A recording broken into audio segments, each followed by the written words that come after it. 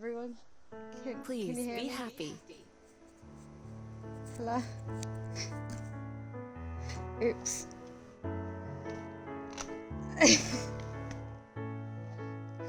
um, hello?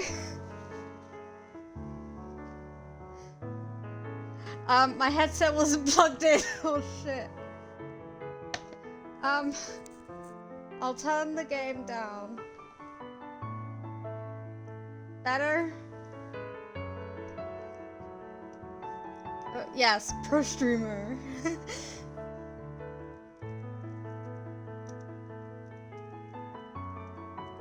Okay, this is a game I've got from Keymailer. I requested for it because it looked cool. There's also a few other games I've asked for a request.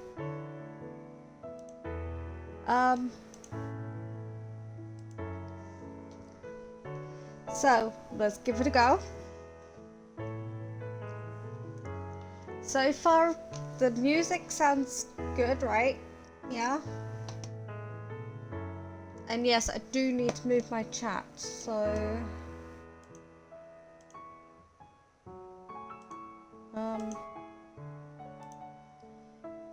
hang on, guys. Bear with me.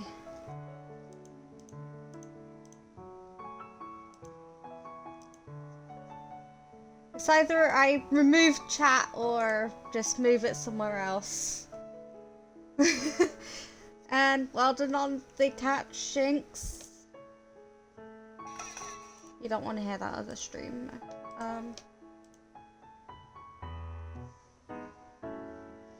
I'm gonna move the chat because there might be dialogue. Let me just double check. Let's read a story together. Click start. Yeah, I'm gonna have to move it. At least move it somewhere else. For now. Extensions. I'm smart, guys. I'm smart. Okay, I'm smart.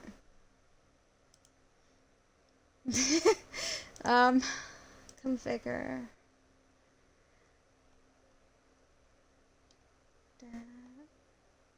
Select. I'm still gonna move it. If I can find it. Okay.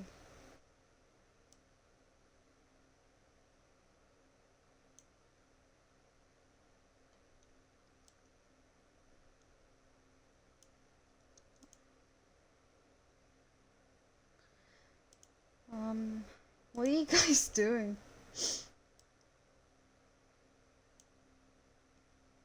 Okay. There we go.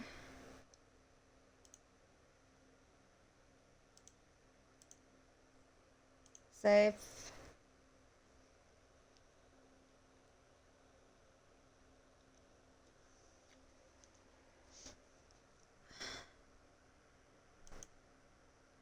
Yes, please.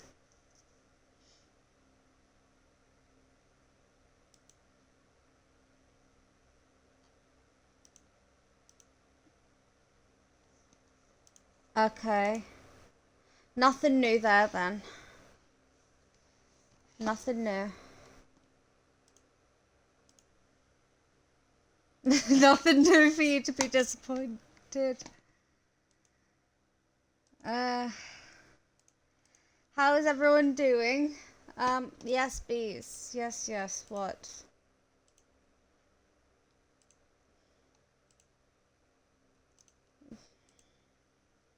Hi, Rava.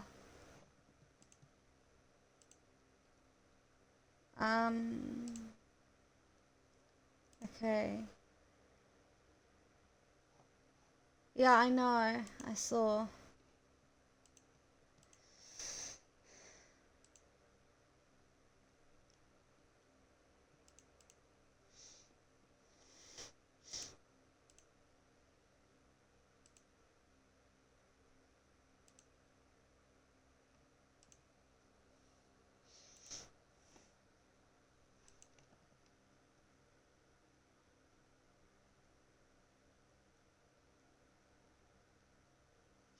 Okay, there we go. Move chat.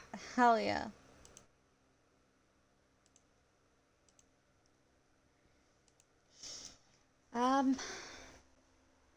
Fog settled over the forest, far from the villages and towns, and with it came silence. Yes. Okay.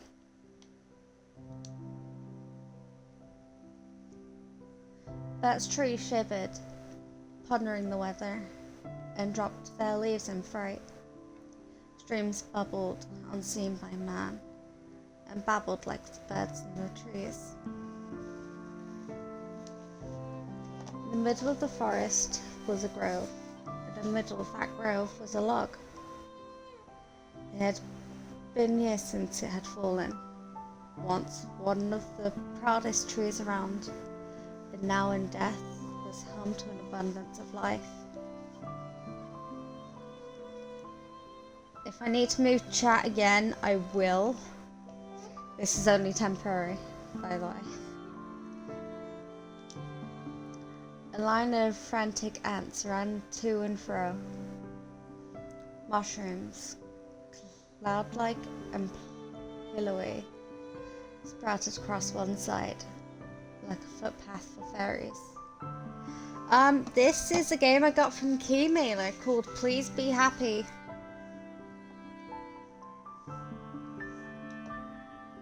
Thank you for telling Raven before Raven, thank you for telling me before I even said anything.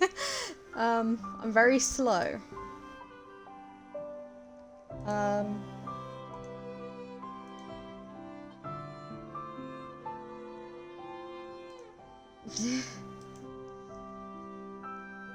Nearby, an old toad flopped contentedly in the mud, and inside the deep, damp hollow of the tree, something slept. The traveller strolled into the grove. Their steps were slow and tired, and they spotted the log with relief, like greeting an old friend. Weary from the day's journey, the travellers sat to take a rest.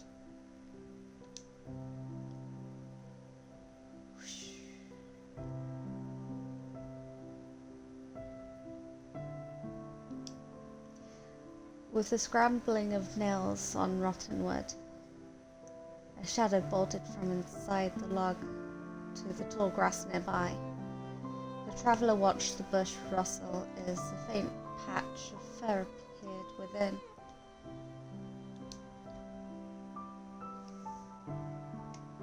Welcome back from as if anywhere were in there. Hello there, friend. I didn't mean to disturb you.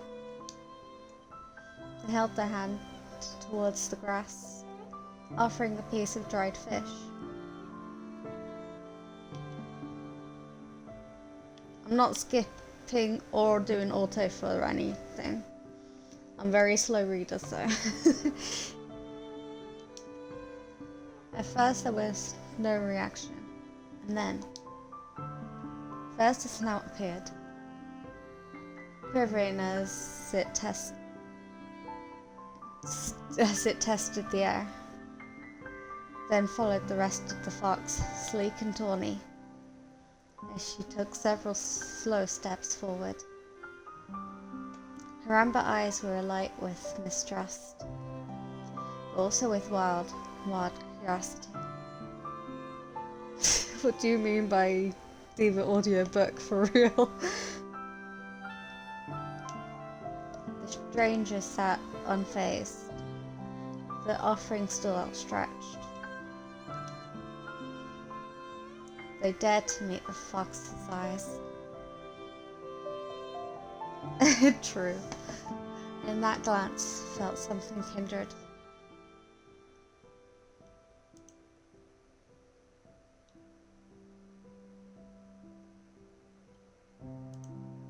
Let me just quickly do a thing or two.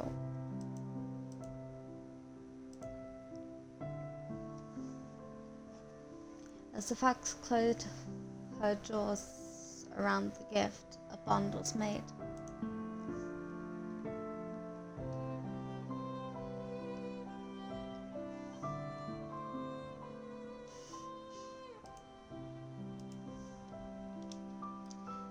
Maybe we aren't so different, you and I. The traveller returned the next day, and the day after that. Each day they brought some treats for their new friend. Each day the fox's steps grew a little more trusting.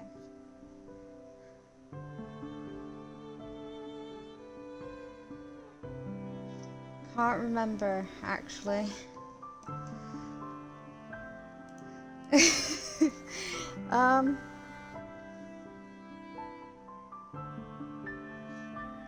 Hi, Mel.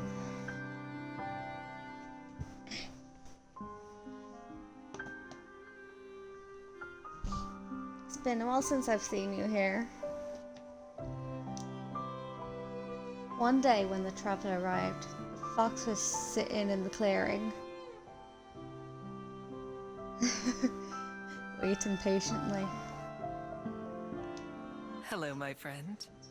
Have you been waiting long? The fox peered up at the traveller. Her amber eyes were warm and trusting. Thank you for the hydrate ramen.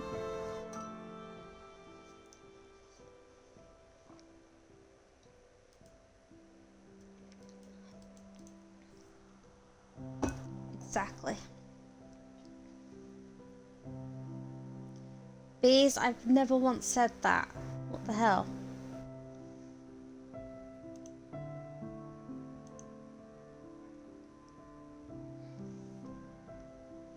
She accepted her gift of meat, gnawing it at the traveller's feet. Then and there, the traveller sat, imprinting into their mind the feeling of the wood beneath them, the clear air around them, and the tender bond of companionship. Where is your home, little fox? Is it here in this grove? Or do you come to see me too? Have you got the gift for this 6-month-old baby? This will be the last time, I'm afraid. Because I'll be going home tomorrow. And is the game sound alright for everyone? Do I need to turn the music down?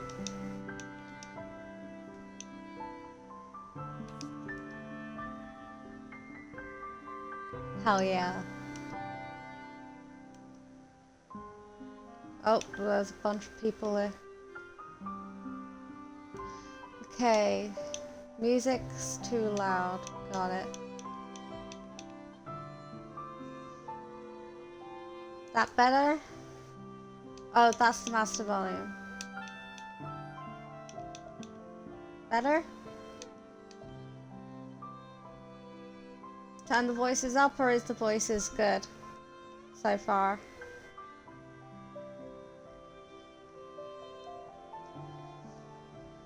Okay. Save current options. Go. Let's return.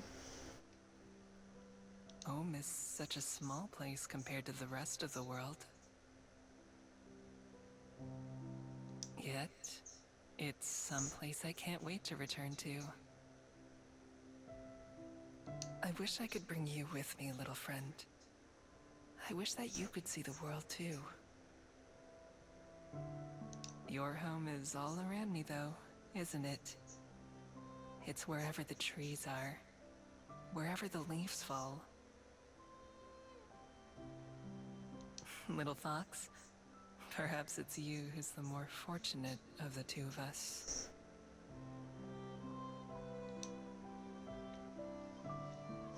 All too soon, it was time for the traveller to go. As they bade goodbye to the forest and to the fox, they knew that they would not return. but that they would carry the memories with them always. The next day the fox was sitting in the clearing, waiting patiently. There's a cocoon in chat if anyone wants to catch it. Actually, I might get it myself.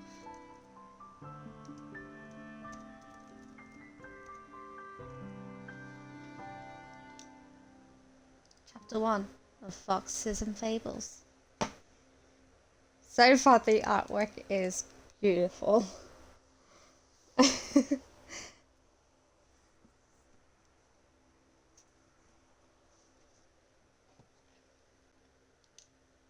We've now docked at Wellington Skyport. Thank you for flying with Kiwi Airlines, and we hope to see you again.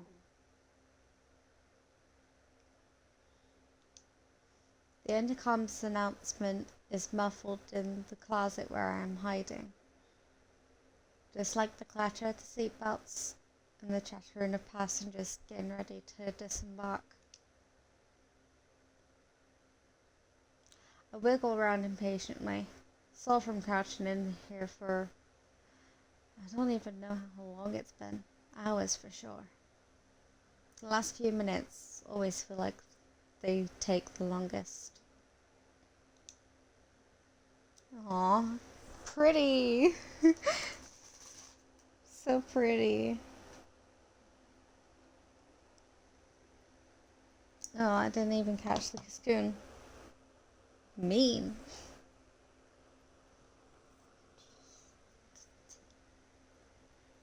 A parade of footsteps begins to pass by outside my door. It's time. Hi, Spicy.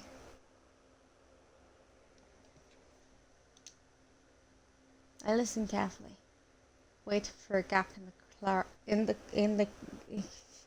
I can't speak. Let me retry that. Listen carefully, waiting for a gap in the crowd. When it comes, I stand up and push the door open in a single movement. I gave a wink to the shocked looking lady I stepped out in front of.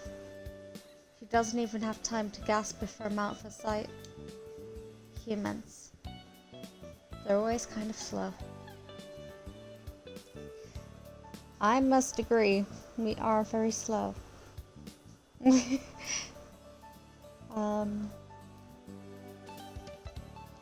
me just...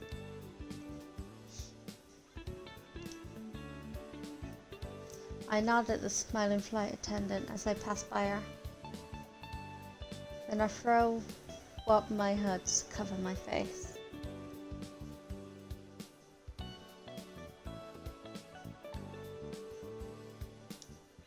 It's been a while since I last flew, but it doesn't seem like things have changed much. It's always been harder to sneak on than it is to sneak off. I follow the crowd at the end of the walkway and step out onto the ground. After a long stretch, I take a deep breath and savor the fresh air after being stowed away for so long.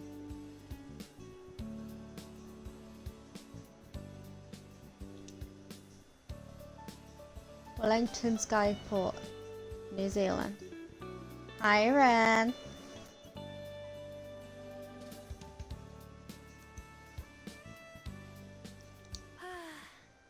I made it. Ah, she's got a cute voice. Holy fuck. My breathless voice joins the pleasant hum of the Skyport. She's pretty. Few clouds drift lazily overhead, almost within arm's reach. The sound of the waves rolling onto the shore is like a lullaby.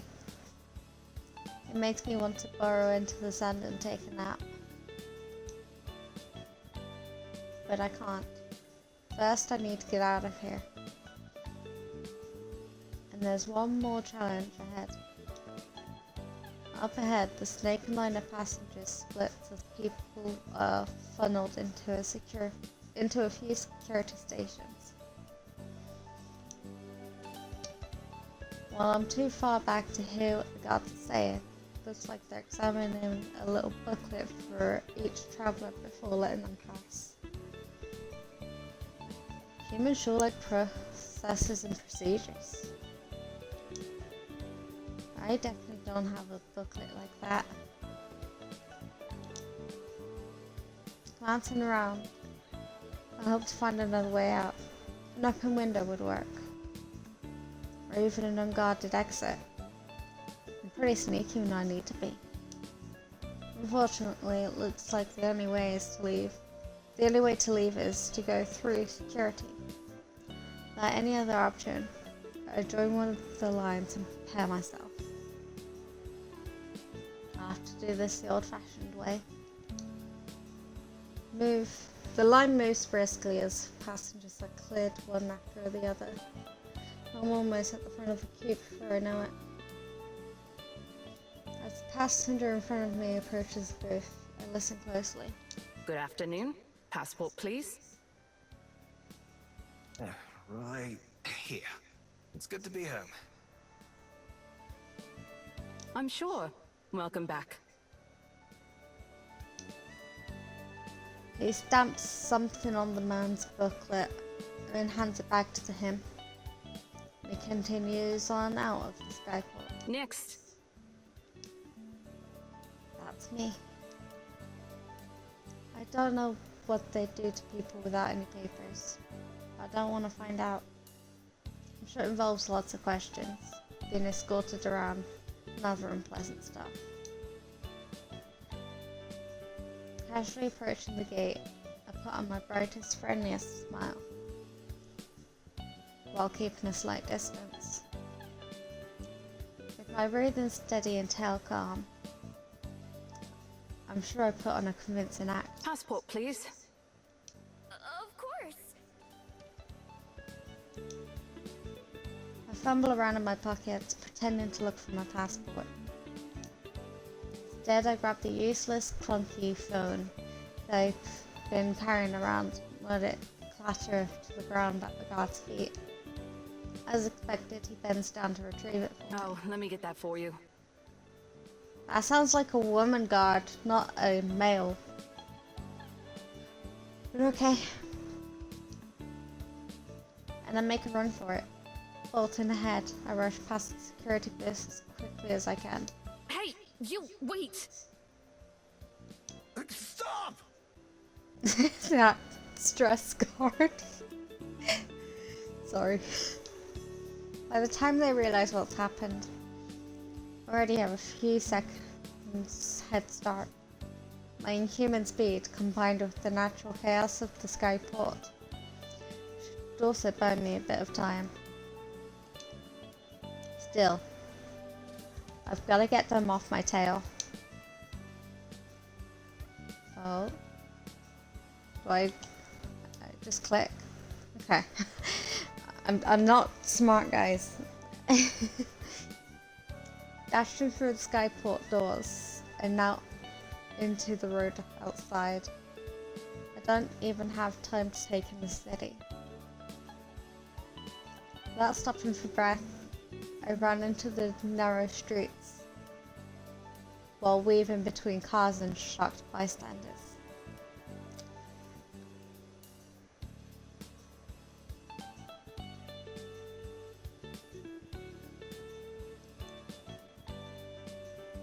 How is everyone doing today?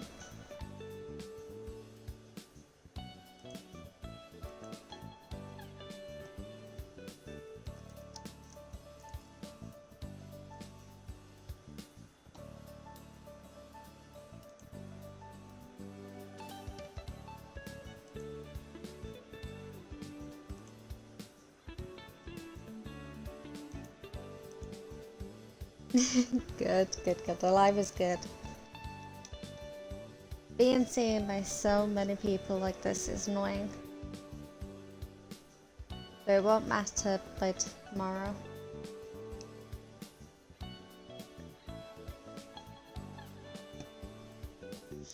Don't worry, Abdi, I can't wrap gifts either.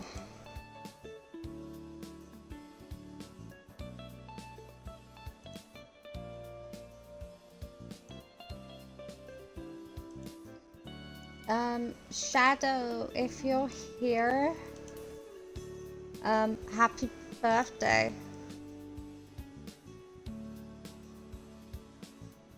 It's true.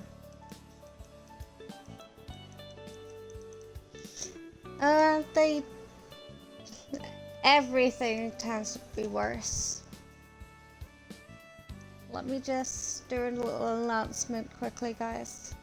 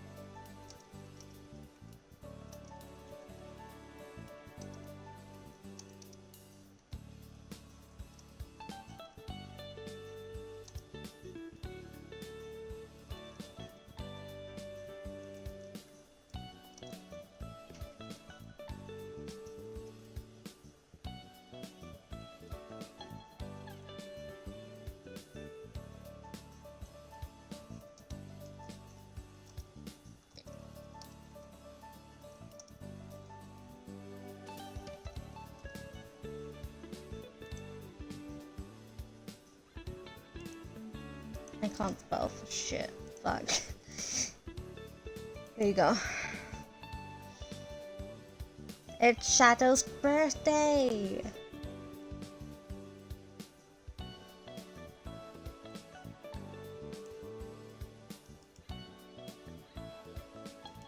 Same. What you can do, Abdi, is put the gift inside of a box, tape the top of the box, and then wrap the box itself.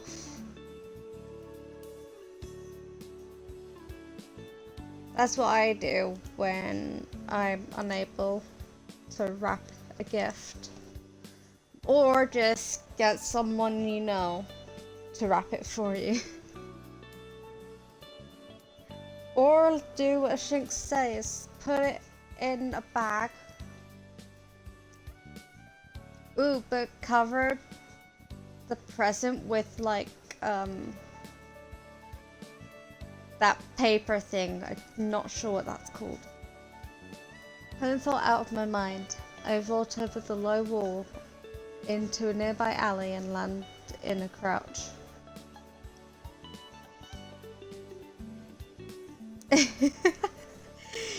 Ren, no. The gift is probably expensive.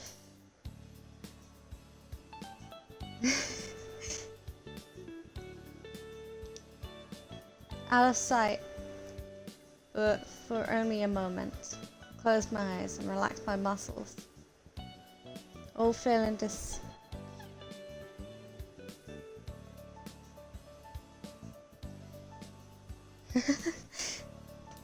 All feeling disappears except a slight warmth against my neck. My secret weapon. The remarkable looking necklace is one of my only possessions, by far the most important. Certain one of the beads strung around my neck begins to heat up in response to my will, a soothing warmth flowing through my body. Oh, so it's a magic necklace then. My hands and feet begin to morph first, the fur chasing up my arms and legs as they distort and shorten. The sensation was so bizarre the first few times I tried. It's amazing how it's become second nature by now. Close my eyes and let my body and head shift and turn. The face is always a little uncomfortable. my once human face changing and lengthening into a snout with some difficulty. Process complete. After only a few seconds, open my eyes, not as a human, but as a fox. Cute! I dart away without waiting, far quicker on 4 legs than I ever could be on 2. Obstacles like a stack of garbage cans ahead would be a pain to get past as a human. But instead, I'm able to flit between the gaps without slowing down. That's her! I know it! Sounds like the security guard hasn't given up on me yet. I pick up the pace, running as fast as my paws will take me. Look at the cute fox, guys. Guys, look.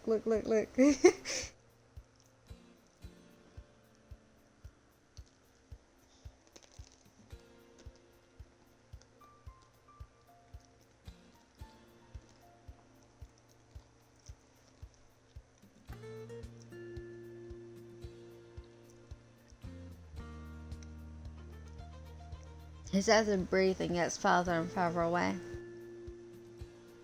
And in just a minute or two, I know I'm safe. I don't know where I am. But it's not like I know where I was when I started running. I almost feel bad for the guy who was chasing me. He never stood a chance. One on the cat shinks. And look next time, ramen.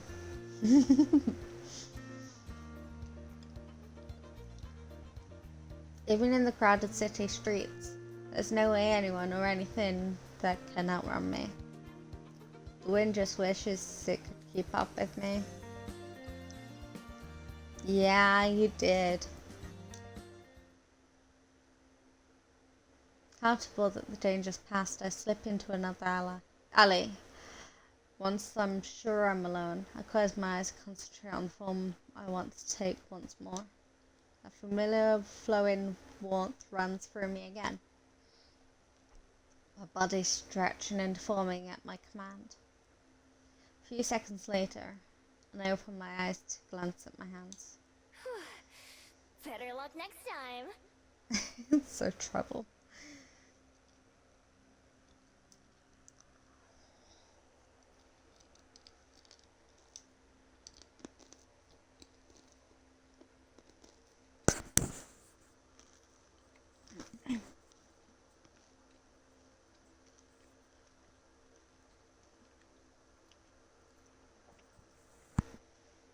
Rushing the door, I stop myself and nonchalantly stroll out of the alleyway and back into the street.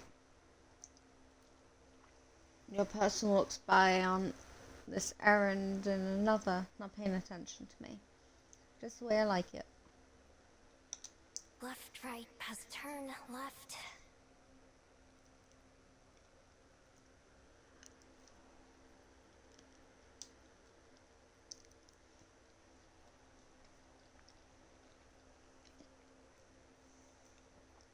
Mapping out my path in my head, I look for a way to the main roads.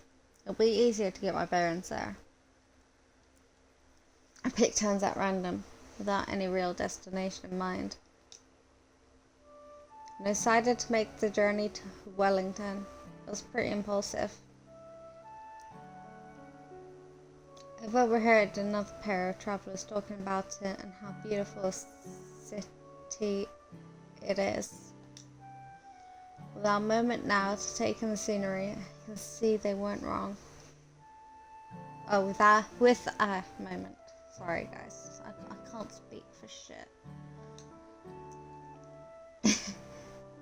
The streets around here seem like a mix of homes and businesses. Everything is very colourful. Even the brick walls are covered in pictures and paint. In the distance, I can see green hills that are lined with houses, as well as green hills that are completely empty.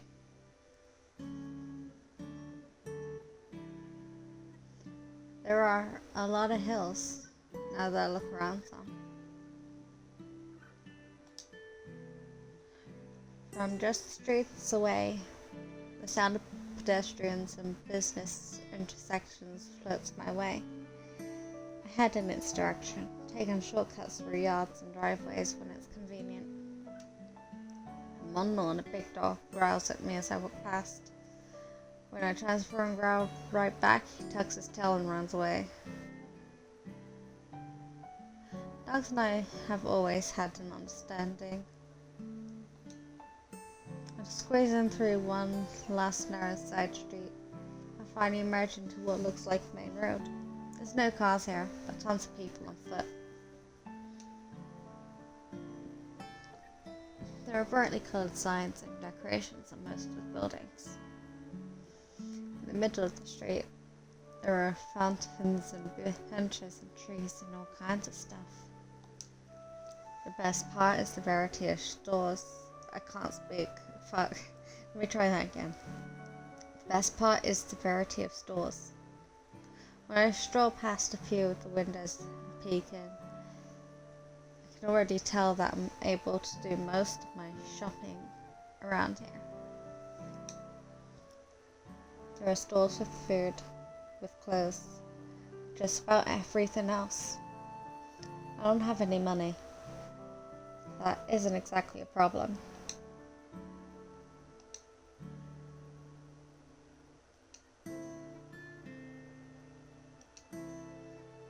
What is a problem is that it's too crowded.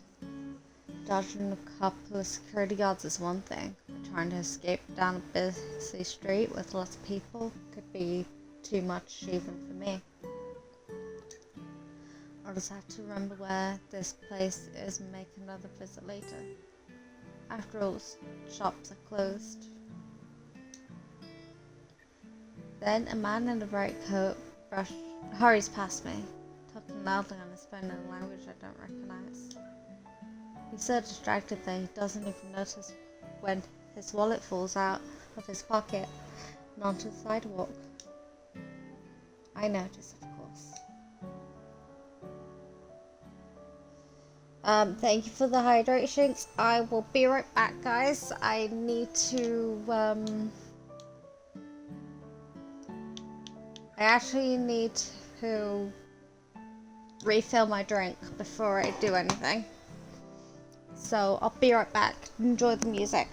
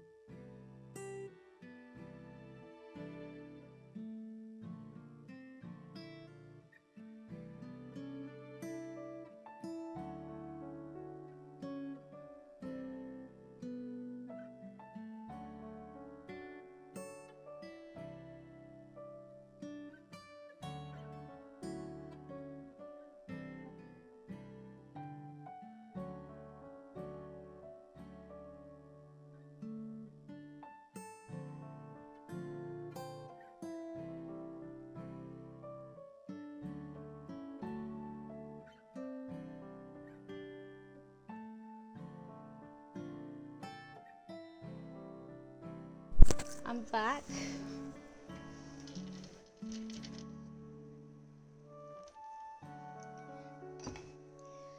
And I hydrated. There you go.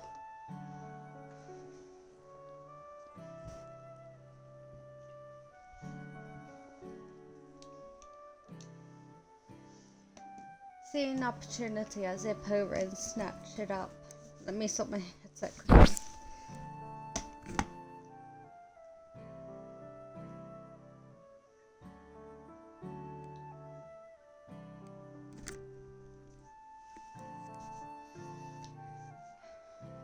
Hair keeps getting in the way, fuck. Sorry guys. Pry and open the black leather pockets I find. Score. Ooh. A couple of bills and what I figure is the local currency. Slide the money out and into a pocket in my jacket. By now the man is so far ahead that he's almost out of sight. I have to hurry to catch up to him and give him back his wallet. And he barely even says thank you. I should have just kept the whole thing. Yeah, you should have. It's only fair that I get a little something for myself, since it's not like he would have ever gotten it back without me.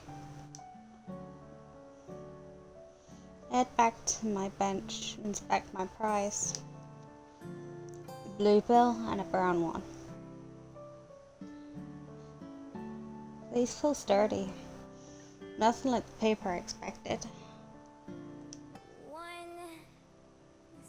0, 10, and 5. So 15. Hell yeah. She's smart, guys. She's smart. That's adorable. 15 isn't much. Definitely should have kept the whole wallet. She's rich as me too.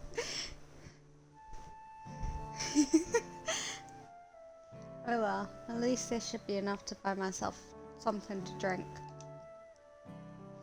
My thirst is starting to get the better of me, as I haven't had anything since I snuck in onto the airship.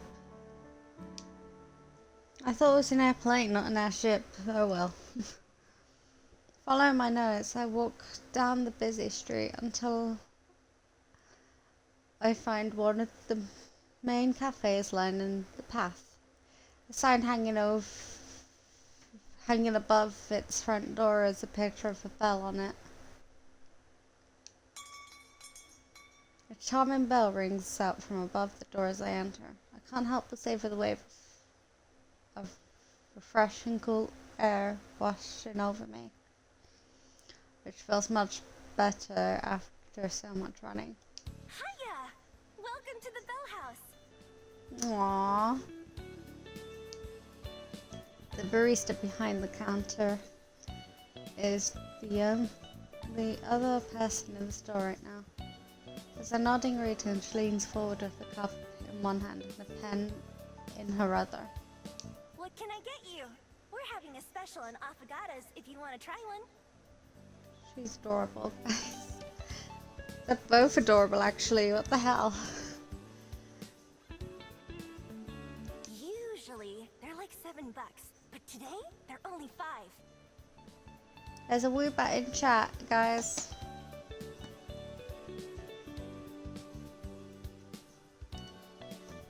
Hang on.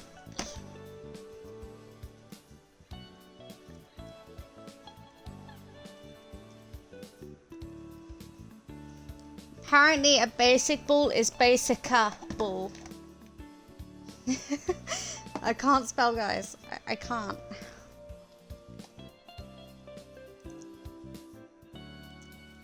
And apparently birthday is what I originally put is 5th day.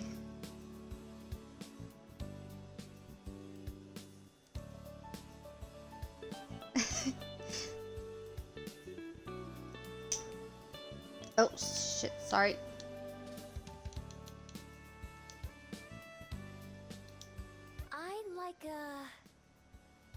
I don't know the cat shinks. I'm not sure what an affogato is. Isn't that a vegetable? I wanted to commit to the strange sounding drink. Look at the menu instead. Unfortunately, it's full of handwritten spindly letters. Can't read a single word. There are no helpful pictures. Safe option it is. I'll just have a vanilla latte. Ah, Ugh, boring. But okay. Name? Mio. my first time testing out how that name sounds. I decided that I like it. I decided on the airship that that was the name I would use here in Wellington. Hi, Wolfie. Guess what? Guess what? Guess what? I'm a fox woman. In this game, at least. I've used so many names throughout my life that I can't remember most of them.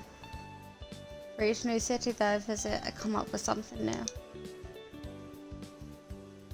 new. Foxes don't have any use for names. Nobody ever gave me one. This isn't me. This isn't me on the screen. Don't worry. Scribble something on top with a black marker. That's how this name looks. Then I'm even more pleased with it. 450, please. 450. I handed the brown bill and she gives me back a big coin with a picture of a boat on it. Alright. I'll have this ready for you in no time. Tell me, does a vanilla latte really cost $4.50? What the hell? And this is New Zealand. This is based on New Zealand. That's $4.50 in New Zealand? What the? Come on. Sure seems enthusiastic. I nodded. She's... Yeah. Expensive bitch. I mean, what? And I just spins around and starts working. Looking about somewhere to sit. I decide on a seat by the window with the sun pouring in. Near the entrance of the cafe, there's a wire rack with a stack of maps.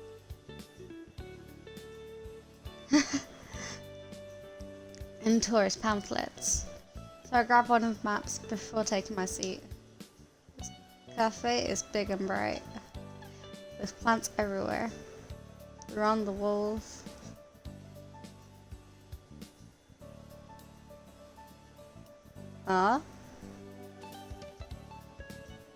On the floor and on the ceiling. Most of them are real and vibrant. Obviously being well kept for. Even the lights that hang down from the ceiling have glass ornaments with little shrubs in them. I see that as cute. Seems like I made a good choice coming here. Any place with a bit of nature in it is more comfortable to me than places without. I guess This is me, Wolfie, if you're here. That's the fox lady. That's me. Ah, cute. Cute. Looking down to the map I took, trace the path I made from the port to this cafe. It's useful. It doesn't really tell me anything helpful about the houses in particular. I need to find a higher vantage point.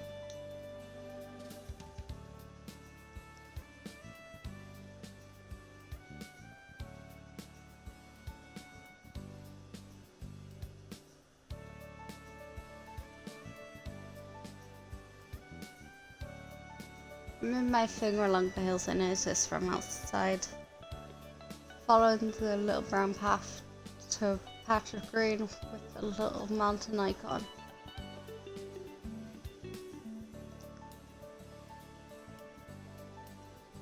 Oh.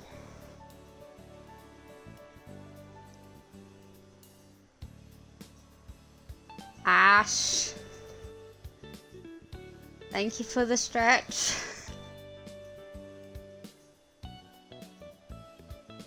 Hello. Bitch, not long hydrated. Alright, stretch first, guys. Let's just continue this while I stretch. Miho! My ears perk up right as the booster arrives and places my drink in front of me. Thanks!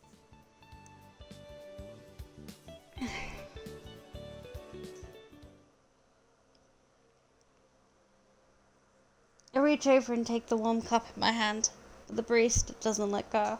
You ready for the rain tomorrow? Huh? It's gonna rain tomorrow. Okay, stretch done. Hydrate.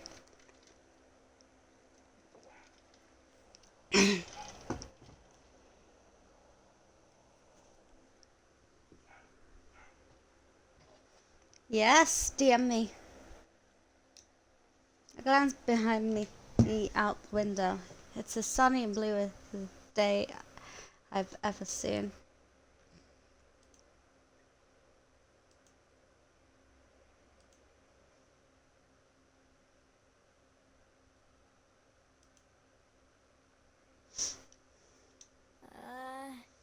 How do you know that?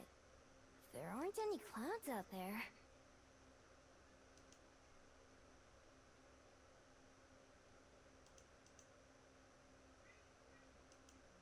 That's beautiful wrapping Abdi. I love it. Perfect. I'm just good with the weather.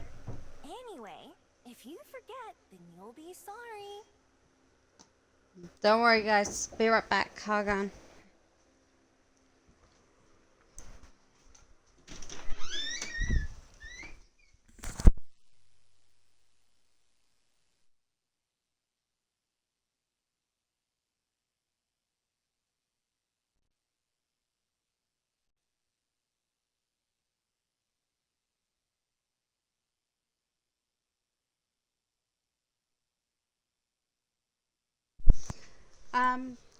I'll be AFK for a bit, guys. Puppy stole my mom's glasses again. Meaning I have to go under the bed. Be right back.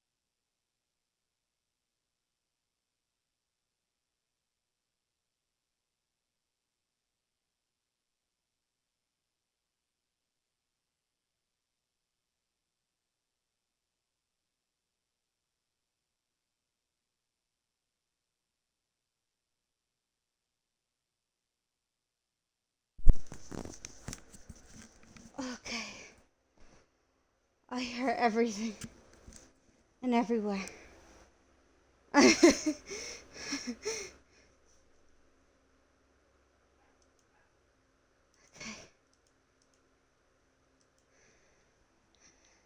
Oi, after you little bitch.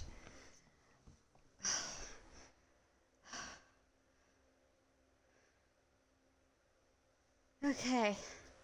Let me just hydrate without anyone redeeming it quickly.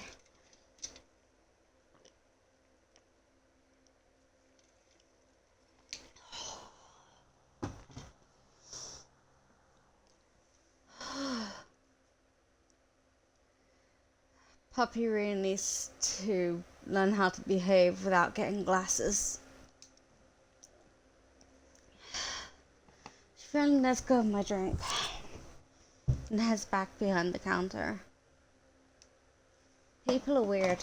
Does the barista pull that on everyone?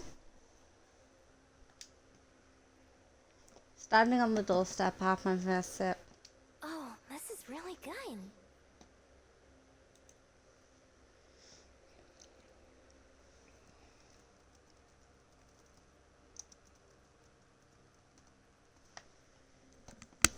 Okay.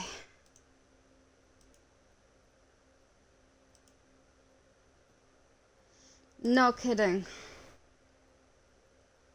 I'm only using basic bowls because I've got a lot of them.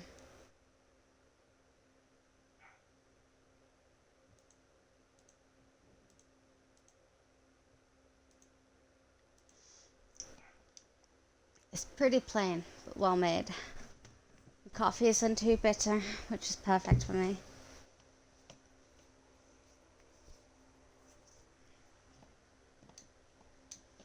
With a moment to myself, my thoughts turn inwards as I sip the warm drink.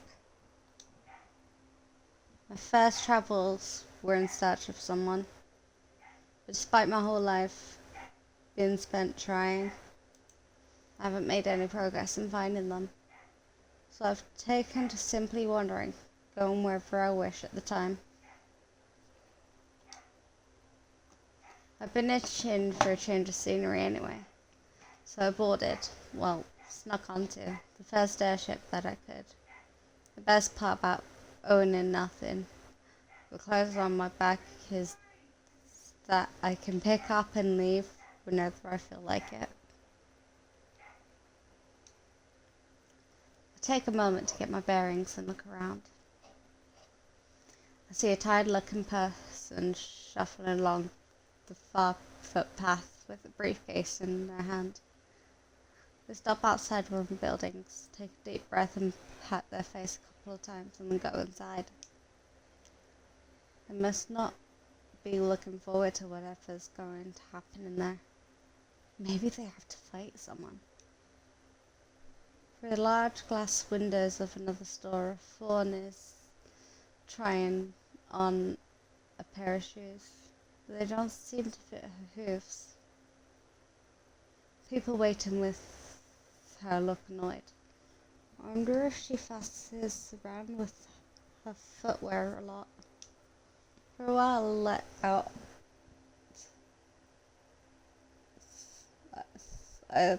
a while, I simply let the day roll by and watch the various figures who stroll by. People watching is fun, especially in such a busy city. Eventually I go to sip my coffee, only to find nothing coming out. With no more reason to stick around, it's time to go. On the sunlit street, I look about to match what I can see with the map's directions. There's a tall green mountain in the distance ahead of me, which must be one on the map. It'll be the perfect vantage point for the city.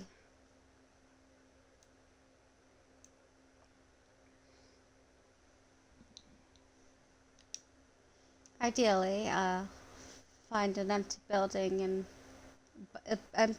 I can crash in, but it's not necessary. A roof on my head would be nice, but I'm plenty used to sleeping outside under the stars. Sometimes it's better than sleeping in a bed. Encouraged by the plan forming in my head, I set off on the long walk to the summit. No worries, Apti.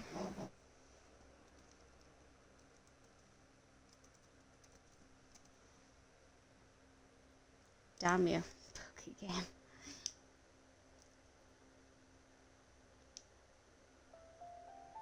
The path to the mountain turns out to be less simple than the map made it look. Ads will start soon, guys, if anyone's gonna be in them.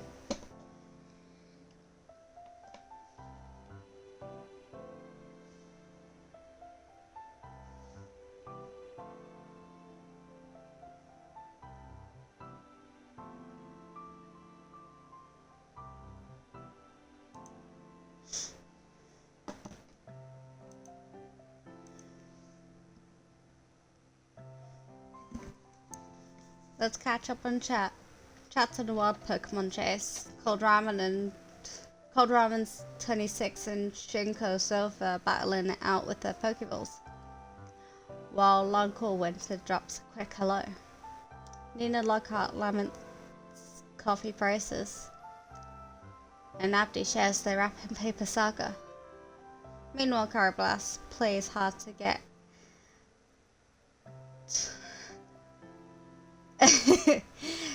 Meanwhile, Carablast plays hard to get and escapes capture. Quick, everyone act normal. Or not. Hashtag Pokemon Pandemium.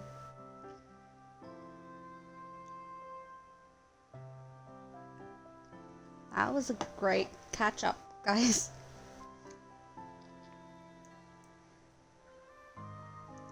Path to the mountain turns out to be less simple than the map made it look.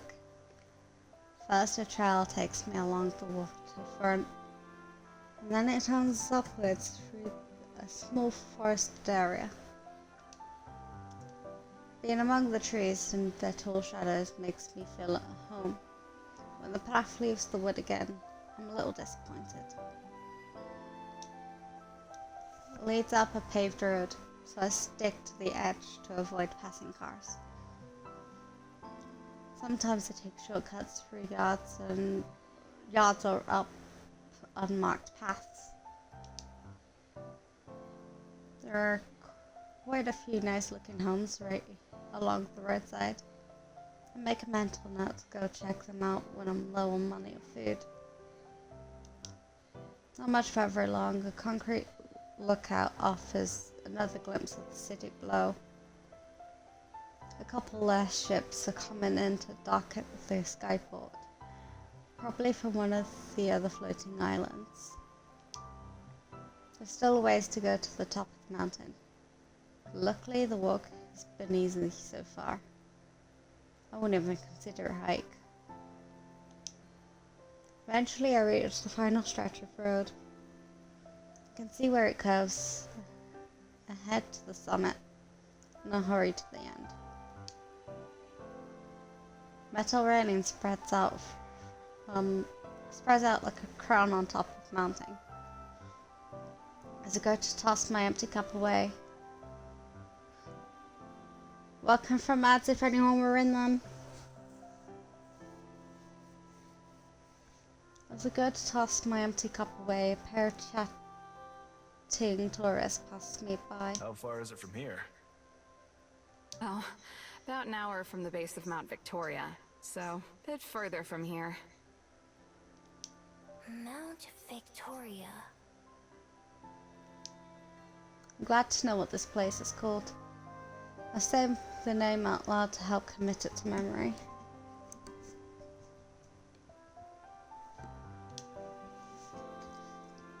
Standing at the edge, I'm treated to a wonderful view of Wellington. City forms a crescent moon shape around the bay, which glitters like sapphire from up here. The sun is starting to set. That makes the water even more shimmery.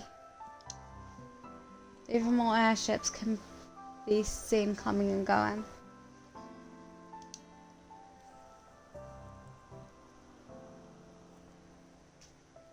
To think that I can even see the edge of the floating island we're on.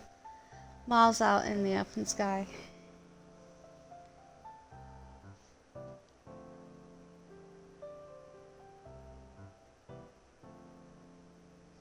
Bear with me, guys.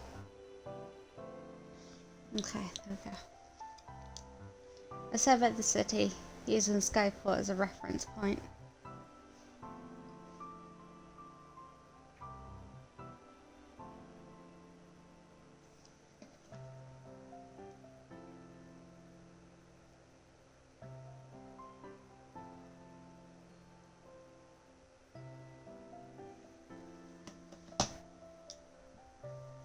From up here, what feels like such a long chase really doesn't look far at all.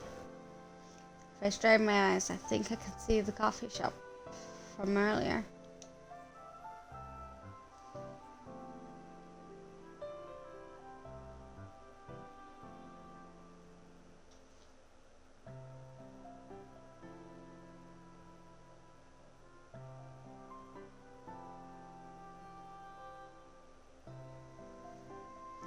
Well, was it the barista said it was called?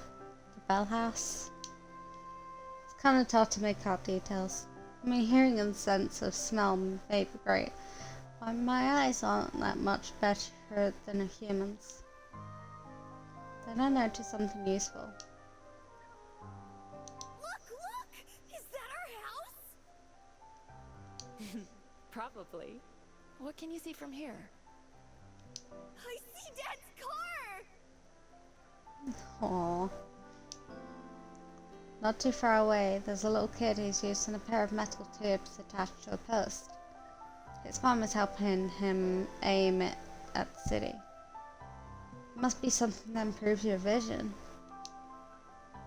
The moment the kid and his mom leave, I hurry over before someone else can get to them first.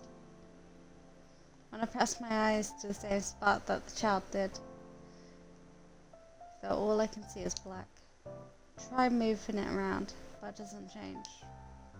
Is this thing busted? Some text is printed on the side. I have no idea what it says.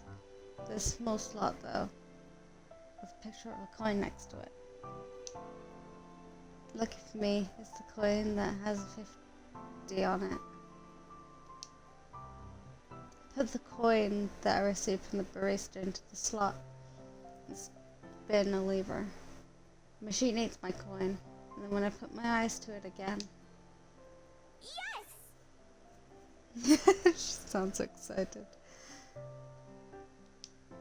Everything looks much closer now. Even the trees on the other side of the hill appear in crystal clear detail. I'm standing right next to them. I aim the viewing glasses at the city and look around, trying to find a good place to rest for the night. Houses are a no-go. Even if they look empty or abandoned, you can never let your guard down for a minute. Same with most shops. Don't have enough money for a hotel. I won't risk sneaking into one of those either. As I'm studying the sights, trying to memorize as much as I can, it's a clicking sound, and once again, the view goes black. Stupid machine. I smack it a couple of times and check again. I still can't see anything. Well, whatever. Looks like I'm sleeping outside tonight. Guess this place is as good as any.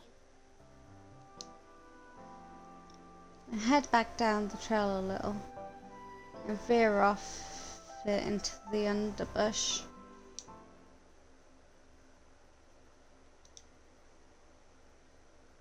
Not perfect, but it'll do.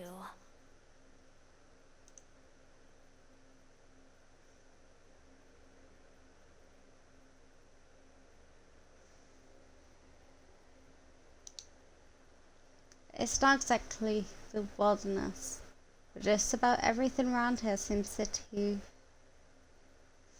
to some extent. Usually when I make a den, I prefer a place far from other people. A place where nobody will find me. I doubt I'll find anything perfect, but this is good enough. Can't afford to be picky. Exactly. Can't afford to be picky. Oh.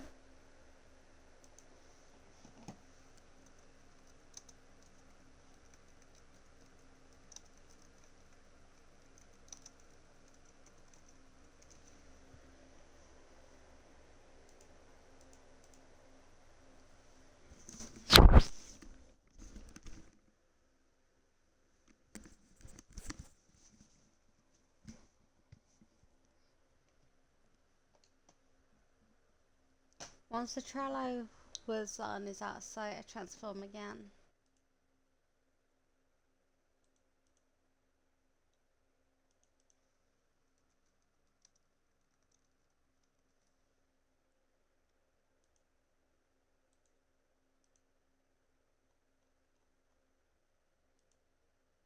There's a scream tell in chat, guys.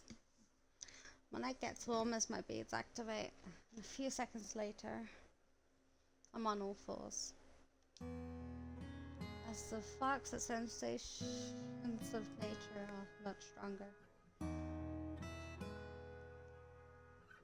The earth beneath my paws is cool and refreshing. The breeze whips through my tails like a massage. Hurry down a hill covered in grass, so tall that it reaches way over my head. I smell the fresh water and follow the scent to a small stream where I'm able to quench my thirst.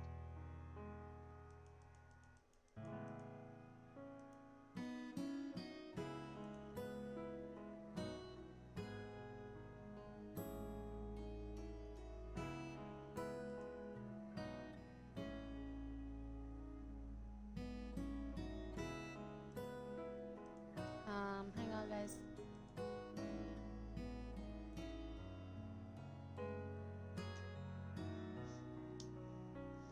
It's just as satisfying as the drink I got at the cafe, in a different way. And being able to slurp up water is way more enjoyable than having to use a straw. Or worse, one of those lids with the tiny hole.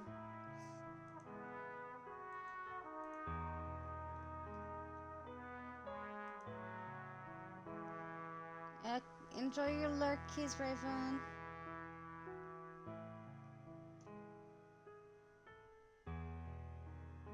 No worries, Ramen.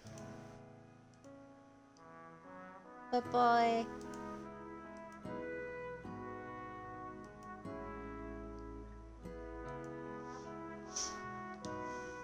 For a little while, I follow my nose to some berries, some edible plants that'll do for a snack. Unfortunately, unlike the water, foraging is never as satisfying as eating human food.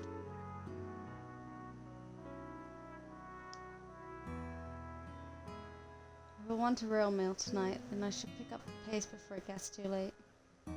Still, I want to get this done now, while there's still daylight. I keep close to the stream and search for a place where the ground is soft. Before too long, I find a promising area. A small village with hills on most sides, thick foliage on the others. Still close enough to civilization to hear cars and other city noise. The area I'm in doesn't seem like it gets visited very often. At the very least, it doesn't really smell like people. The spot that I settle on is a nice mound of earth near the edge of the woods, partly hidden by a tall tree with low-hanging leaves. Even if no one comes by, it makes me feel better knowing that I'll be out of sight. And so I start to dig. My claws rip away the dirt as I burrow downwards, widening the tunnel just enough for my sleek frame to fit. First I dig forward and then downwards, widening out an area that's big enough for my whole body to fit. This is something I've been doing my whole life, even back when I was just a regular fox. think that's why I don't mind it too much. Compared to sleeping inside somewhere. It just feels right to me. Aww. Look at that, guys. It's adorable. Little fox hut. It takes a little while. By the time I'm finally finished, the first few stars have started to peek out from the sky. I shake myself clean of the dirt that sticks to my coat, then transform back into my human form. Spread this here, a couple of branches here, some leaves there.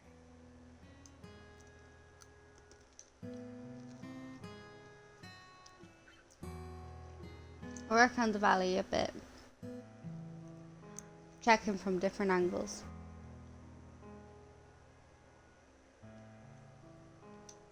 Not bad for just an afternoon's work.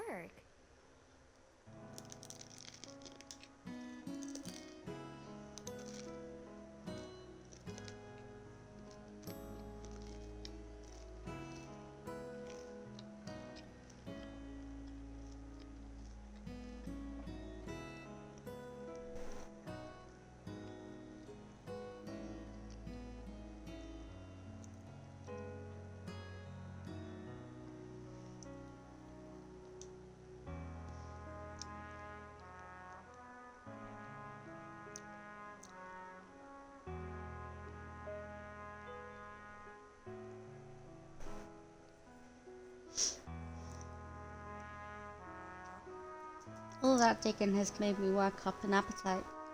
I'm not the kind that'll be satisfied with just a few berries. Ugh, I'm so hungry. I haven't had a real meal since yesterday.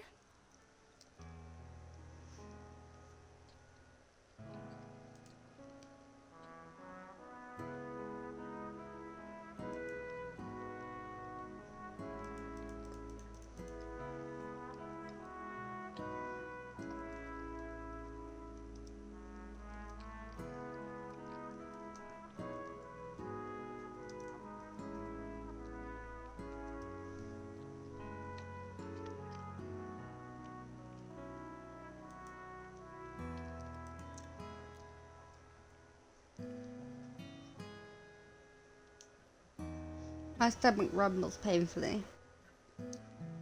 I've been so busy since arriving here in Wellington that I kind of forgot just how hungry I was.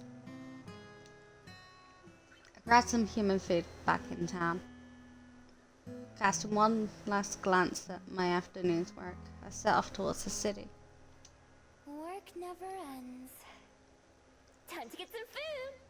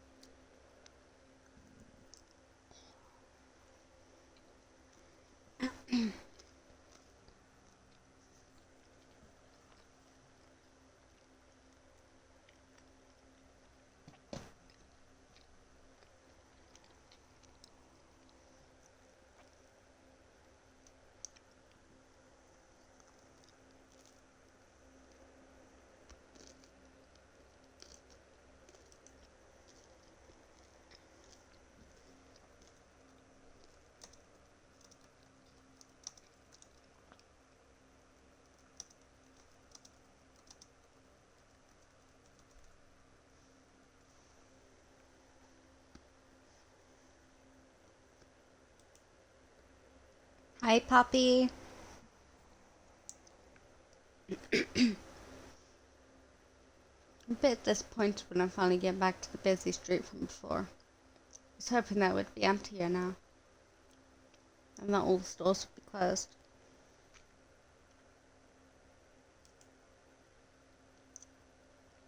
How are you?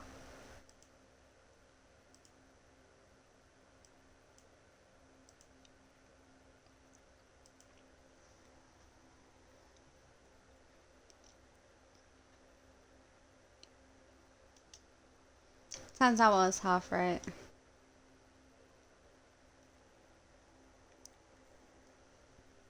Ooh.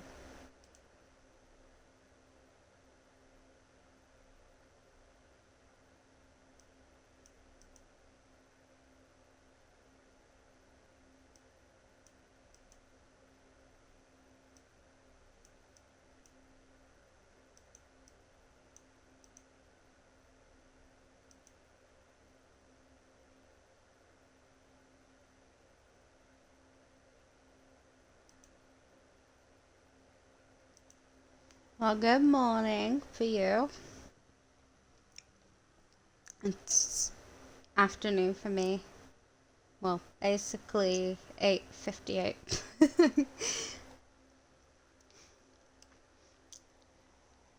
Turns out I was half right. A lot of shops have gone dark for the evening. There are just as many people walking around now as there were earlier. In fact, there might even be more. The patio of a restaurant has a bunch of tables full. Mermaid is sitting in the fountain I sat by earlier, chatting with the Cyclops. Even the cafe that I visited is crowded now. We're flying almost out the door. After pacing up and down the road for a while, I sit down and try to figure out what to do next. I'm not too worried about what would happen if I got caught stealing. Just escape, obviously. And even if they somehow managed to catch me, it wouldn't be an issue for very long.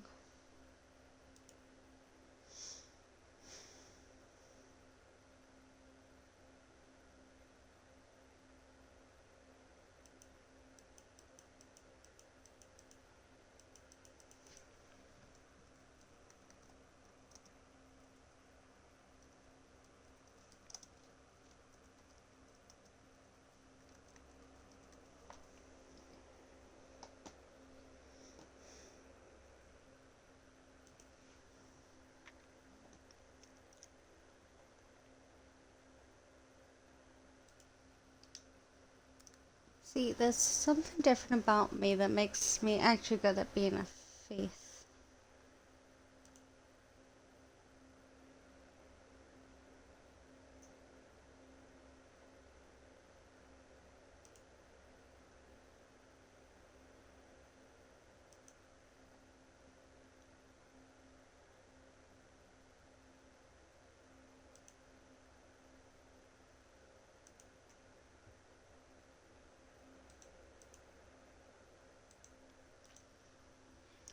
It's not just the skills I've practiced over the years, like picking locks and sneaking around.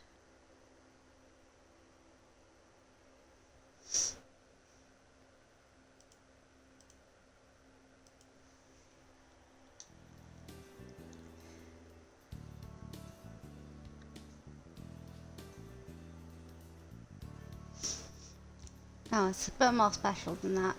Without fail, every single person I meet forgets about me the next day. I don't know why. I don't really care either. It's magic, that's all I know about it. Really useful magic.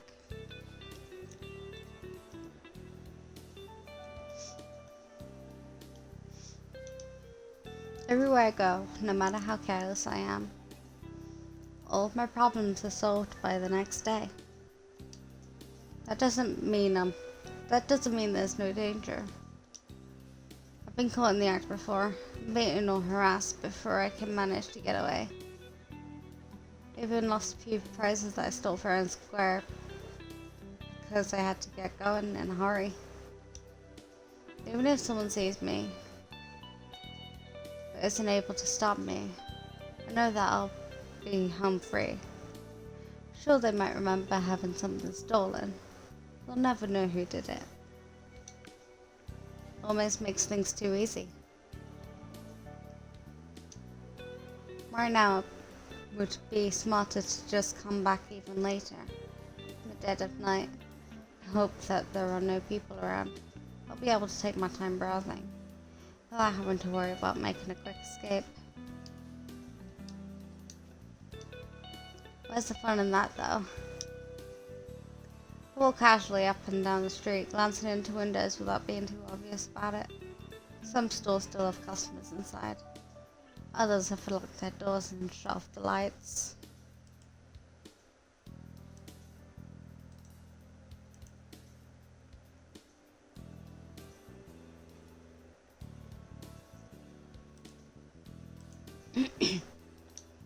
Most of the restaurants are still open.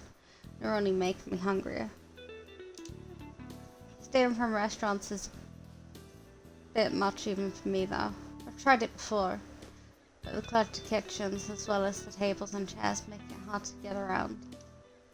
First, I've learned the hard way that there are plenty of hot or sharp things for angry cooks to throw at you as you try to make your way out.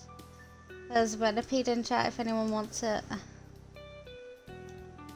Instead, packaged and pre-made foods are my best friends.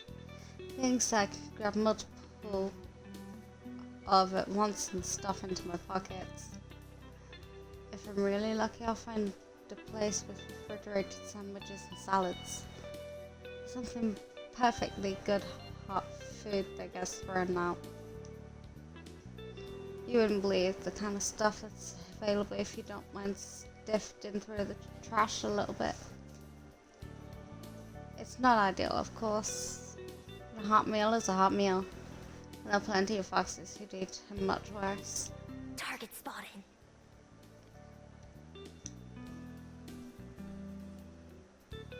It's perfect. Small convenience store. Snacks lined up behind the front window. Even better, the shops on either side of it are close too. There's not many other people in the area. Locked, huh? Not surprising. I head down a nearby alley and find the back door, which is probably where they bring in new products. The alleyway is dark to begin with, but my dark clothes help me hide even better.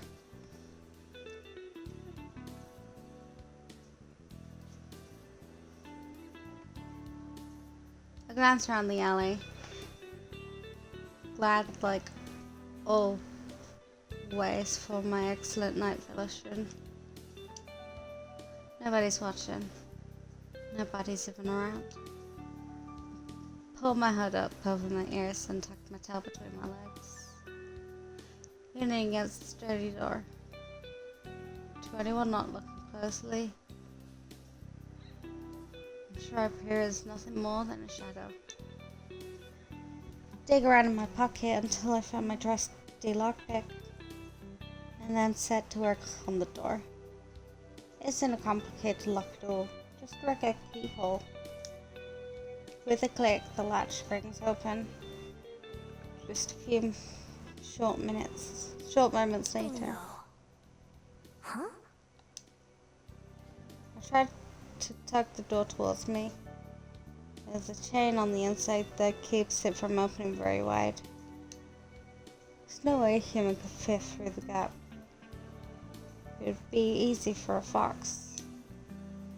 First, I'll slink away for a bit, idling on the nearby street like a regular pedestrian, ready to see if anyone shows up, just in case I triggered a silent security system. After about 10 minutes, I decided it's safe. Transform under cover of darkness in the alley, and slip into the building before transforming back. The shop isn't very big, and the saving area is just a small hallway with a few boxes of soda and candy bars on the floor. Grab up a couple of my favorites and shove them into my pockets. When I creep into the main area, I make sure to stay low and to the ground, trying to avoid being seen from outside. I'm not exactly hidden. As long as I don't stand up, I shouldn't attract anyone's attention. Move fast, cramming as much into my coat as I can. Cookies, protein bars, popcorn. I'm not very picky. My coat starts to feel pretty heavy. I grab a plastic bag from behind the counter and transfer some of my loot into there. I also take a few bottles of water and sports drinks from the coolers. Just as I'm about to leave, I spot a few of those coveted plastic wrapped sandwiches that I was thinking about earlier. Jackpot! Fill my bag with sandwiches until it's almost overflowing. And then I'd head back to the way I came in. In total, I was in and out under 5 minutes. I've got enough supplies to last me several days. When I step into the alley, glance around in both directions, making sure no one saw me emerge from the store. I don't see anyone. My neck prickles as if someone is watching me. Sniff the air, but don't notice anything out of the ordinary. Nothing that wasn't there before. No. Still.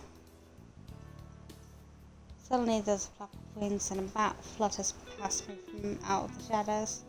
It goes right over my head and disappears from sight up the street. Oh, that's it? A little breath I've been holding. Stop making my way back towards the mountain where I made my den. I let the bag swing from my arms as I walk, whistling a song I heard earlier. I'm not able to keep the smile off my face. All in all, not a bad first day.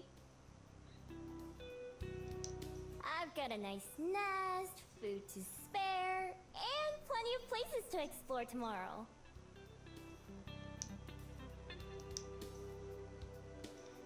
There's been plenty of days in my life where I had none of those things. Let me just make sure. Yeah, okay, I'm good. I unwrap one of the sandwiches that I grabbed and take a big bite. Nothing beats the taste of hard work. I hope Wellington continues to treat me well while I'm here.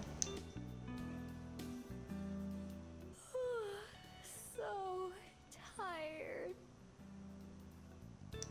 I'm gonna sleep so well tonight. I unpack everything I've got from the store. So there's the treasures that I always carry with me. My lockpick, my wallet, a few pretty stones. The only thing that I leave in my jacket is a small scroll. Can't get that damaged or dirty. I change back into a fox, and then dig another hole near the entrance to my den. This one is much simpler and shallower. I bury some of the snacks that I stole before covering them back up with dirt. Not like anyone's gonna come by and swipe my things, but better safe than sorry. I stole this myself after all. Don't want it being stolen from me.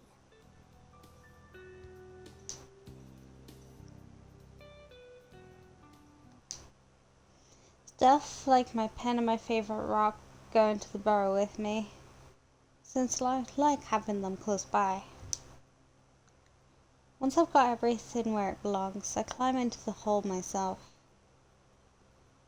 turning a few circles before settling down with my tail wrapped around me. From here, I have a perfect view of the stars. I look up at the clear night sky through the mouth of the tunnel. I feel bad for all the people way down on the underworld. Can they even see the stars from there? I've never been to the underworld, so I have no idea. I can't imagine falling asleep without them. Comfortable and safe, I close my eyes and quickly slip off to dreamland. I wake up to trouble, or at least a threat. I'm sure it's only morning as I peer out the burrow's entrance.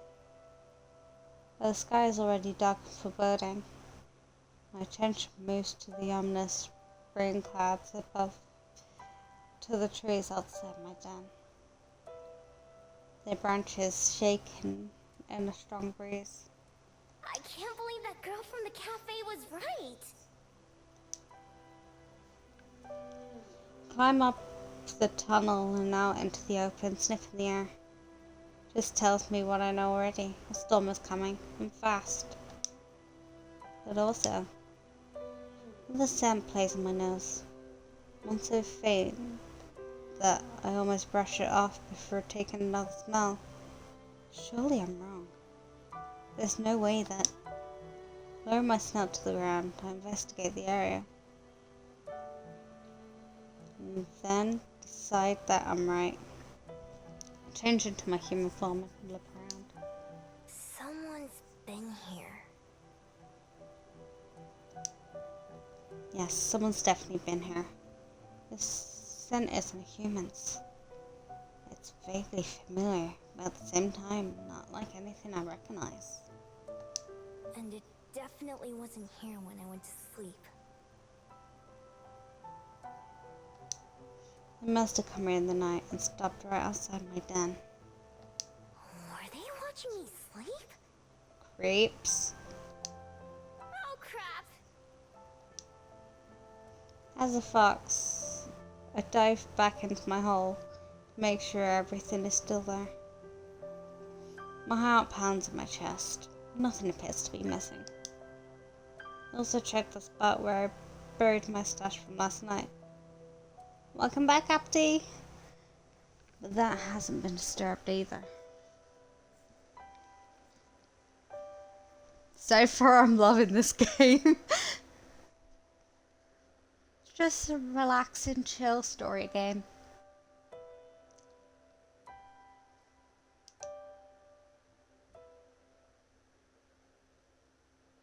I breathed a sigh of relief. If any of my stuff had been stolen, I'd be so mad.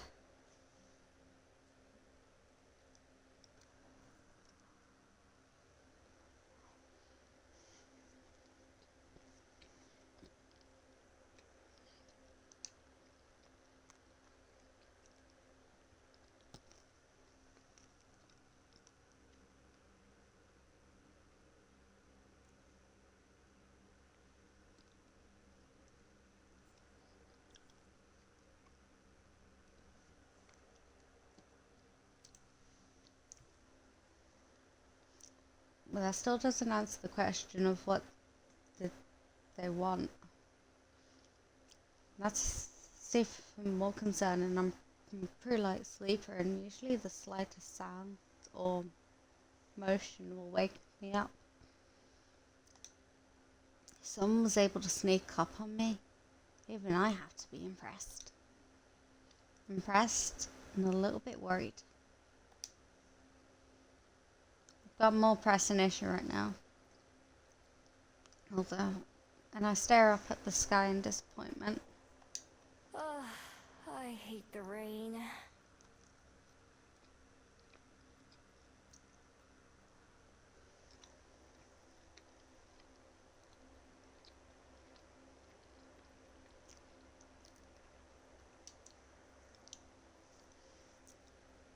I would have found a different place to make my nest and hide my supplies if I'd known this would happen. Instead, both burrows will probably be piles of mud by the end of the day. I should have found a place with a roof after all.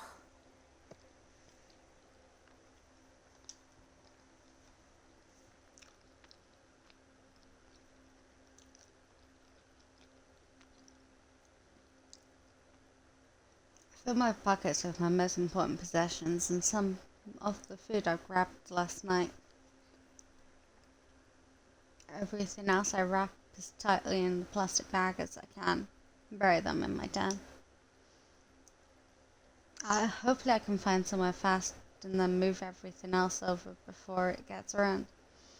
An abandoned house would be perfect, or some other place where I'll be able to hide. I'm just about to get going when a loud flapping sound overhead catches my attention. I expect it to be a bird, but instead it's yet another bat. This one is even bigger than the one I saw last night. Its wings are way longer and noisier. I can even hear it squeaking something as it flies past. Some people say bats and foxes are similar. I don't see it.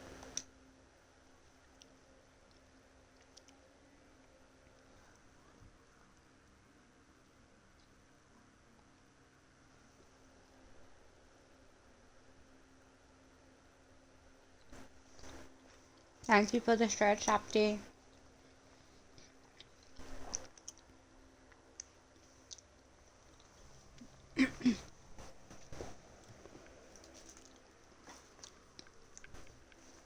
It's right on in chat.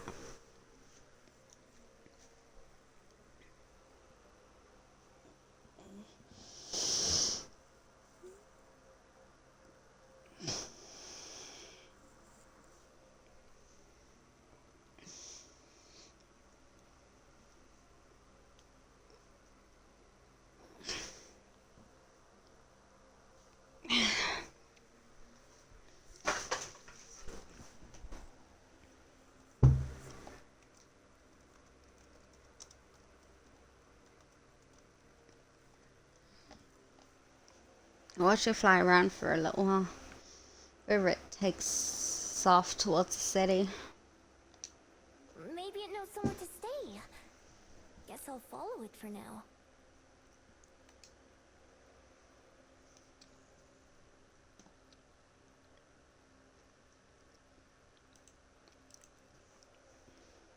A couple times it disappears between the trees. Just too far ahead, but I've always managed to catch back up. Eventually we're out the woods and back into civilization, where a car whizzes right past me. There's a sidewalk here and other people walking around. Most of them look up to the sky nervously. Ooh, well done on the catch, Abdi.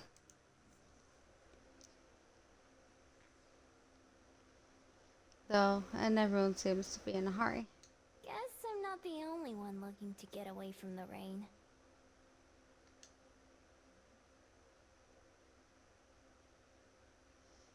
Most people seem to be going in the direction I was headed than anywhere. True. Than anywhere else, so I stick to that. By now, my winged guide is almost out of sight again. Just a little black speck in the sky flying into the distance. Further up this road, there's a slope that leads to a big, fancy looking building. It doesn't look like a shop or a restaurant. At least not one that I've ever seen. But there are so many people going in and out of that. It has to be open to the public. That's good enough for me. It'll give me somewhere dry and spend some time. Maybe I can learn something useful. Plus, places like this usually have plenty of valuables inside. If I'm lucky, I might be able to find something to fund my next few days. After all, the bigger target, the less likely they are to notice something missing.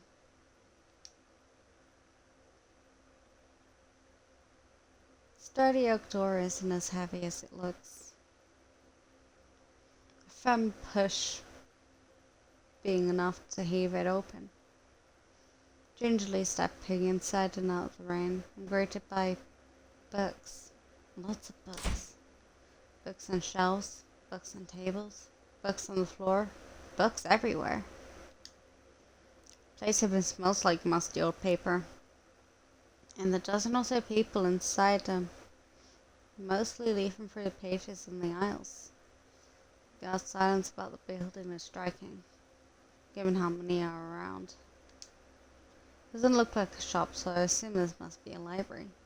I've heard of these, but I've never been in one. No point, since I can't read and all. This woman has seemed very dry, so we'll do just fine. There's a desk near the entrance with a computer on it, so I assume on it that I assume where would be where I check in. I can't read, Abdi. Help. It's unattended, which is good for me.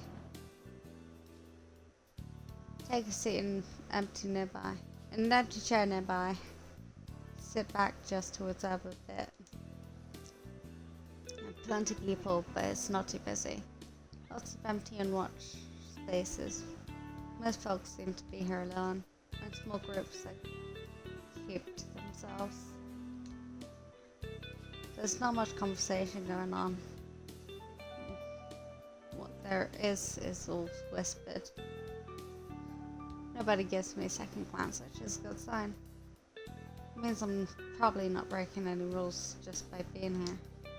Behind the desk there's a hallway leading deeper into the building. I'll peek around the corner to see what's back there. All I can see is some shut doors and at the very back a staircase. I glance around to make sure no one's watching and sneak down the hallway and try a couple of the doors. Well, I can speak, I just ramble. I ramble blah blah blah. I don't know words.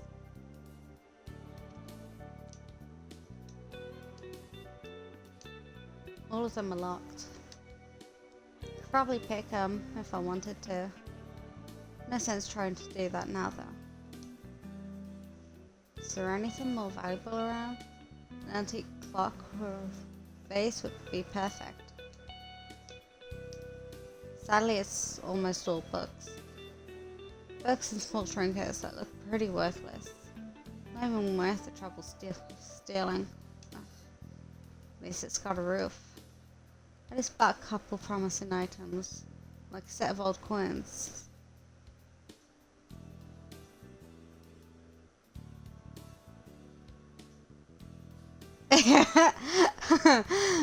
I'm trying my hardest.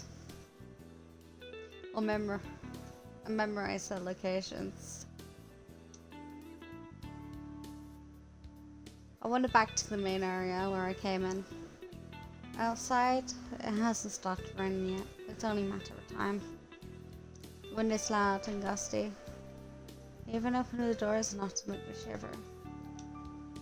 If nothing else, I can probably wait out the rain here. But my poor abandoned snacks back at the den. What a waste.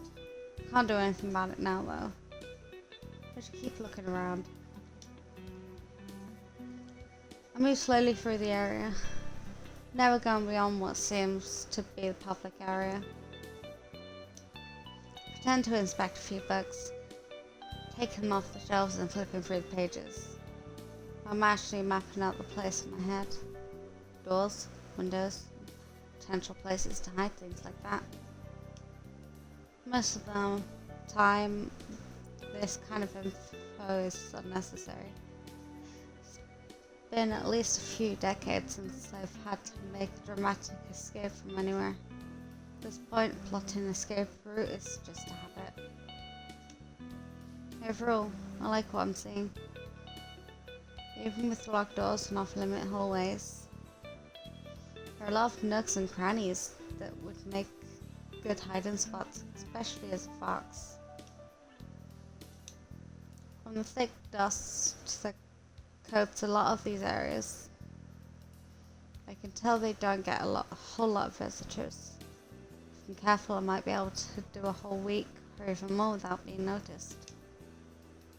As long as I can get in and out of the building easily, that is. With the huge windows that line the back wall, that seems easy enough too. Leave around a couple shelves that are taller than I am. Heading for the far back corner. Peer around the corner of the last aisle just to make sure I'm alone. I'm not.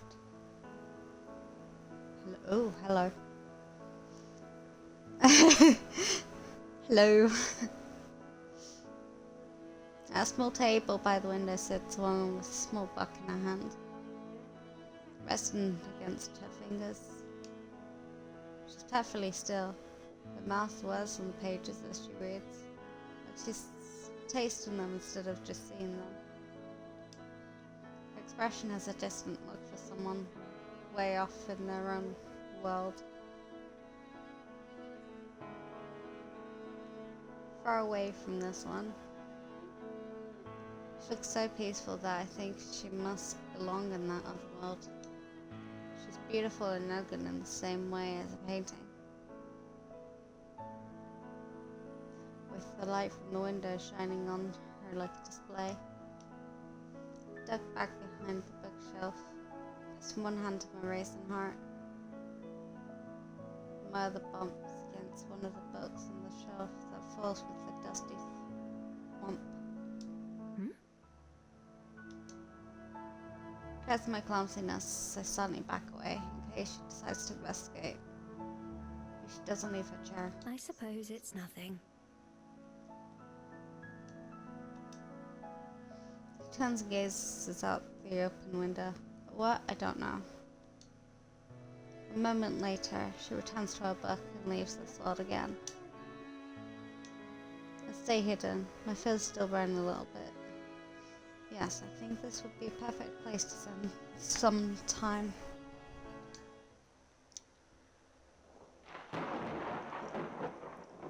Suddenly there's a much louder boom than the one I caused. The thunder rumbled outside. Nice tea. Go along with the cozy atmosphere. A few people around the library startle at the sound and look around.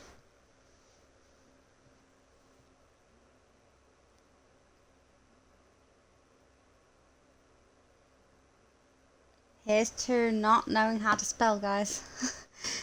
Here, here.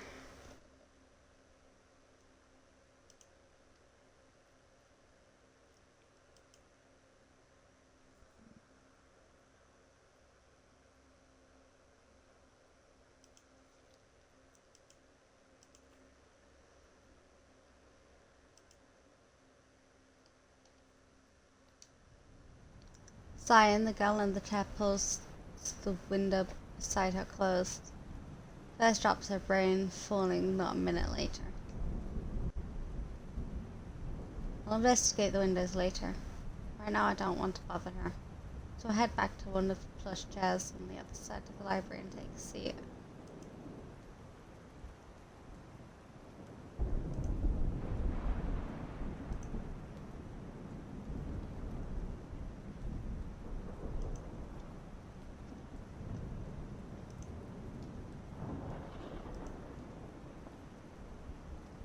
Sleep well, Raven.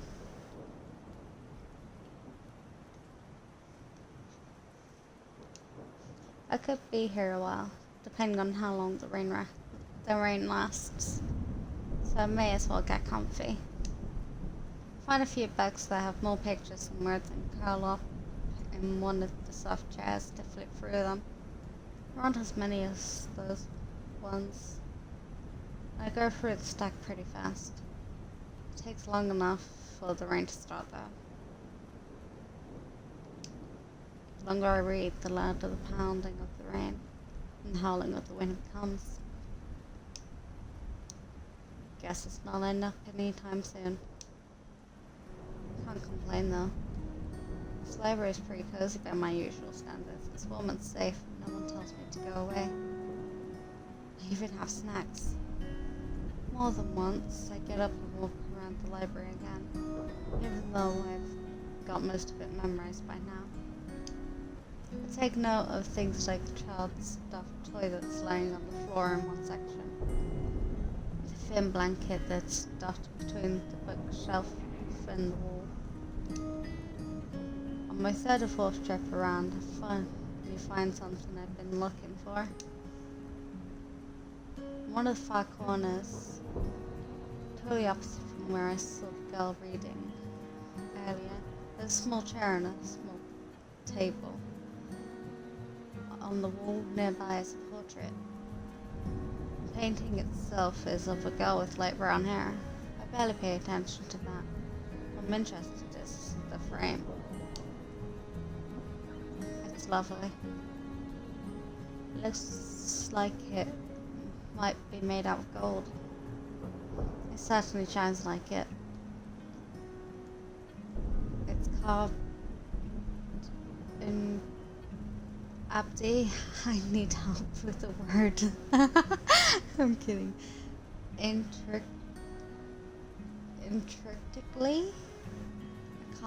I don't know big words, guys. Help. Yes. I don't know big words. Into the shape of waves and flowing up and down. How do I say that word though? Come on. Big words aren't my friends.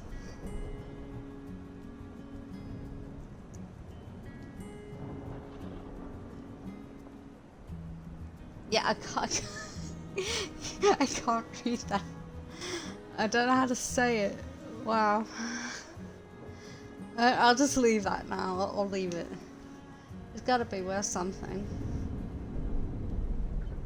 Big words, I'm not smart. I pretend to not pay much attention. I'm leaving it!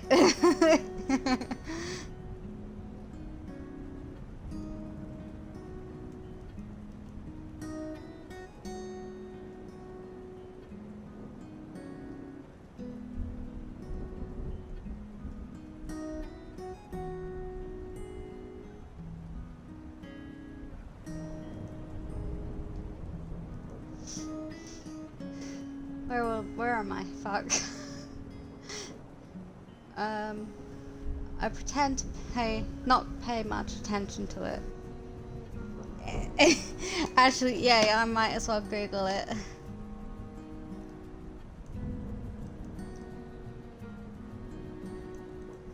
Okay. No, fuck, not all of it. Fuck, hold on, guys.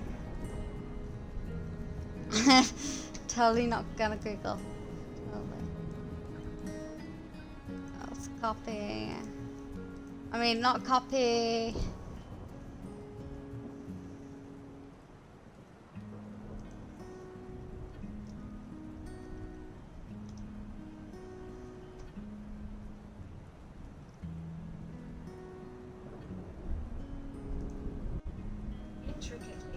Intricately.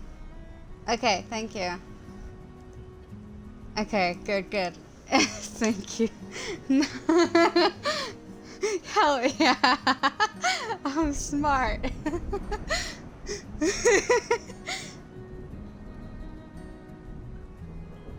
I'm smart. I pretend not to pay much attention to it as I make my way back to my table. There are too many other people. Dragon! Hi! I totally wasn't struggling on a word. This game is called Please Be Happy. From Keymailer. My first Keymailer game that I've got.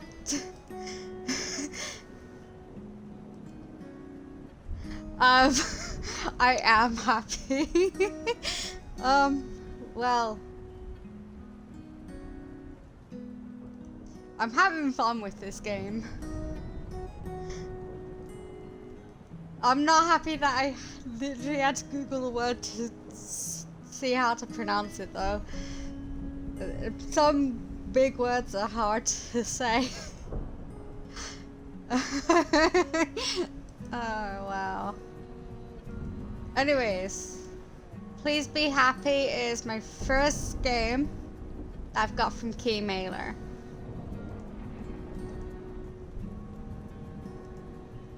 And I've got about, let me count, hang on. 1, 2, 3, 4, 5. Wait. 1, 2, 3, 4, 5, 6, 7, 8, 9. I've got 9 games left that I've requested. Well, 9 games that caught my attention, including this one. I'm already using Keymailer, guys. How are you, Dragon? How are you? I missed you. I was lurking in you. I'm making big streamer moves! I've missed your streams, even though I've been lurking in them. Just making sure who's live. Okay. Okay, got it. Oh, ads.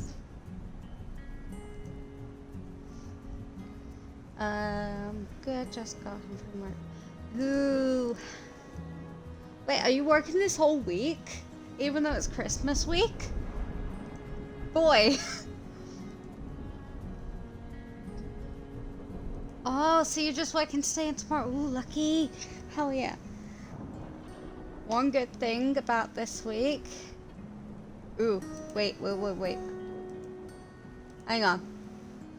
So that's 1, 2, 3, 4, 5, 6, 7, 8, 9, 10. That's 12 days that you're off. That's not fair. That's not fair. Life isn't fair.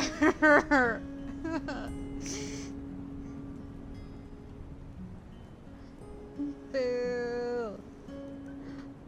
Boo. But I'm glad you're off on Christmas Day and Eve, though. There are too many other people around for me to be able to sneak a kid out. It's too big to fit under my jacket without being obvious. This game is basically... Let me find a description of it. Okay, this game is you're born as a fox in the forest of Korea. Mio, which is me, basically, in this game, carries with her memory of a traveler who showed her kindness and spoke of home. No more human than fox, Mio has spent a long time searching for a person. She arrives by airship to Wellington, one of the jewels of the floating island of New Zealand. She's a fox girl. Despite her years spent observing humans, she still has a lot to learn about their culture and society. She's made a living so far as a thief, her heightened senses allowing her to easily take advantage of people. She's also seen a lot of the worst of what mankind has to offer.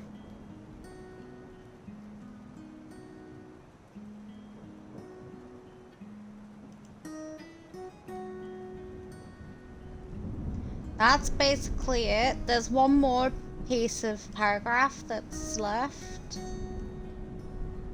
But, I don't think we've met them yet. So...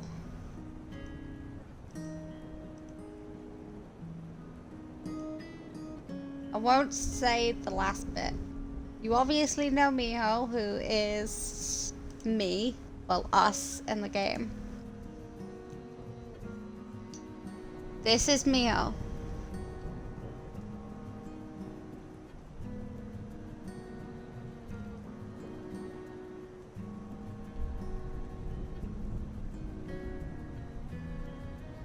You will. You get a free Uwu. There you go. I'm pretty sure you baited me into saying that, though. Bet.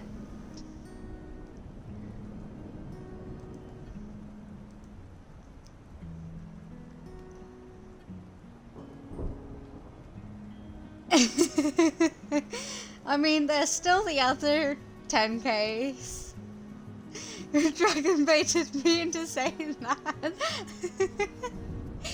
Dragon, you little shit face. But I love ya.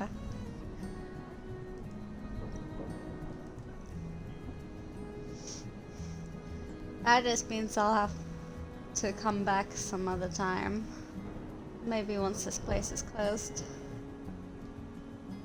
Hey, I have the habit of reading things out loud if they are simple enough for me to read.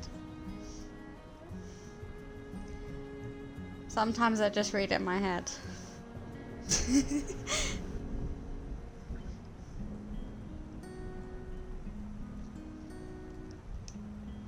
The hours pass by and the storm continues.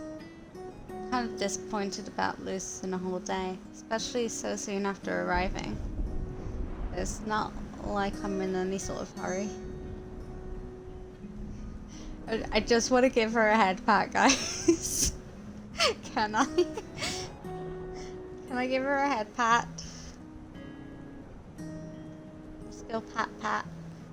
Pat pat. Pat pat pat pat.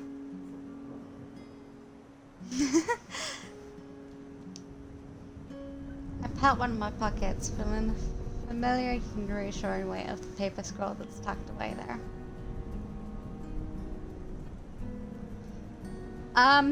See if you can send it in chat. If you can't, send it to me and I'll send it to you. And I'll send it to me and I'll send it in chat. If you have.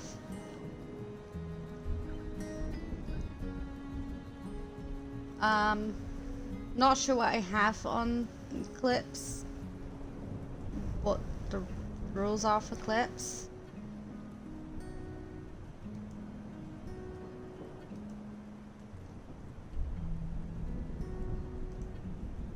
There's also a clips channel in my Discord.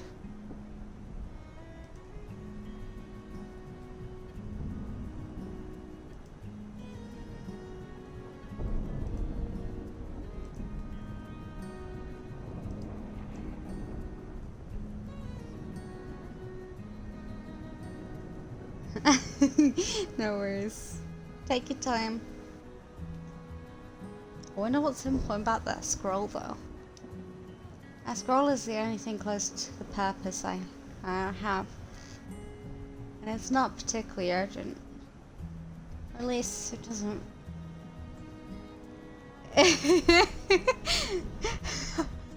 Wow. Perfect. Yeah. I'll probably leave that for now, but if someone does send something that isn't a clip, I will delete the message and possibly ban them. I'm not sure though. Maybe just time them out for a day or something. I don't know.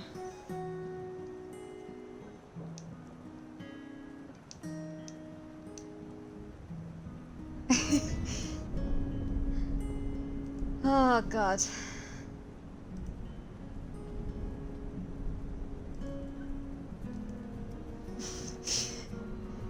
You're proud about that free one, aren't you? You're proud about that free one. What is P-Hub actually? Hang on.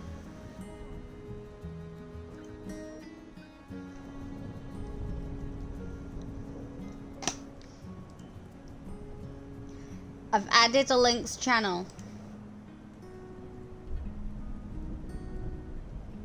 I've added a links channel. If it doesn't work in my chat, then send it in the links channel, okay?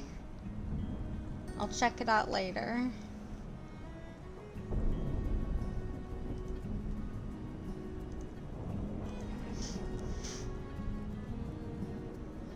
Oh, then hang on. Put it in the not suitable for work chat and all then. If it's for adult stuff. You need to be a certain age for that.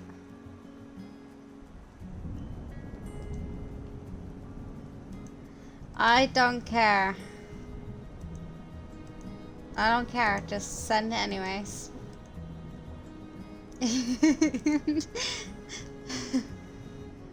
been a long time reading. You don't? Aw, oh, wow. Sad.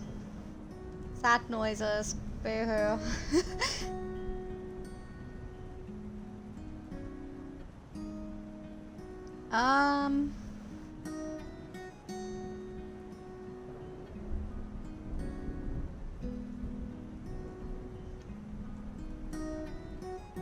Apparently there's 2 different routes with 2 happy endings each. In this game.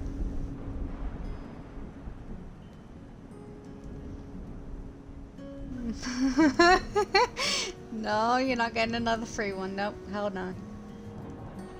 No more free ones. No more. It's almost afternoon when I go and check the windows again. No more. Nope. You can't do it again, dragon. Nope.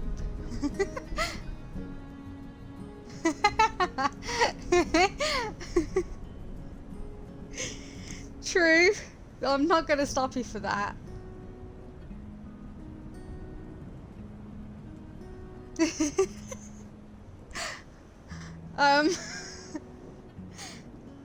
Go ahead, I guess.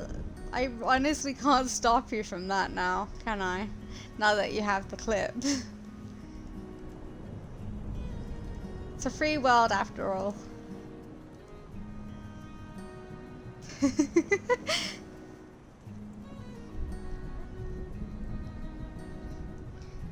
But the rough weather outside continues. At this rate, I'll be sleeping in a puddle of mud tonight.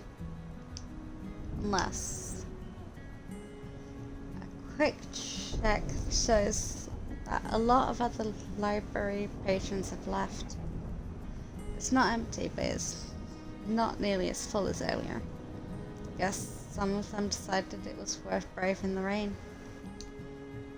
Looking as nonchalant as I can, I get up from my seat and pretend to browse again, slowly moving through the shelves. The reading girl's gone now, though she's not what I was looking for. Instead, I pick up the dropped toy and blanket that I spotted earlier. No worries.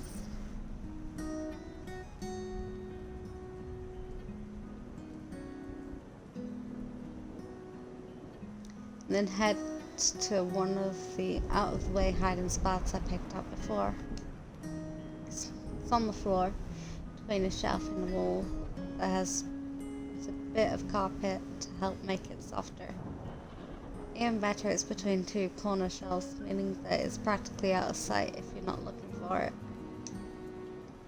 I wriggle my way between the furniture and lie down, using the toy as a pillow and draping the blanket over me. I toss and turn a few times before finally sitting down. Yep, not bad at all. I need to admit she is very pretty. Even though I haven't done much today, I'm always down to take a nap. Speaking of naps, I'm tired. I'm so tired still.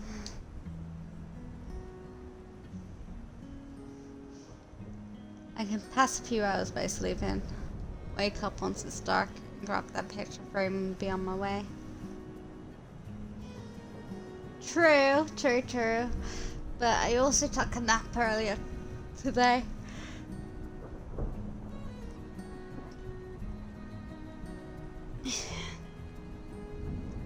Which is worth a nap, because damn, I slept so good.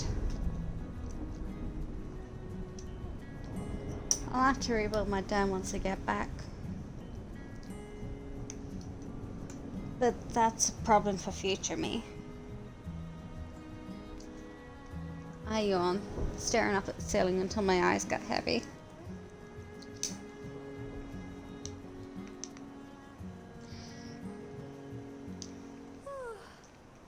Maybe today won't be a total waste after all.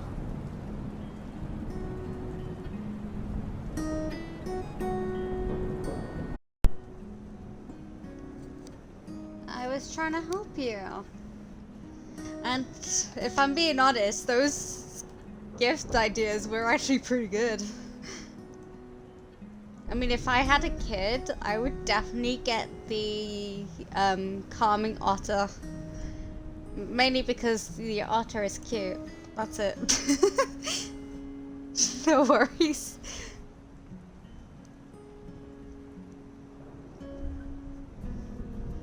If I had a cousin that was 6 months old, the otter would be a great way to help them sleep. Also, the other things would help them learn. So either way, you still win, basically. If I'm being honest, I was kind of only gonna send you 2 gift ideas. I managed to send you a little bit more. Let's see how much that is. 1, 2, 3, 4, 5 gift ideas. Hell yeah.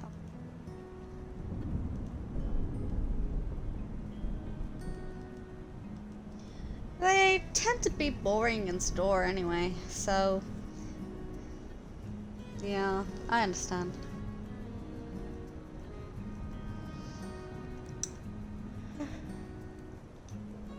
True.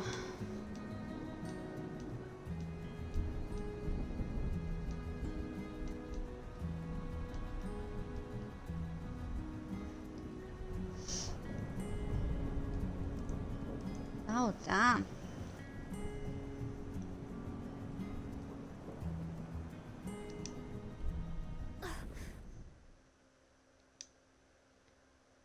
The soft sound of cloth rustling wakes me up from my dreamless sleep.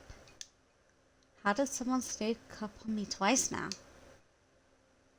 I don't know how long it's been. The sky outside has darkened significantly. Now stars twinkle outside the window. Pretty boy time!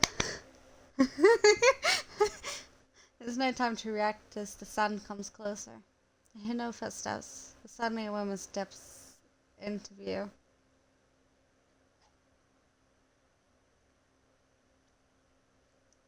Oh? Oh, pretty woman time! Okay, never mind. Not pretty boy. I mean, we have a pretty boy in chat named Apty, so... bonus. Her clothes are pure white, making her stand out like a ghost in the dark library. Her cape rustles again as she reaches towards one of the shelves. One of the shelves I'm hiding behind, to be precise. Pretty boy. Gingerly, she moves 2 books to the side and then slides another book into the space she created. She handles them like precious treasures that might break. She's too rough. I stay perfectly still, afraid to even breathe in case she noticed me. Pretty! Look at her!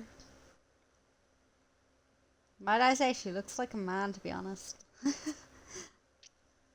My heart beats wildly as she slowly and deliberately looks over the shelf, examining their titles before taking a book from the second lowest row. The gap she creates in the shelves. Our eyes meet in the darkness. Oh no. I tense up as she steps around the shelves between us to get a better look at me. Preparing myself to leap away if the need arises. The carefully memorized layout of the library flashes from reminders as I frantically plot the best way to flee. Even as I prepare my escape, I can see her taking in everything about me. Stolen blanket, makeshift pillow, a generally disheveled appearance. She opens her mouth and I brace myself for the verbal attack that's shot Hello down. there. Aww. May I ask why you're sleeping on the floor?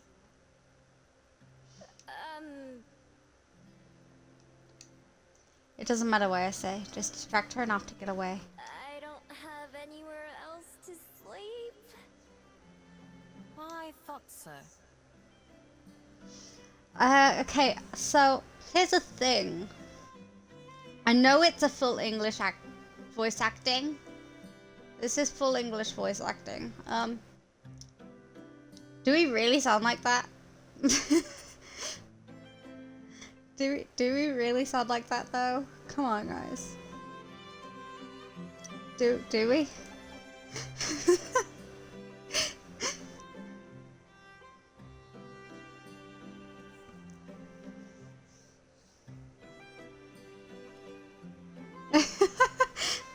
Wait, can you hear the voices perfectly clear?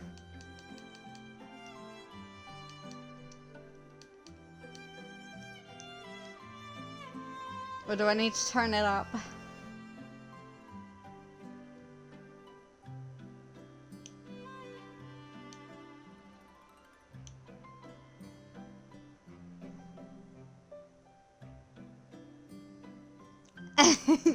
Well, I need to turn it up for myself.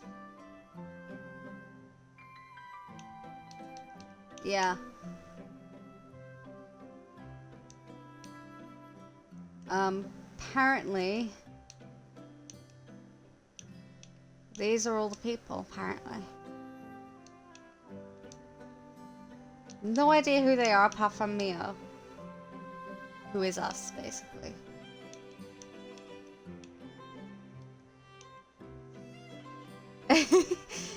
Aw, you cute.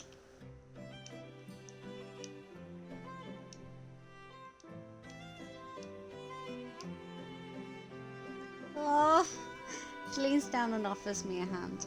I look at it warily. I don't take it, but I slowly stand, and the blanket falls to my feet, and trying to softly get in position to run. Well, I have an extra room on the second floor that you're welcome to borrow, if you'd prefer that. Oh, so she is the library owner. Okay. Otherwise, you're more than welcome to remain here, on the ground. I apologize for waking you.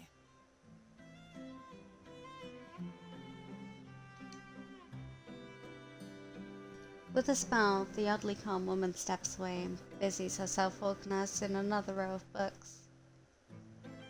She probably expects me to let my guard down and take her offer.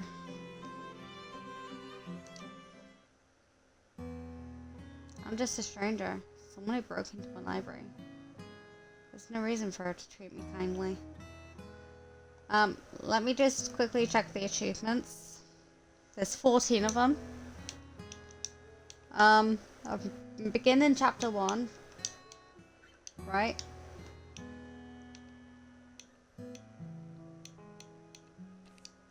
Chapter 1, day 2. Yes.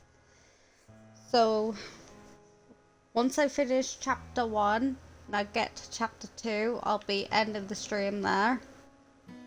Not sure how long that will take. How many chapters are there? 2, 3, 4, and then it's the route. 4 route. 5 route. I mean, I might be streaming again tomorrow with this game to play chapter 2. Not sure how long the chapter is though. I could Google it. Hang on.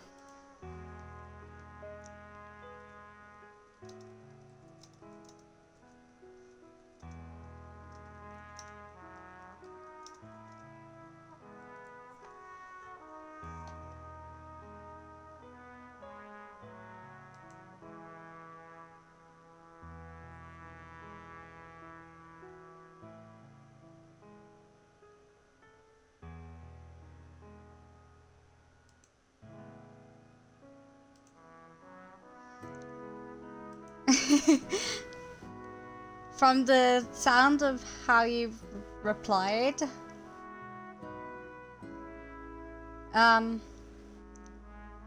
seems like you're enjoying yourself.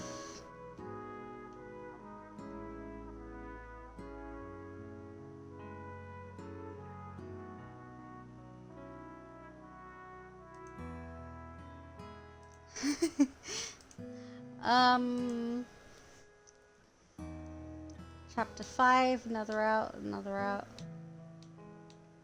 So basically, all together, not including the. So basically, altogether, not including the routes, 5 chapters.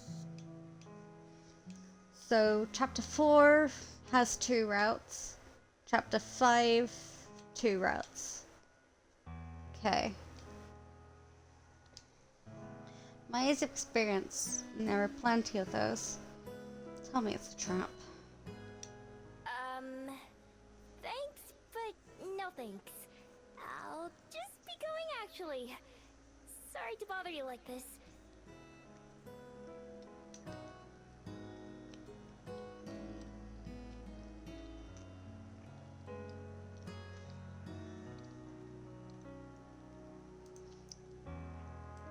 9 actually.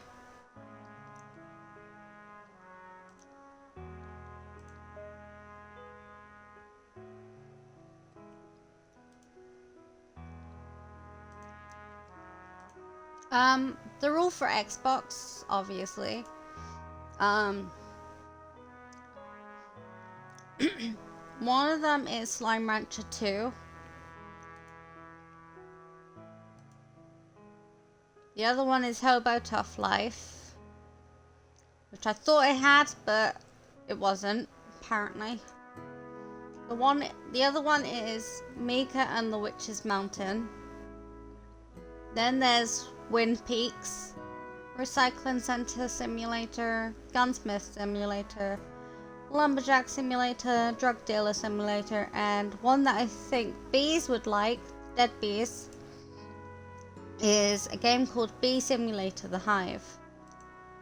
And this is obviously the other one. Hi, Pringles!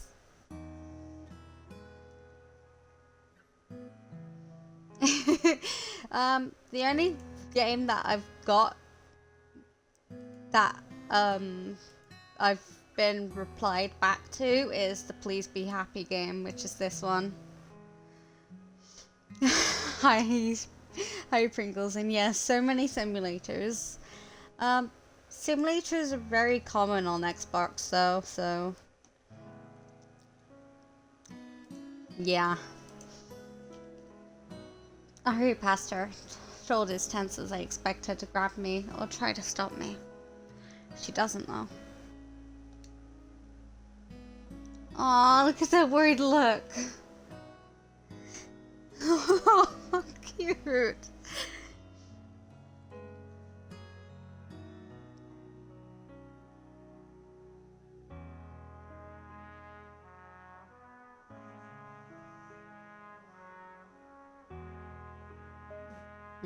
No, hold on. Hold on.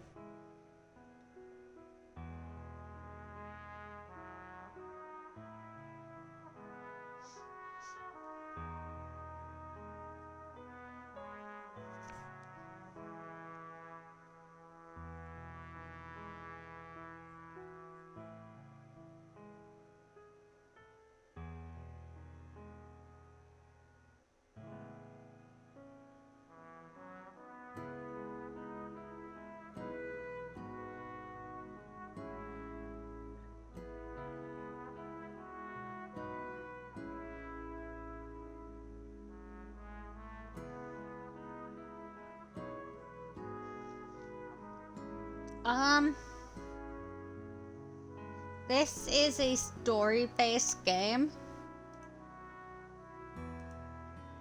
So, basically, yes.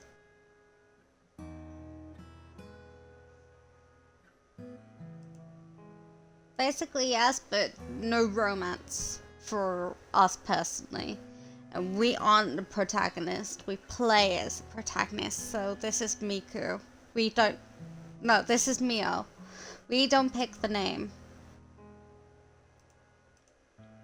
The genres are adventure, casual, indie, and narration.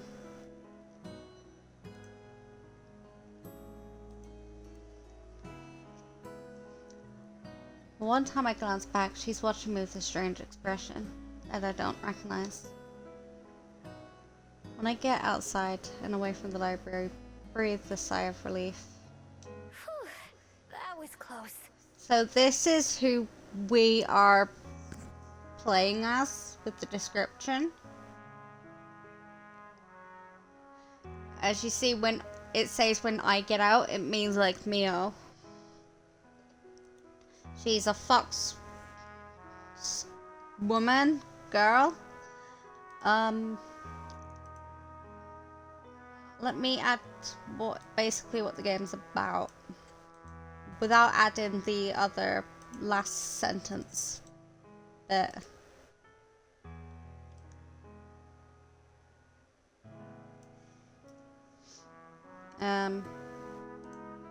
Here's part of it.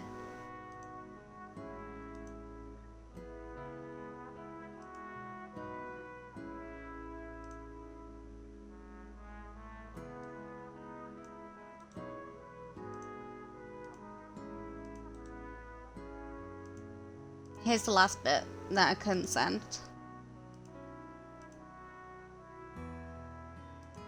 So far, I'm loving the game, actually.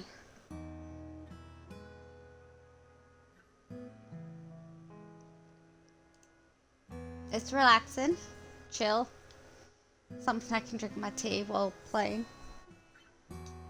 I'm not falling for that one again. Last time I let someone feel sorry for me and accepted a place to stay, I woke up to them trying to empty my wallet. There's last sentence which got names in which we haven't met them. Or we have, or they just haven't introduced themselves. So, I'm not gonna spoil that.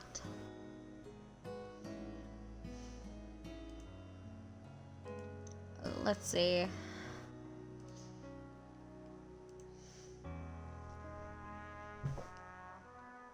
So far, what you've missed is we met the traveler who's in our memories, who we saw, where it says Mio carries with her the memory of a traveler who showed her kindness. And we are here in Wellington to try to find the person. Well, we were trying to find the person, but gave up and just started adventuring. No, that's a different person.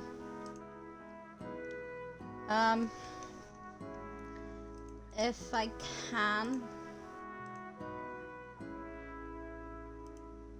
I'll send you the pic, Pringles.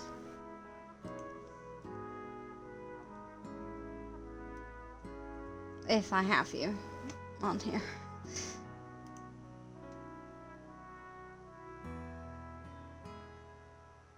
If I can find you.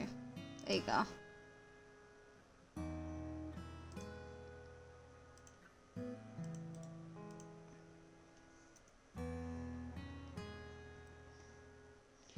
That's the traveler who we met and showed us kindness.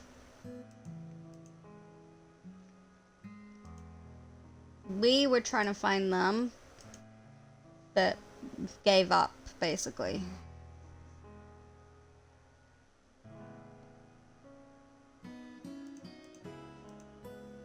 And the other person we saw was a woman who was, I'll send you the other pic. This is another person you didn't see, who we've met so far in the stream. And obviously you met the woman in the white clothing. That's when you came in. There's still the VOD you can watch.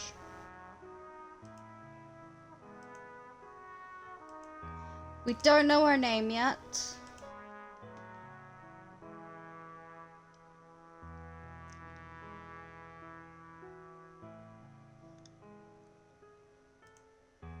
Well, our character doesn't know the name yet.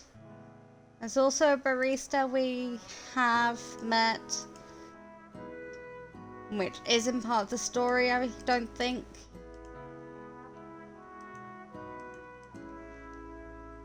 We don't know the traveler's name, we just know them by traveler. That's it. And maybe a thief. At least I'd do it honestly. I wouldn't try to trick someone like that. That was the first time someone tried to fool me and take advantage of me either. Still, it's a shame to lose such a nice hiding place. So basically, Miho thinks everyone is just trying to use her because that's all she's ever known. So when that librarian showed her kindness and offered her a place to stay, Miho thinks it's a trick. That's why she left.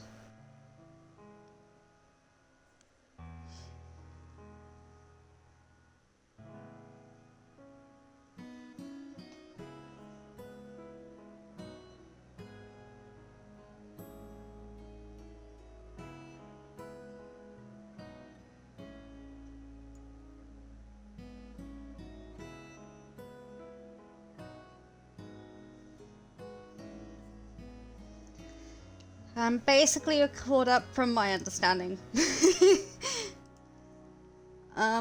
You can watch the VOD if you're still confused once I finish streaming. Which I will do this one chapter. And then tomorrow will be chapter 2. Because I'm loving this game.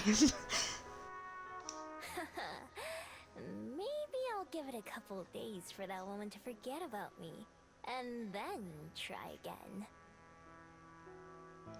Also, another thing we figured out is she's okay with stealing in public because the next day they forget about her. But they will remember something being stolen, but not who stole from them.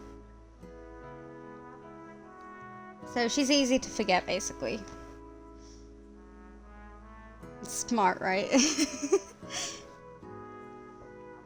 She has a pretty... Thank you, Abdi. She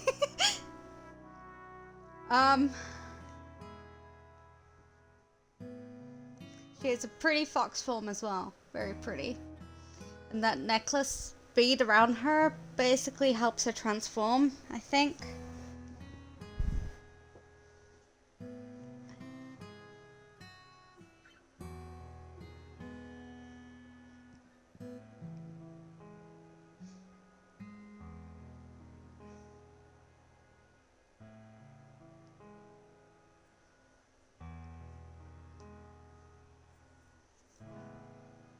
If she wasn't lying about there being an empty room on the second floor, then maybe I could sneak into there. Tonight, though, I'm on my own. Shivering, I wrap my coat and tail tightly around myself as I think about what to do next. The rain has stopped, although it's still cold and cloudy. My stomach grumbles since I haven't eaten anything other than snacks all day. Ugh. May as well get over with and go check on the status of my den. Well, it could be worse. Aww, her den is destroyed. It's not as bad as I expected, which is a pleasant surprise. What's the little mine? It'll be just fine. Aww. That's her fox form. That's cute.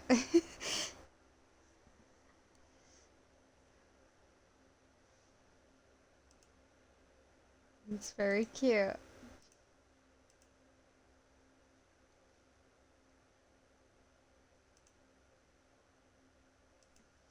I swap into my fox form and prod around. The entrance has caved in a little. After I scoop that out, I find that the rest of the tunnels and main room are relatively intact. Cold as hell, but intact. Seems the trees protected the den from a lot of the rain. takes me a while to find the spot where I buried my stash, since the stick I used to mark the spot was washed away. Eventually I locate it, though, and start digging. Cold mud makes my paws dirty and sore, and little flecks cover my fur. After I finally reach the soggy plastic bags, I shake myself clean before opening them as a human. Some water has seeped through, and I open the spoiled items before tossing them away. Not too picky, but I have plenty of other snacks to choose from. There's a Diglett in chat.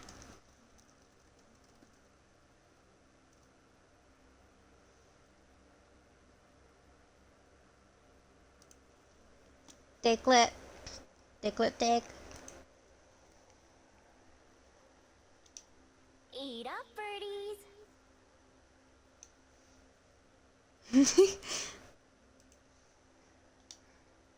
A few of them swooped down to inspect the offering. I scarfed down the quick meal of cookies and unwarmed soup, along with some cold water from the stream. At least the water was satisfying.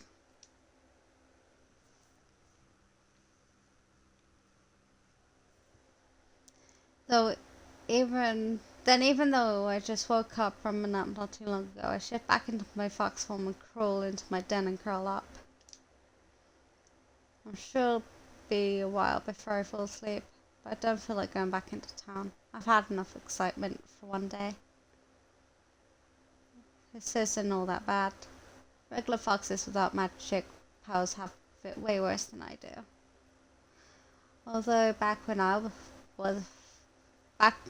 a fox was all I was, I wouldn't have really cared. Me and Pringles didn't get the Diglett. Shame. But one thing to look forward for is Christmas is in 3 days. Christmas Eve, 2 days. That's one thing to look forward to, at least. To this day, I'm not sure what it is that makes me different. I used to be just like them. No desire to go beyond the forest or anything. Fun, as in like presents kind of fun. You get to open your presents finally.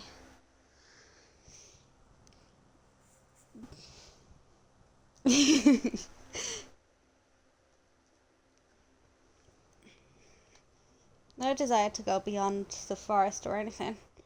And then one day, I became wherever I am now. All I had was my necklace, a small scroll that I can't read, and the memory of the person who had given it to me. They were so kind to me, that stranger in the forest. They wished me well, even though I was just a fox. No, Yapti. Sleep well. Somehow that didn't seem to matter to them. I never even knew their name, just their face and their voice. But I know that I'll recognize them when I see them again. It's just a matter of finding them. Oh, Raid! Oh, wow. Hi, Raiders!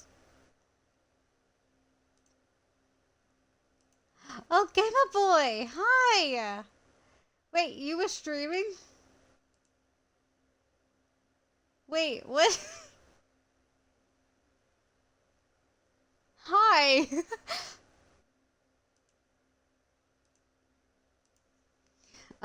Let's read what Frosty Tools has to say, shall we? Meet the Gamer Boys 247, loud and hype Nintendo fan from Texas. They're all about that Mario life, and even shaved their head bald for 1K followers. Catch them playing Undertale, Genshin Impact, or just chatting it up with... I don't know who that is. I'll just say Ray. And Ray. With Ray. Maybe you'll even get to see them go bald again. Ooh. Hi, Chris Place. Esimo, welcome. Hi, Ray. You don't mind me calling you Ray, right? Hi, Gamer Boy. What were you streaming?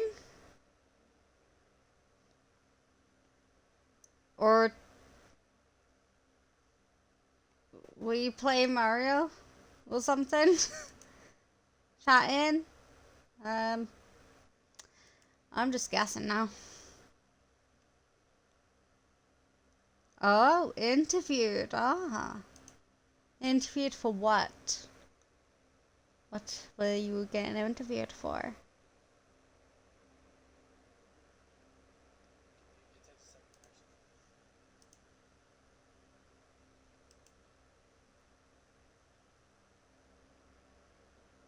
Aiden? What it's like to be a streamer is being silly, basically. um, this game is, well, hang on, let me introduce myself first. I'm very pro streamer, guys. Trust me. My name is Evil Diva. You can call me whatever you want, or even 490 if you choose.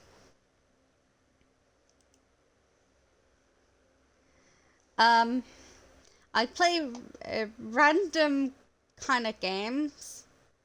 And currently I'm playing a game I got from Keymailer. Pringles, shush, or you get timed out. I'm kidding. This game is called Please Be Happy. So far I'm loving it.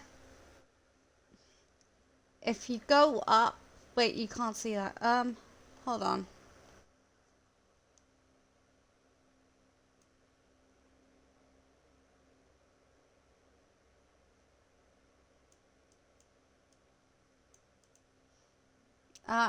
I'm pro streamer. Bear with me. If any of you hasn't been here since beginning, here's one bit of what the game is.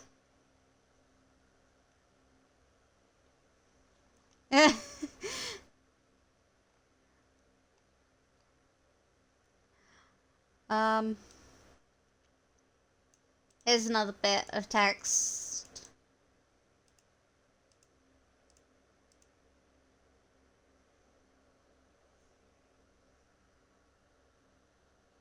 Hell yeah.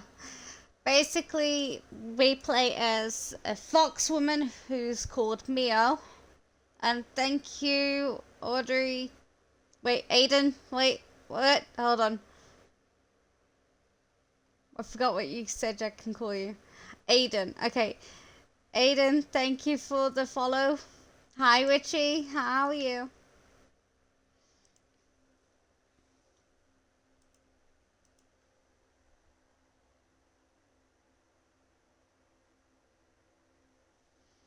Um, this is my first game from Keymailer. Loving it. Having fun. So far on chapter 1. Oh, wow. I get that feeling, though. This game is basically a story kind of path. Like, without any action, you're doing yourself. So it's not like Genshin Impact, but it's got the story kind of thing in it.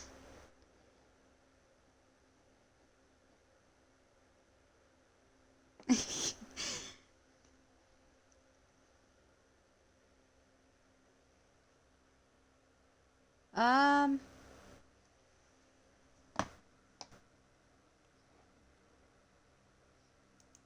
I know someone who's called Mira, but not the, oh, not the last bits you said. The one I know is Kaseki Mira.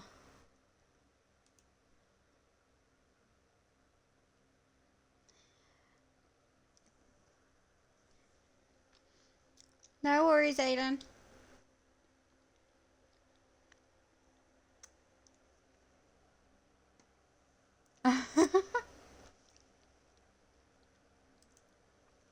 Oh, you know Kaseki Mira. Right. She raided you once.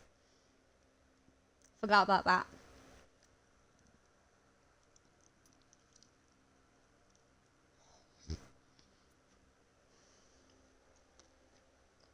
She's deco awesome.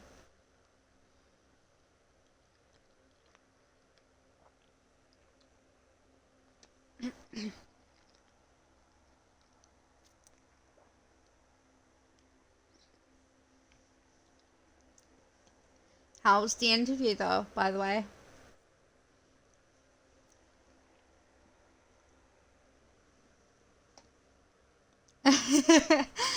Oh, that's sweet of you.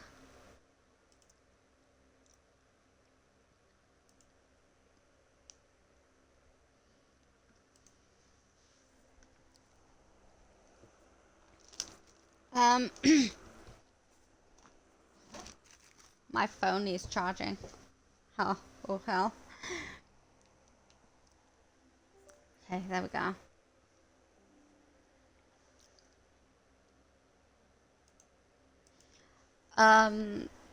While I'm waiting for a response, I'll just continue on with my game. So since then, I've been looking and surviving. Looking for them is what keeps me going. It's enough to live for. If I wasn't, how was the interview? If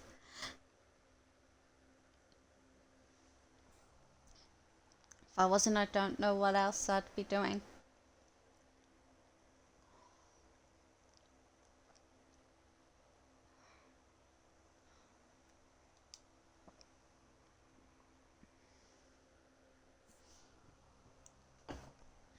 Another question is, what was your first game when you got into streaming?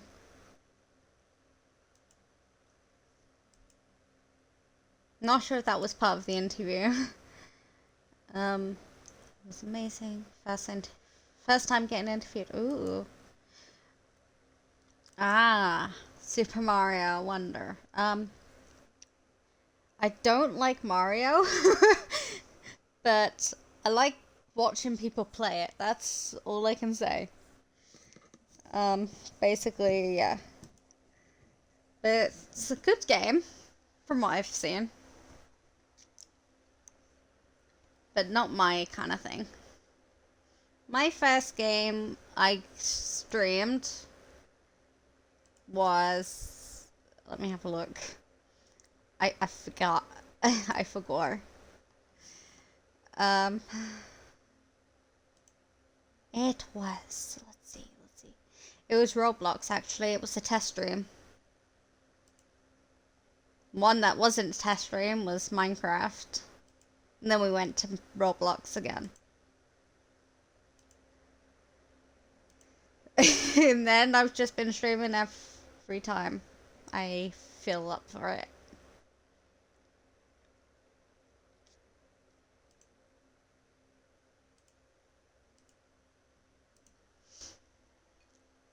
I guess I'd just be surviving. But if that was the only thing.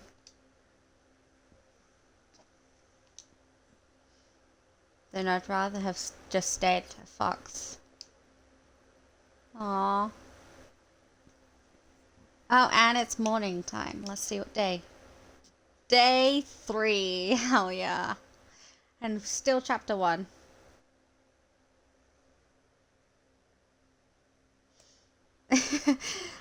Fun fact actually, I've not long got to streaming. I'm still new. My first stream was last month actually. Still new to streaming, getting all the perks still. And I'm already affiliate, which is shocking. I thank all my viewers for that. Everyone who supported me. Even though I hate them. Love them really.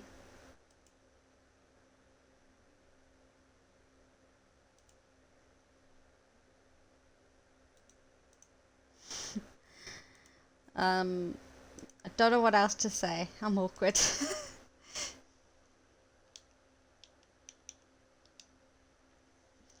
Standing outside my den in human form, I take stock of how things stand. Sun's thankfully out this morning, but everything remains damp.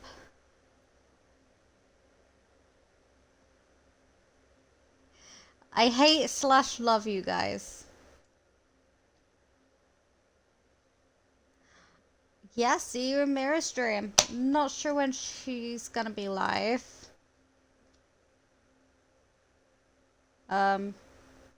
If I'm still streaming when she's live, I'm gonna raid into her. So, see you there.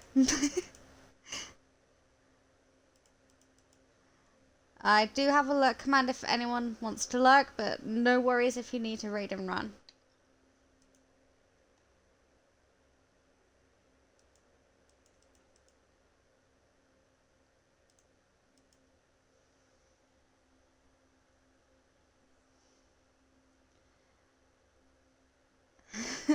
The sun's thankfully out this morning, but everything remains damp from the ground to the muggy air itself.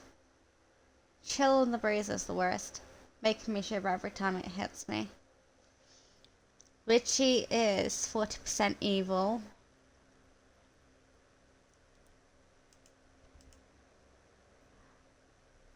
%50 horny. Pringles is 17% horny. Witchy is 55% gay.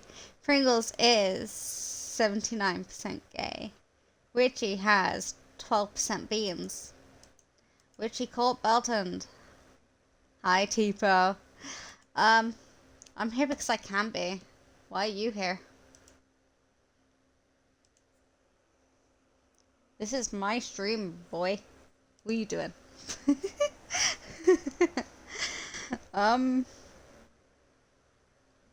What are you here, huh? What? Well?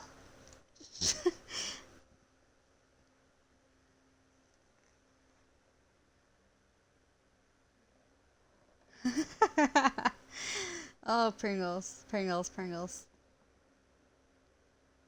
Of course. Show your gay energy. Go. Do it. This is a game called Please Be Happy. I got it from Keymailer. Check out the pin I got above.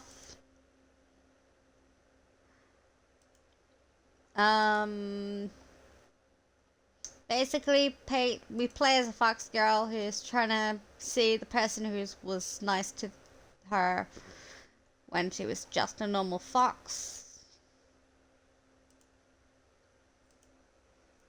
And we meet a bunch of people. This is currently chapter 1. This isn't a Guna game. This isn't a Guna game. No. This is chapter 1, day 3. This isn't a Guna game, even though the artwork is very pretty. Keymailer is an app. We can get keys.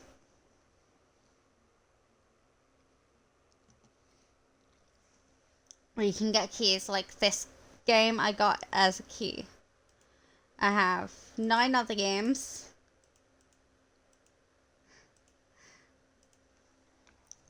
The chill in the breeze is worse. I read that already. Bell House was pleasant when I visited a couple. Oh, I am being honest. There's no romance, as far as I'm aware at least. There are routes for the other characters we meet. Not sure if it's romantic though. The only thing I know about this game is the backstory and the genres, which is adventure, casual, indie, and narration. That's it. That's basically it. If you don't trust me, search up the game. Yes, visual novel, basically. Like a visual novel story.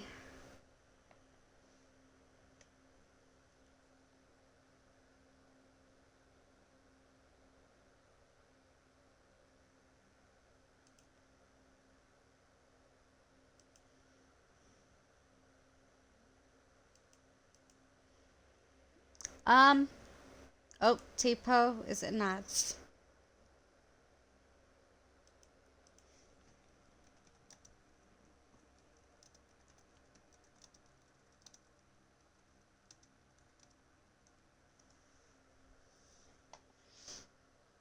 While we're waiting for Tipo to get out of ads, Frosty Tools.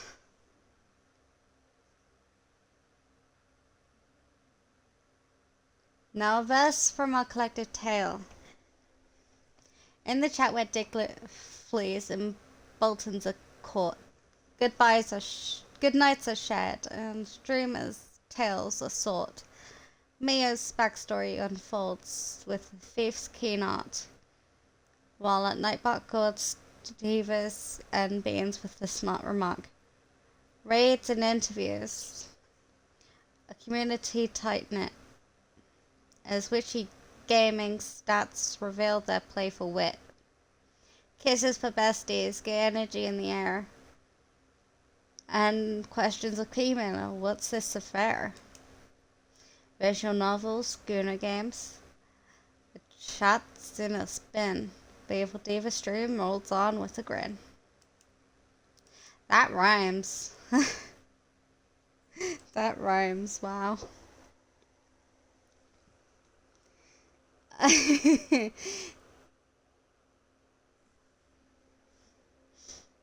That rhymes so well. Damn.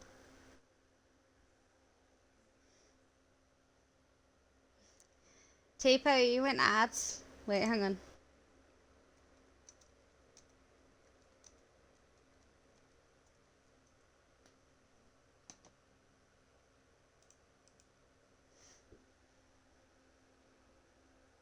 Hello? Boop, beep, boop.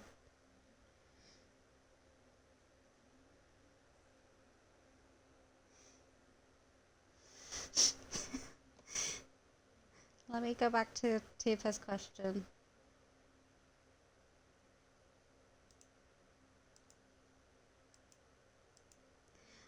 Oh, that's basically Frosty Tools summoning up the chat. I thought you were in ads because there's ads playing. Your question on when I was into these kind of things. I've always been into them. I just couldn't find a game that's on Xbox that's like this. It's very calming though. Hi, you say you've been lurking, haven't you?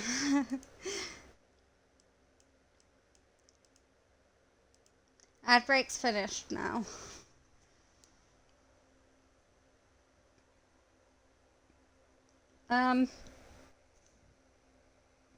Hell yeah, girl.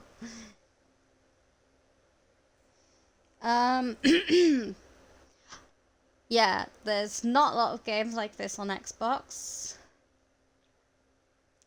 If you don't trust me that this is not a Guna stream, you can search it up. You can search the game up. I don't believe it's a Guna game, at least.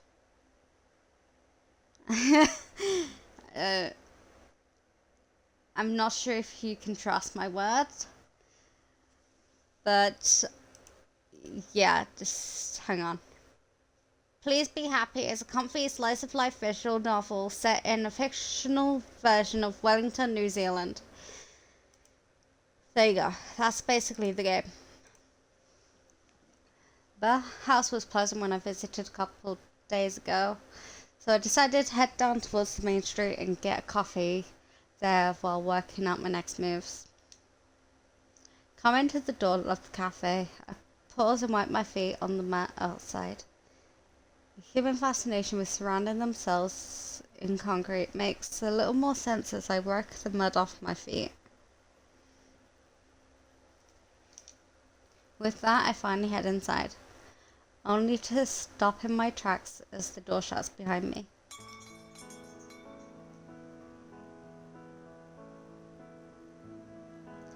Time consuming, yes, but relaxing, yes. Something just to get your mind off things, also yes. So there are some good benefits about visual novels. Standing behind the counter is the same girl who I saw reading in the library yesterday. So this is the girl, Pringle, who we met in the library, who was reading. Not the traveler woman. This is basically all women, I think. I believe.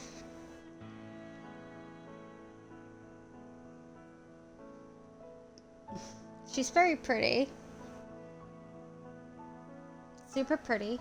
That's all I can say.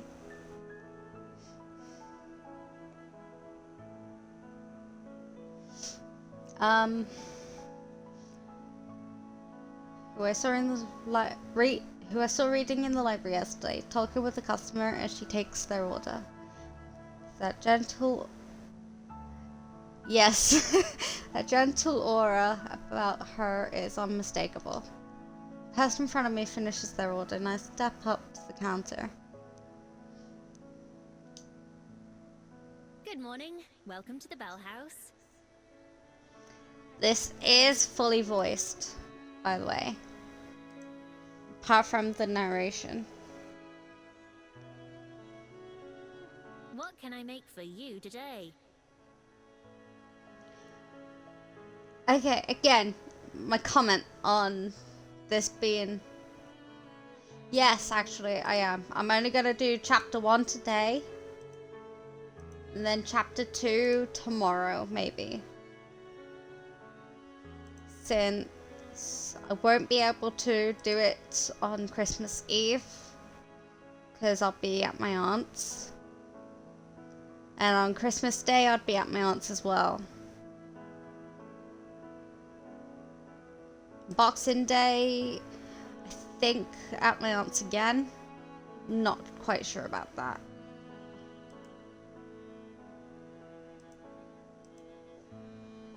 Yeah, that's for normal people though. I'm not normal.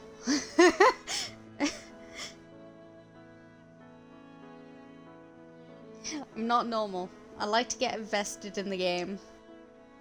Take my time. Oh, hi.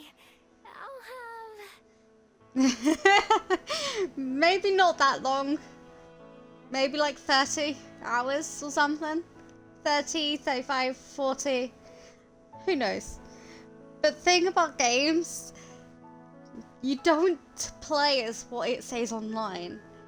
You take your time with it, you know? You need to get invested. Feel it in your soul, your bones.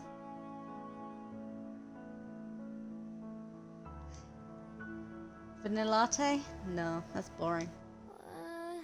What do you recommend? This game is fully voiced with full English voice acting, which I'm kind of feel offended with the voice acting, to be honest. We don't sound like that, do we?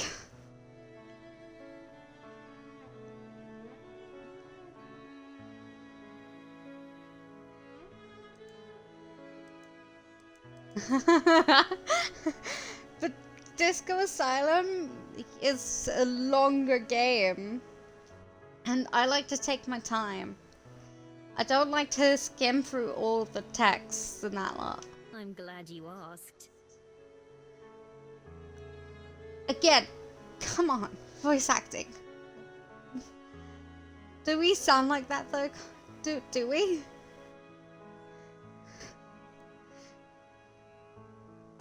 No worries, Pringles. You shouldn't have stayed up this long for me.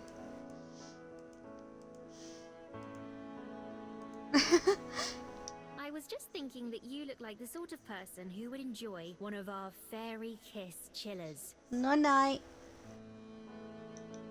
It's one of our signature drinks, with a vanilla gelato base and a mint chocolate chip swirl. Let's plan on getting something warm. That does sound pretty good. Okay, give me one of those then. Perfect, and could I get your name, please? It's Miho. Scribble something onto a cup and finish it with a big flourish. I'll have that right out for you.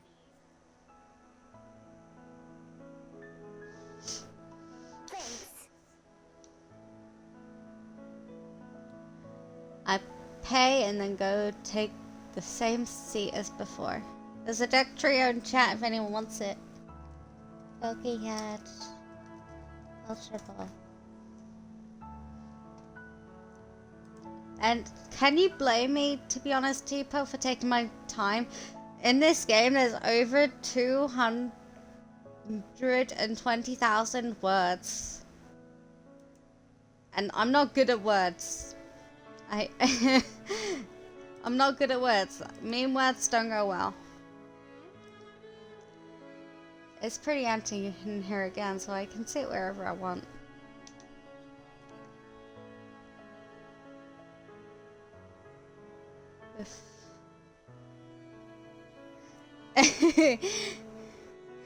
Yes. So far enjoying it. Taking my time. If anyone new came in and they want to keep updated on when I stream, I do have a Discord server. Just do !Discord. It'll take you to the link. Join on your own accord. Maybe hectic. Who knows? Before the barista starts making my drink, I spot her writing something else down in a little notebook. Yes, what's the question? She glances my way once or twice.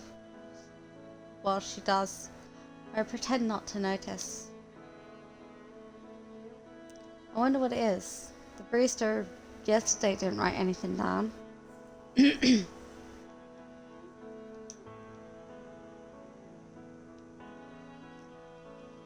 Anyway, I got more important things on my mind.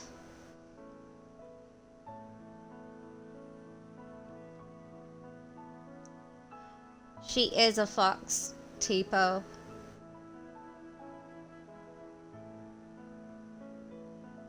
Also, this is not Japan. I believe New Zealand isn't in Japan. I think. I don't know much about countries.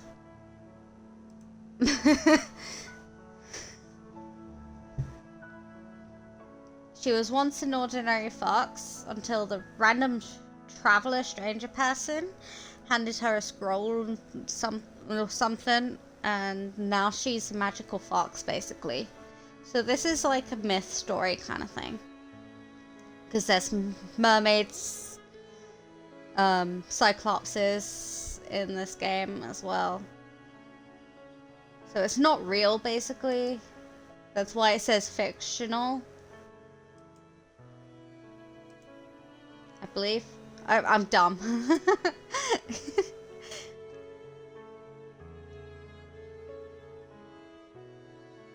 If I'm wrong, I'm sorry. Yes. Anyways, I've got more important things on my mind. I'm all over the plan which formed as I walked here, becoming increasingly happy with it. Tonight I've already decided I'm going to sneak back into that library.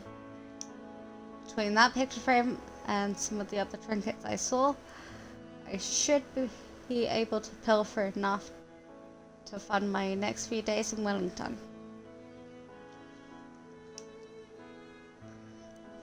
Finding somewhere to sell it should be the easy part.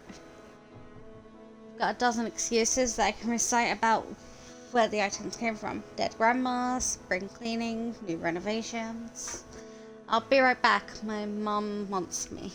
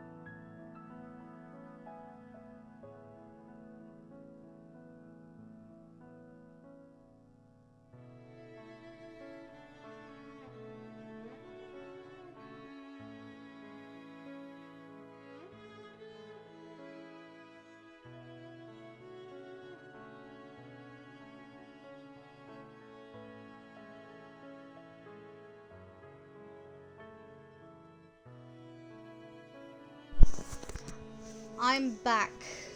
Puppy is being a little shit, so I had to have her in my room now for a bit as punishment.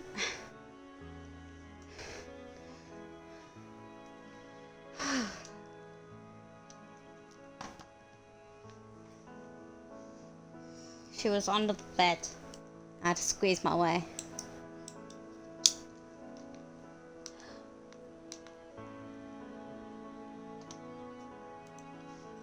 Sometimes I try extra hard to pretend that things I'm selling are really special to me and earn a bit more cash that way. Sometimes I just take whatever they give me. After years of watching other humans do it and trying it out for myself, I've gotten good at pulling items off. Welcome back, Richie! I find myself idly watching the barista make my drink. While I do, I practice a disarming smile. All of her movements are quick and practiced. She has the same faraway look in her eyes that I noticed yesterday. She looks up and her eyes meet. I don't look away, and she turns pink before ducking away behind a machine outside. Huh. Weird girl.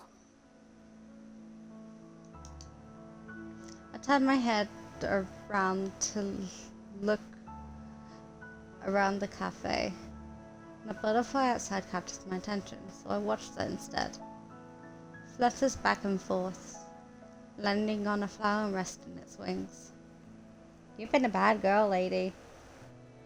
You staying here tonight. You staying here. You're gonna cuddle. Yeah, we're gonna cuddle. Are you gonna sleep here? Music making you sleepy. Oh, poor baby. You wanna come up my bed? Yeah? Hang on. Come here.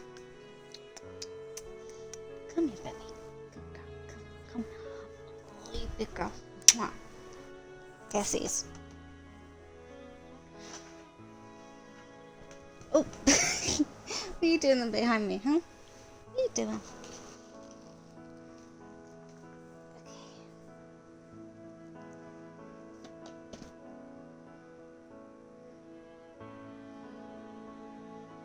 Miho! No. No.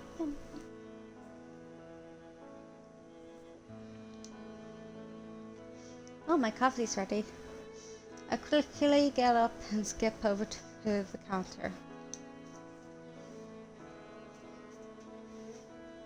Cup in hand, she starts to head over to give it to me. But then, several things happen at once.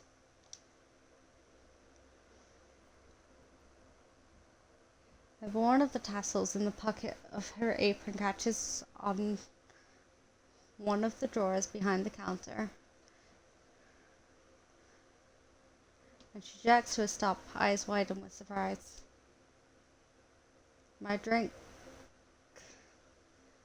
tumbles out of her hand, landing on the counter with a wet gloop sound as the ice cream splats against it, sending mint green rivers of coffee everywhere.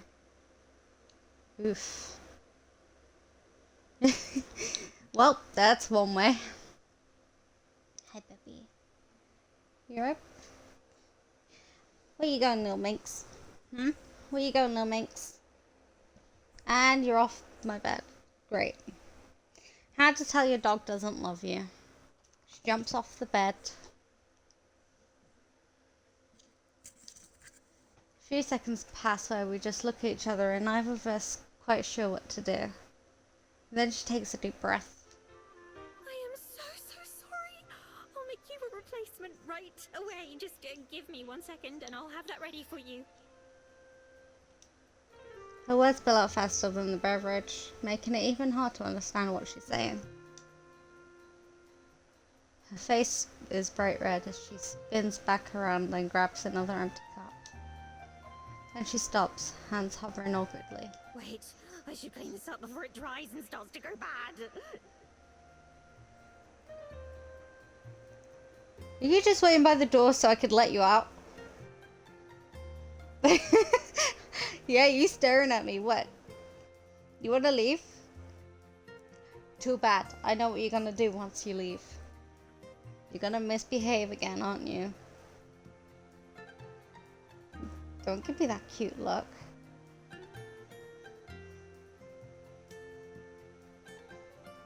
Sherry's back to the mess, wiping at it with some napkins.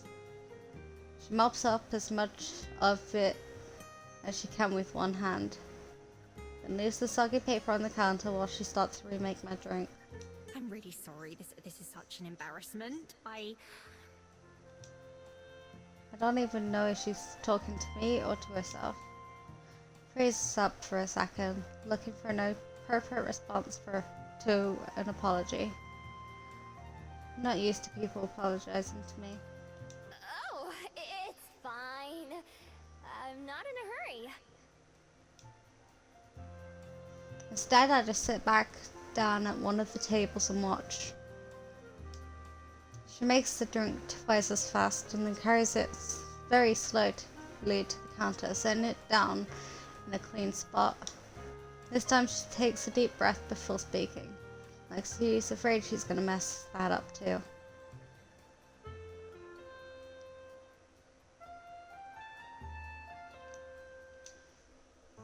All right, here's your drink. Again, I'm very sorry. Oh. This is your first time here, isn't it? I hope it doesn't leave a bad impression. Second, actually. Yesterday was the first time. How'd you know? I make an effort to remember as many of our customers as I can, as well as their favorite orders. Aww, she's cute. I believe you can learn a lot about a person from how they drink their coffee. That's too bad for her. She won't remember me at all next time. Take a big sip of the drink she made me. It's creamy and rich and sweet all at the same time. Whoa, this is really good. It's kind of like a milkshake, but not. But it's not like There's a coffee wild either. piranha in chat.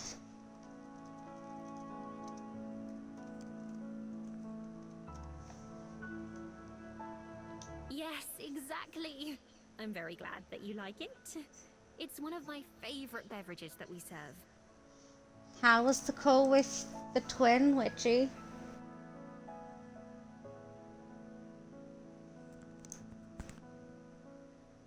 In fact, the recipe was my idea. Whoa! They should put you in charge of all the recipes. She smells again. Seems like she's gotten over the crisis of the spilled drink already. Ooh. Hey, Ginger.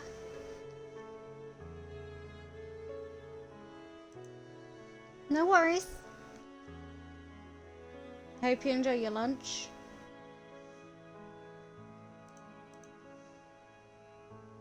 Thank you.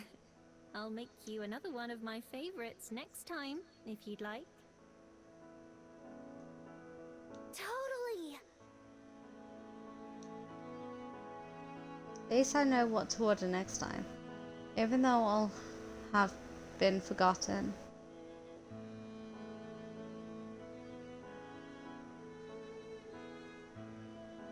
Ooh, well done on the catch, Ginger. Wait, when did you catch? Am I dumb? Oh, there. Okay.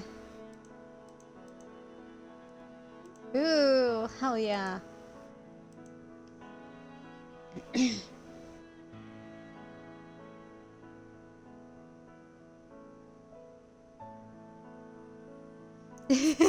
Yeah, I just had to read back. Sorry if the chat is covering part of the screen. I don't know the best place to put it since there's going to be dialogue and pictures everywhere.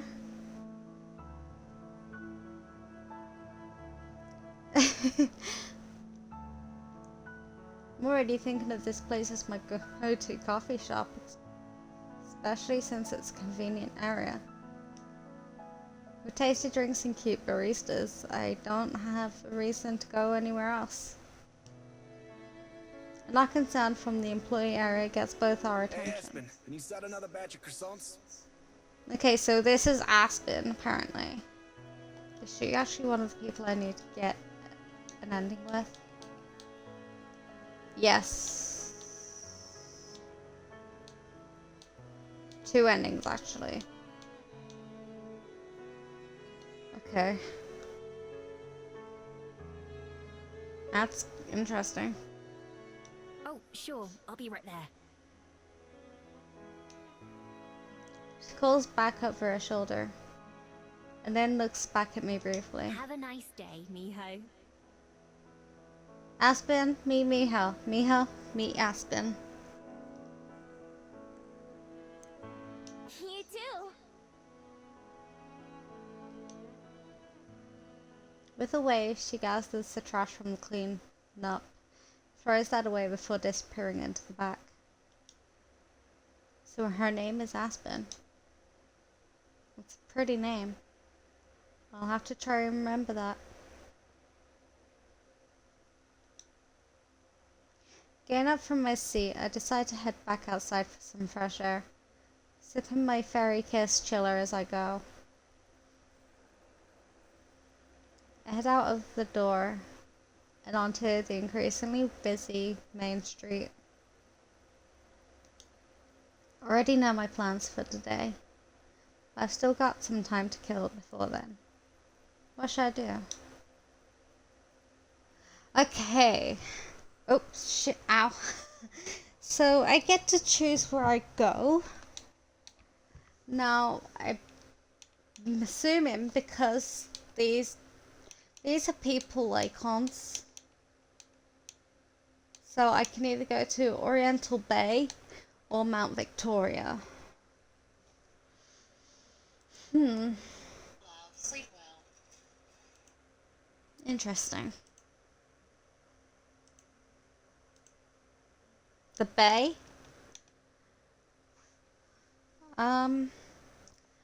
Ginger, have you played this game before?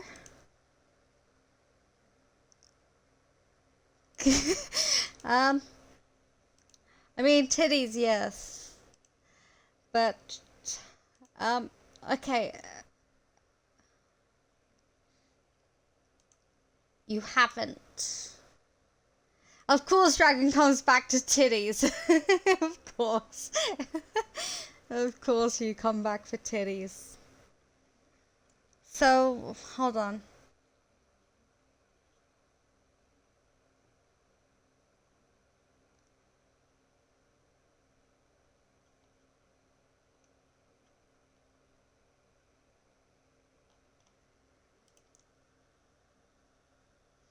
I mean, there are small titties if you're asking about that.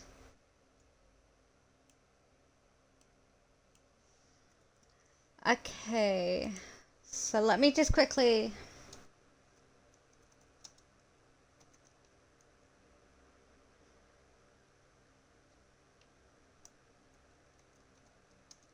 I want to see what the difference between those two things are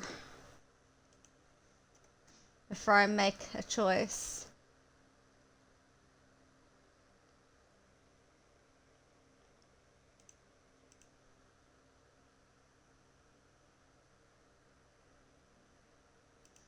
Who knows?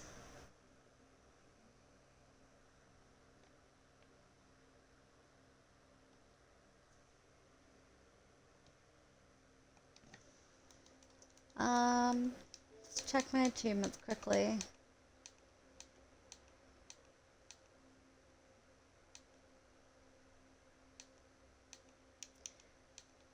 Doesn't say anything about these places, so...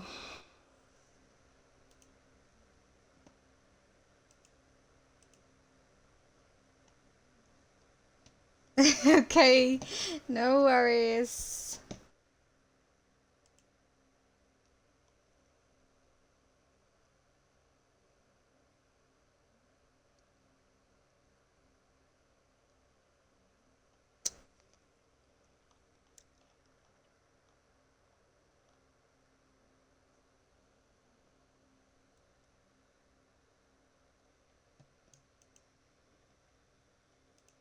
I'm curious. What's the difference if I pick Ori and Bay over Mount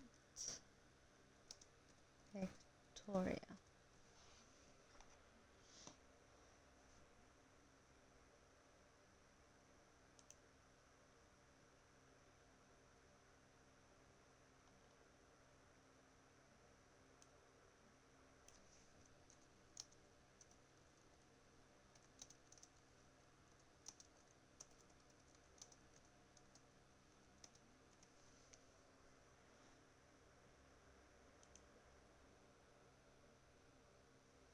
Okay, so one for the Bay. Any other people gonna vote?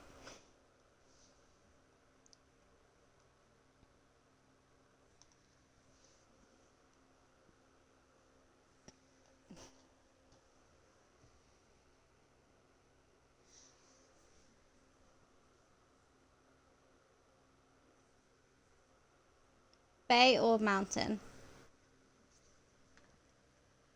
Just Bay? Okay, so Bay, here we go. Let's go Bay. It's not far from where I am to the beach, so I decide to head down there.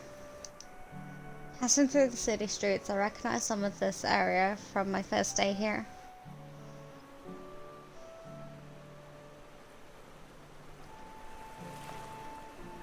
When I was running from the Skyport guard. Whew. Glad that guard chased me in this direction, or I'd have never found the Bell House. And really, that's been the highlight of Wellington so far. When I get down to the beach, I take a moment to enjoy the salty sea air. From this level, it's impossible to tell where the ocean ends and where the open sky where the open sky begins. If you hear me scrambling on words, me and words don't go well.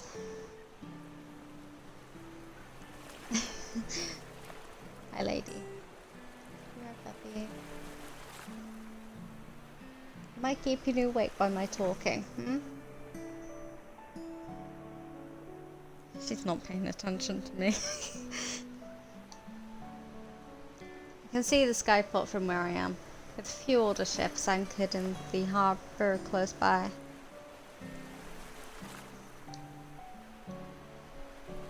While admiring the view, a worried-looking lady comes up and waves my attention.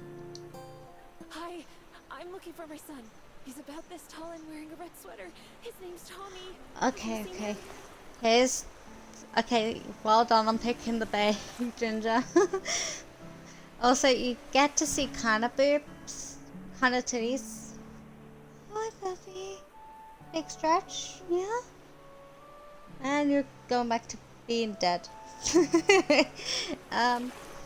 You can see Mio's boobies, Mio's titties.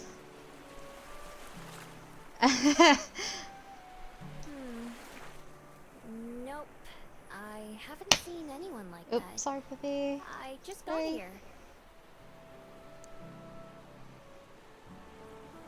Okay, thanks. She walks away in a hurry, looking right and left as she goes to ask someone else. Humans sure do have it rough. Aww. Do we get to find Tommy? Since they can't smell or even hear most things, it's a wonder they don't get lost more often. Yes, it's true, guys. It's true. I amble along the waterfront, watching all the people as I go. Like Cooper Street. True.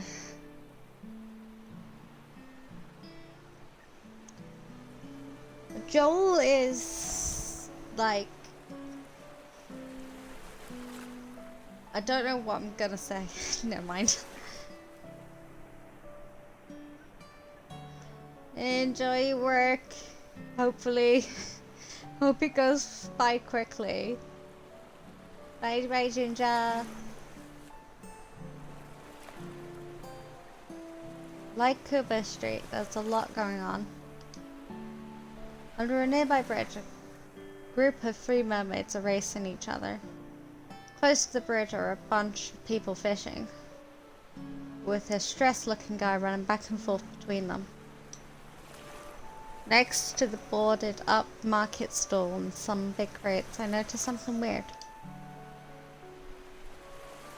There's a fabled with a big flower on their head that spins like a propeller. They're using it to drift in a small circle above something near the crates. I have to check it out, of course. Nobody else pays any attention. I wander over and take a look. The fabled stops spinning as I approach. It gives me a helpless look, but doesn't say anything. There's the boy! He's so cute!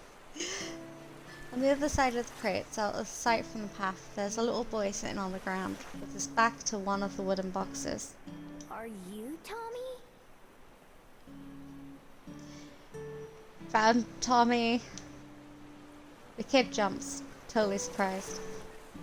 Oops. He scrambles up and looks at me with wide eyes.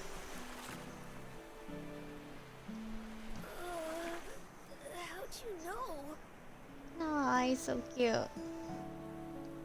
Your mom's looking for you. She seemed pretty worried. His expression goes from surprised to sullen really quick.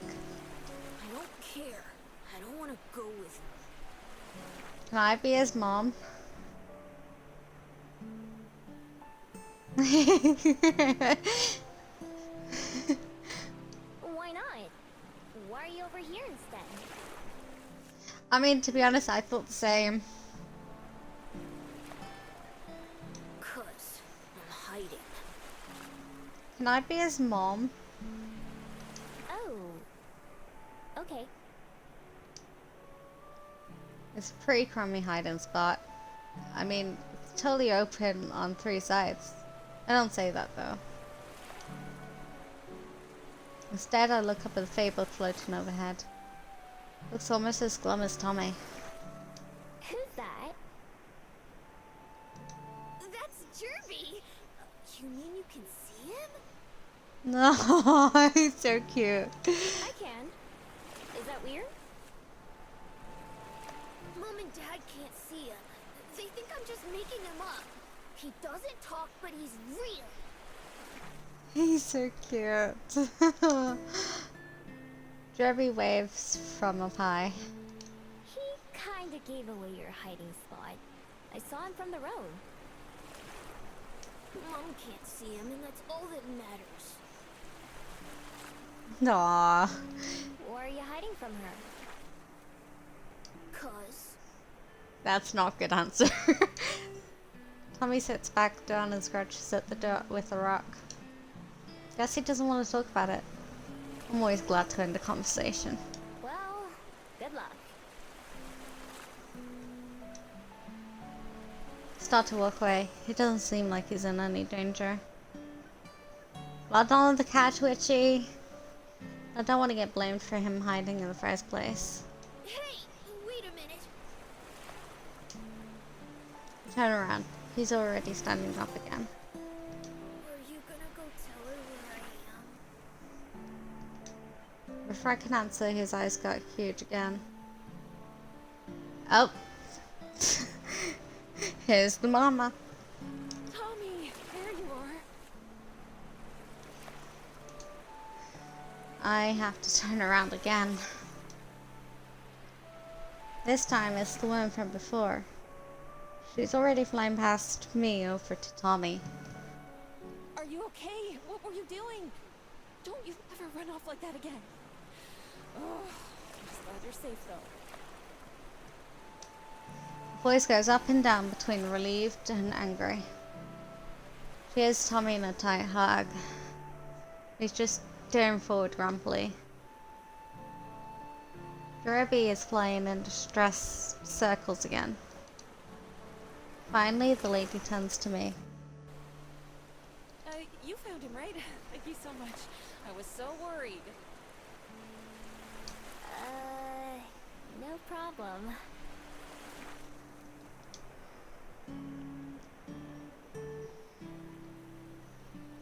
I didn't really do anything. I did find him, but so did she. Yeah, she's not thinking about it much. Come on, Tommy, let's go home. We'll talk about this there. No, I'm not going. That's not home. Oh. I just flinch as he yells. He stamps his foot on the ground to make his point. Tommy, sweetie. So, from what I'm understanding, he's been forced to move somewhere he doesn't want to go. So it's a new home for him. Okay. Home is where it's you, me, and Dad, not that apartment. Ah. It's still your home too, but this, it's like your second home now. No, it isn't. Not without you, it's not. Aww. Do you and Dad really have to get it? Oh. Tommy, who's already sniffling, can't help from breaking down and crying as he throws his arms around his mum and hugs her back. I don't want you to go.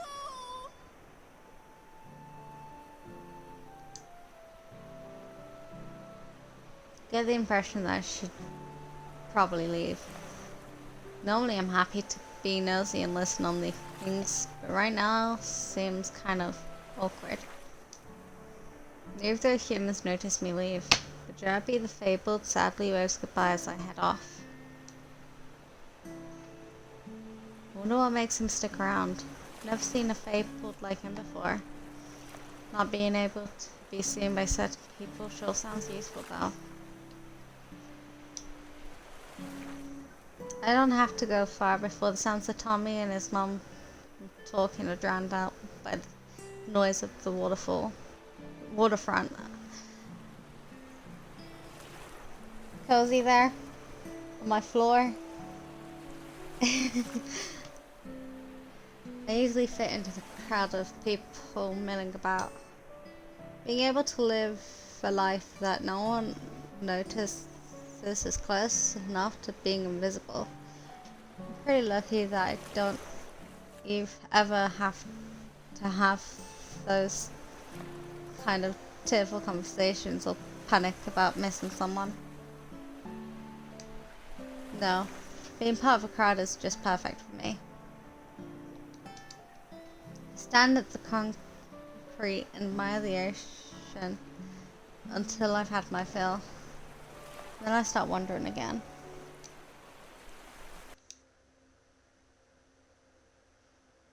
Okay, so it doesn't matter which one I go for then. Let's go to the Mount Victoria. I have plenty of time to kill and plenty of restless energy. I decide to go for a walk up Mount Victoria just to give myself something to do. Just making sure the day. Okay.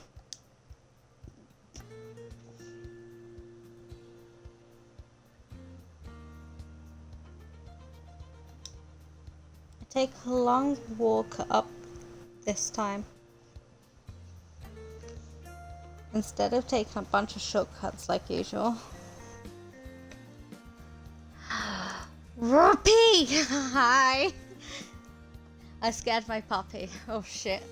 I'm sorry, puppy. Sorry, lady. Go back to sleepy. Yeah? You gonna go back to sleepy? Yeah? Good girl. Oh. Hello, Warpy.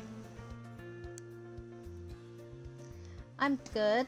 I have Lady in my room with me since she's been misbehaving.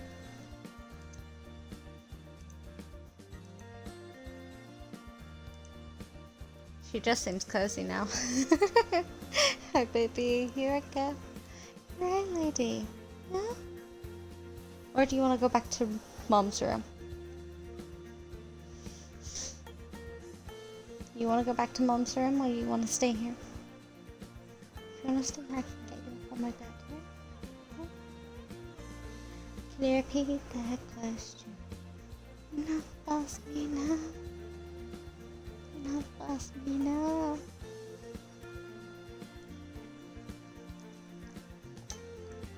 It winds through neighborhoods and then back out again, with only the occasional car passing by on the street. Compared to some of the other cities I've been in lately, the air here is a lot cleaner, and the smell of nature shines through.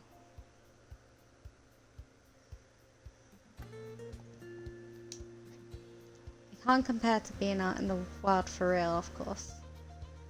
But it's nice to not be choking on exhaust fumes everywhere I go. The houses are weird though. Many of them sit up like tall legs, like giant bugs with windows for eyes. Most people seem to be coming down the mountain then going up it. Lots of them zip past on bikes or skateboards, while others are jogging or just walking. This path is longer than I thought.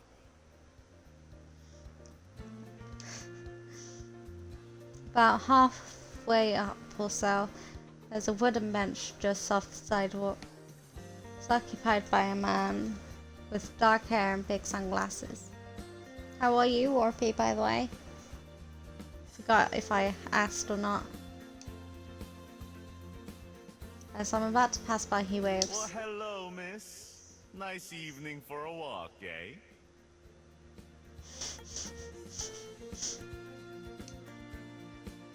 Huh? Is he talking to me?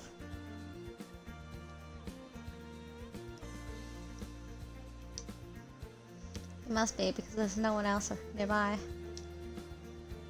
Time's usually not my thing, but for a moment I appreciate the distraction. It sure is. I'm glad the rain's gone. Oh, for now, yeah.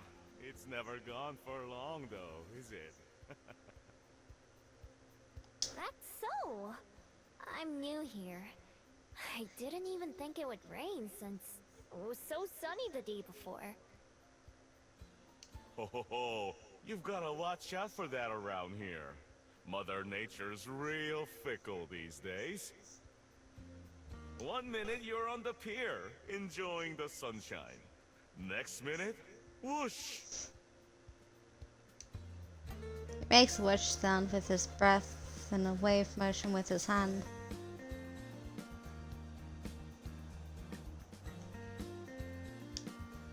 Storm clouds, as far as the eye can see. That's just welly for you, though. You live with the sunshine and the clouds.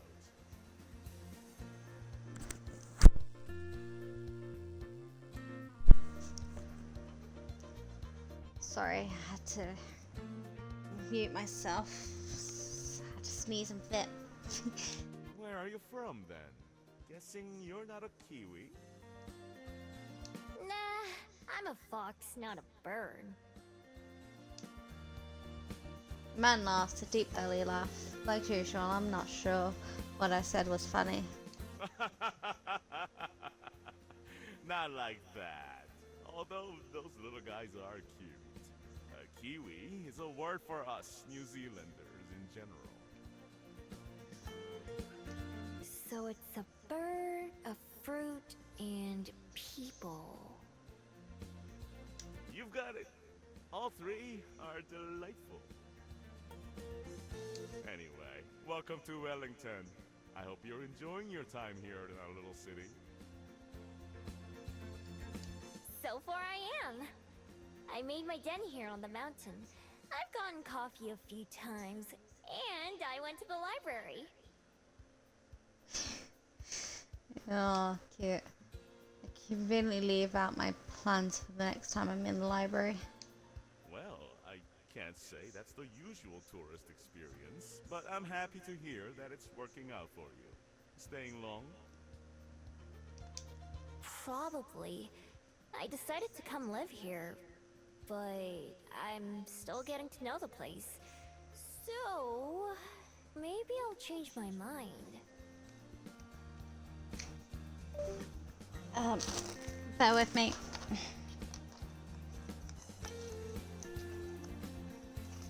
Okay, there you go. A true free spirit, eh? How are you, Warpy?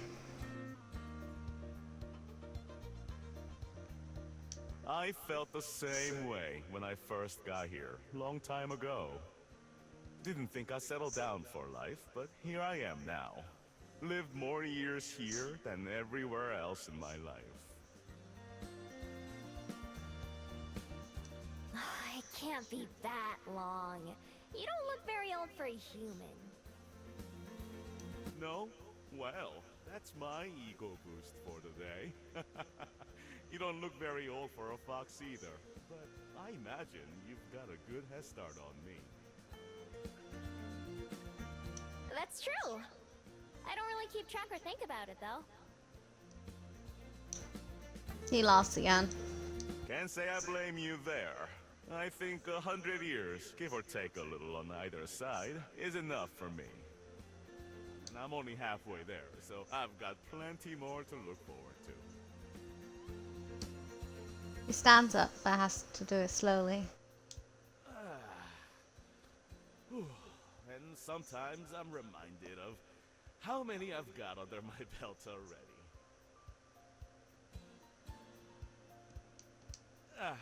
Thank you for the chat, miss. I better get back to the water now and make sure young Min hasn't fallen into the ocean or anything. It's been a real pleasure talking with you, though. I hope you'll give our fair town a shot. Thanks. It was nice talking to you, too. And I mean that for once. He waves goodbye as he heads down some stone steps. I keep heading upwards. But there's a herdier in chat, guys, if anyone wants it. I've never really thought about my age compared to humans. Humans don't matter to my lifestyle. I wasn't lying when I said I don't know how old I am. It's never been important. Places, relationships, memories, they just tie people down. I want to be everywhere. I reach the top of the mountain and take a deep breath of the crisp air.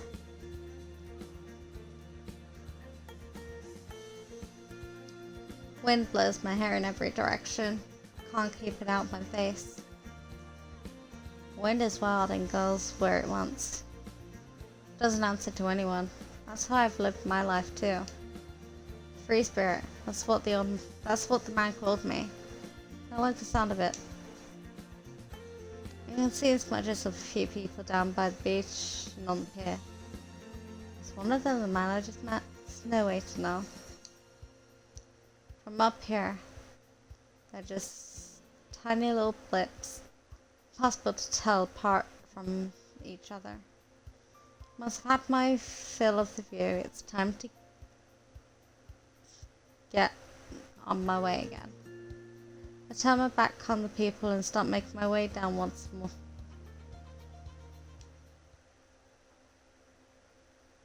Okay. So now, let's head to the library.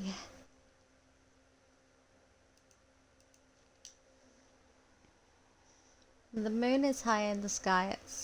I decide it's time. We stealing shit though. We aren't here to read. This is perfect kind of night for me. There's not much wind, meaning I'll be able to hear or smell anyone approaching. It's a little cloudy too, which gives me some cover for the midnight. For the moonlight. Sorry, from the moonlight. Fuck, I can't speak. I can't speak or read. Make my way back up to the library, stopping as soon as I'm within sight of it. Find a shadowy place to hide. I watch the front for a few minutes. Like I hoped nobody goes in or out. Yes, we stealing. Be right back while I take the puppy to my mom's room now. She has enough time.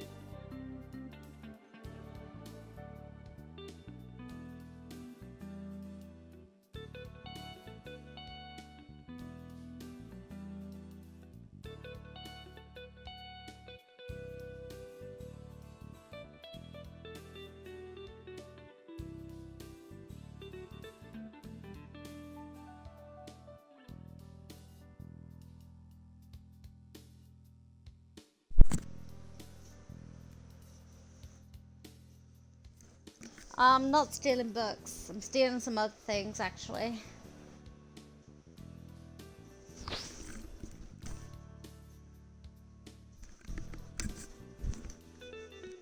Some valuables that he ship off and pawn, you know. Girls gotta make a living. All the windows are dark too. Slowly creep towards the entrance. Ready to transform and flee if I have to. Nothing happens. No one tries to stop me. I peek into one of the windows. It's dark inside and I can't see anyone at all.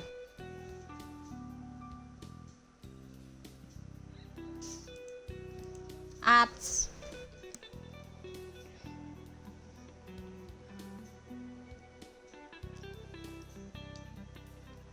Perfect. Wait, is Warpy subbed? Yeah, Warpy subbed. Okay. I move around to the back side of the building and check those windows too. Same thing. It's dark and empty. This is gonna be too easy.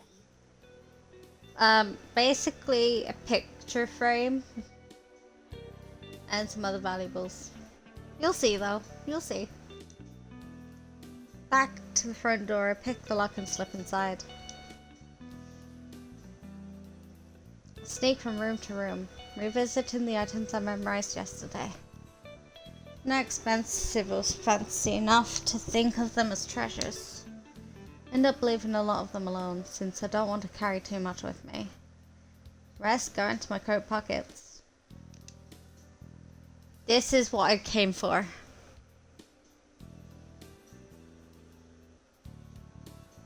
Finally, I end up back at the painting in the corner. Piece that started this whole thing. This whole plan. I have to set a couple things down to the floor because the painting needs both hands for me to lift it. It's heavier than it looks, though it's not very big. That's probably a good sign for how much it's worth.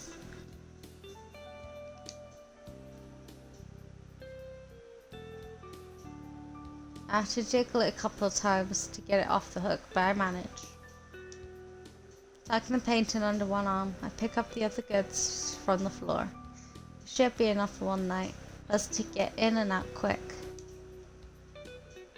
I start to head back to the front door where I came in. Before I get there, light floods the room. My heart starts to race as I immediately prepare to run. Oh,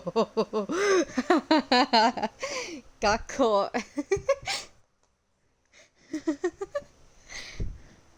This is the owner of the library, from what I remember. Quick glance on my shoulder shows the woman from last night standing at the top of the stairs. Her eyes are glowing blue with anger. She takes a step forward, not seeming to touch the stairs. Leave that painting alone. I've got to get out of here now. Welcome back from Mouse if anyone were in then. Throwing caution to the wind, I clutched my spools tight and charged for the door, trying to make myself as small a target as possible. Painting was too big for me to transform and still hold on to it, so I gotta do this on 2 legs. Stop, please! I don't stop. Just like my arrival here, with the gods at the skyport, the thrill of being chased is already taken over. It's exciting and scary at the same time. By the way, it spurs me to move faster. Using my shoulder, I crash out the front door and into the night. I run as quickly as I can, keeping an eye out for patches of slick mud or puddles of water. Path I take goes far past Mount Victoria, my den, ending up in a small residential area. Just painting under a parked car and then take my fox form. No worries, Witchy! And crawl under a house, upsetting a mean grey cat who is already hiding there. No night. Sleepy as well.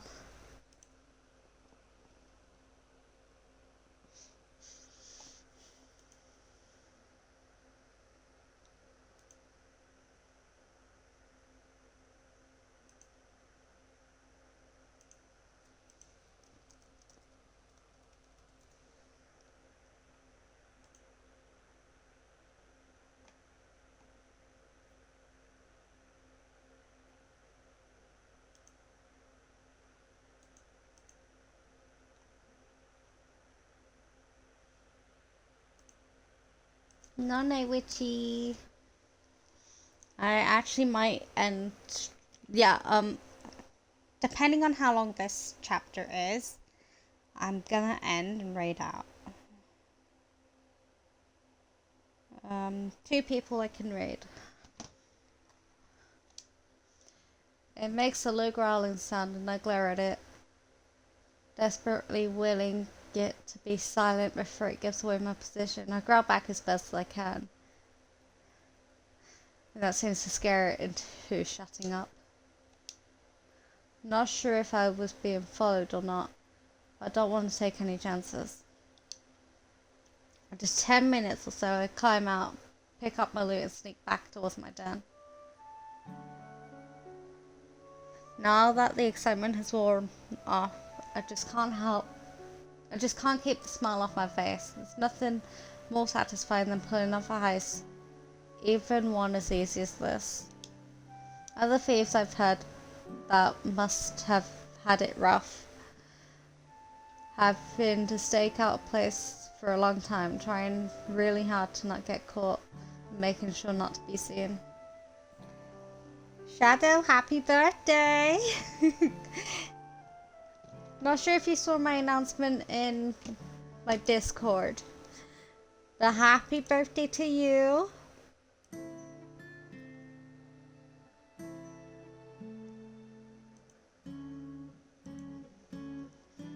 I'm not gonna sing. Since you didn't reply to me about what game you wanted me to stream, I went with the game I received from Keymailer today, actually. As soon as I got it, I decided to stream it straight away.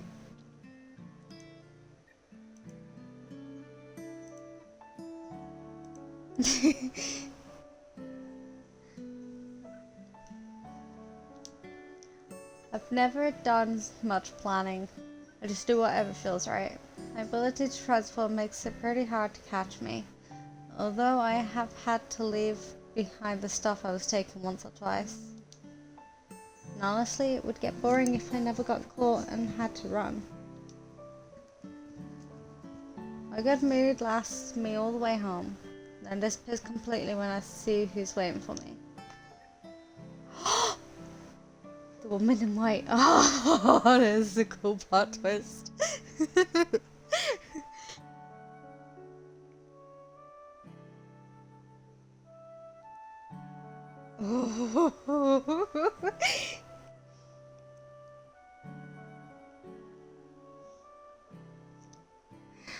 Damn, that's cool. Who, me or Shadow?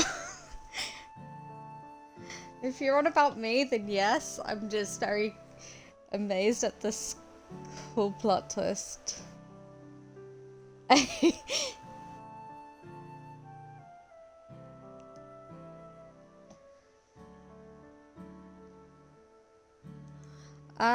It's Shadow's birthday. She's in pain. From what I know.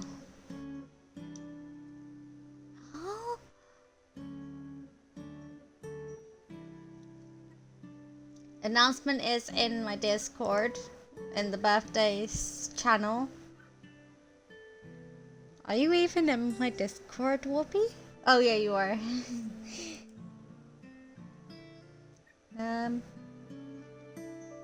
I don't have your birthday on here, Whoopi. Damn it. She stands just outside my den. Okay.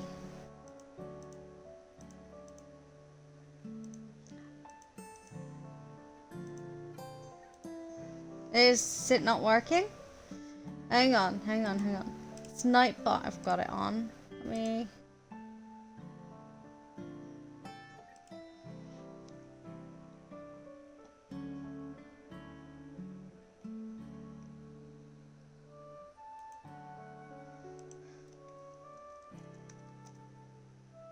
There you go.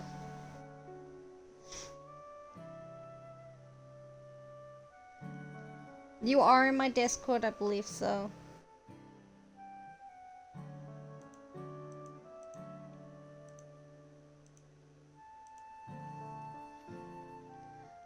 Looking like she doesn't care at all about the cold or the mud. In fact, her perfect clothes doesn't seem to get dirty at all.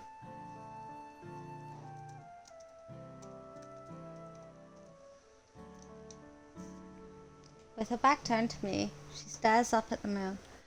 She faces me as I approach. She has that same calm presence as when I first saw her. I can see a mournful look in her eyes, which have gone back to brown instead of furious blue. My heart quickens, almost suffocatingly, as she watches me intently. I know how quickly calm can turn into anger. I should run, but I can't look away. How did you find me here? Before I even got back? Day and the month, please.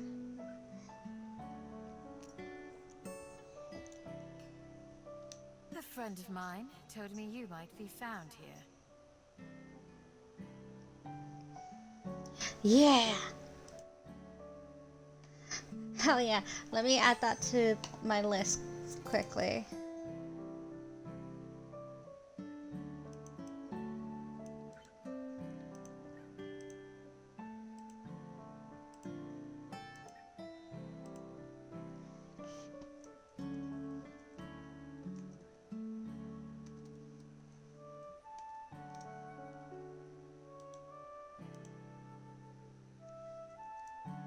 Yay!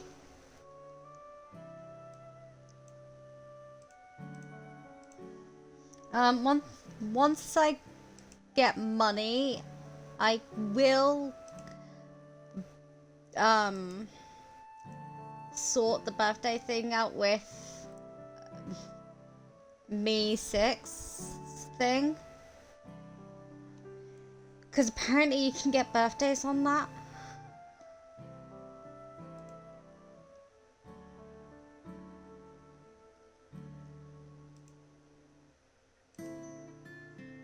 Yeah, I don't know what money is. But apparently, with premium, it can basically tell you when birthdays are, apparently. So instead, I can just fill that out.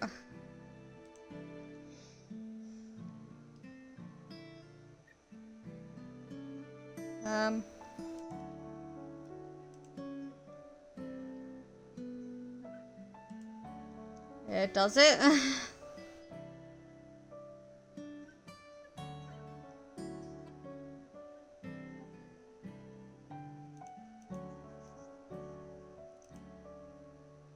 I don't want AIs. No, no, no.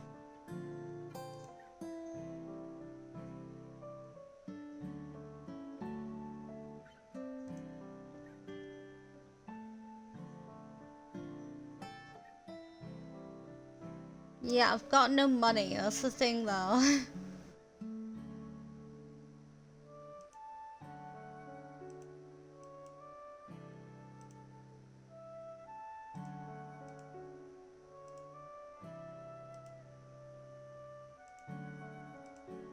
Wait, maybe I could get it.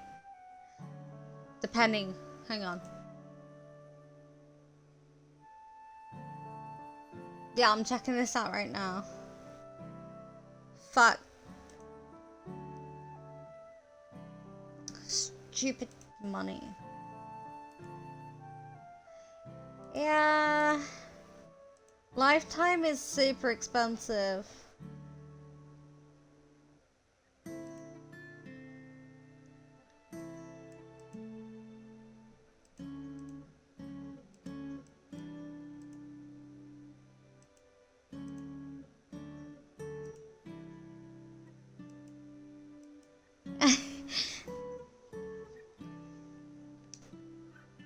Her voice is soft and warm, unlike the way she shouted back at the library.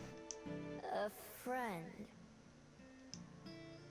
The who? I wasn't followed. I'm sure of that much. I might buy it once I get my money. Do you know when it ends, Warpy?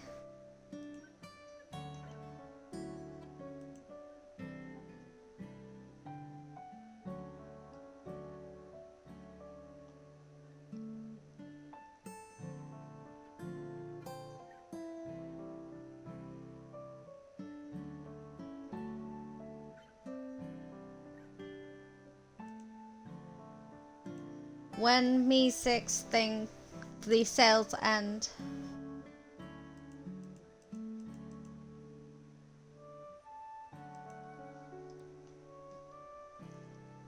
I apologize for showing up uninvited. I'm here to ask that you please return that painting to me.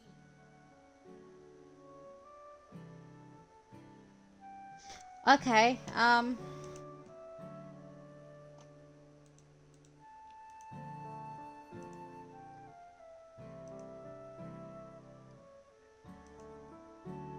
do you know when that would normally end? Because I don't get my money till January.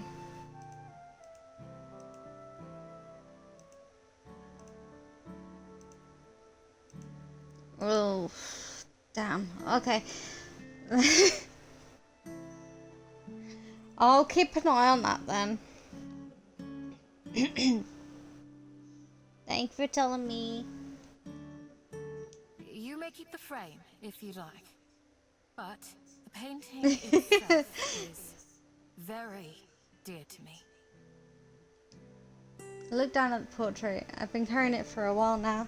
I haven't given the picture itself much thought. It's a beautiful painting and clearly very old. The girl shown in it. Damn.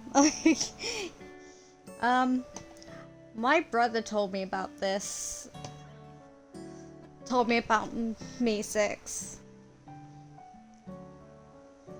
I didn't know about it before.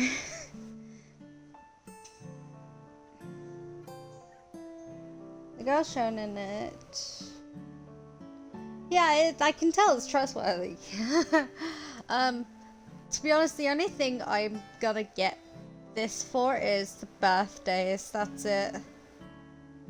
Maybe there's something else I can use it for, but one thing at a time for now.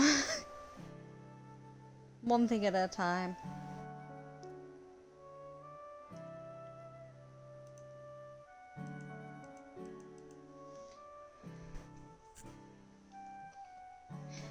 Yeah,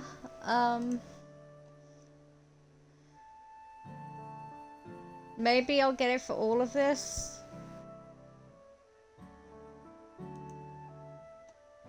I'm not sure what it does though, like what all of this does. Maybe kids talk to me about it. The girl shown in it is wearing a long flowing dress. Thank you, Whoopi. Looking down with a small smile. And also... She breathes out slowly and my eyes narrow. Sound people make when they're acting calm but they're angry. Should you want it, I have an extra room available in my library, with a soft bed and a warm meal. You may stay as long as you wish. Aw, she's so kind.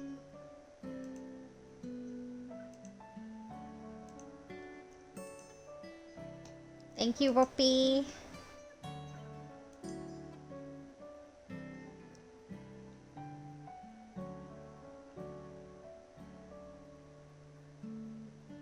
I'll check that out after stream.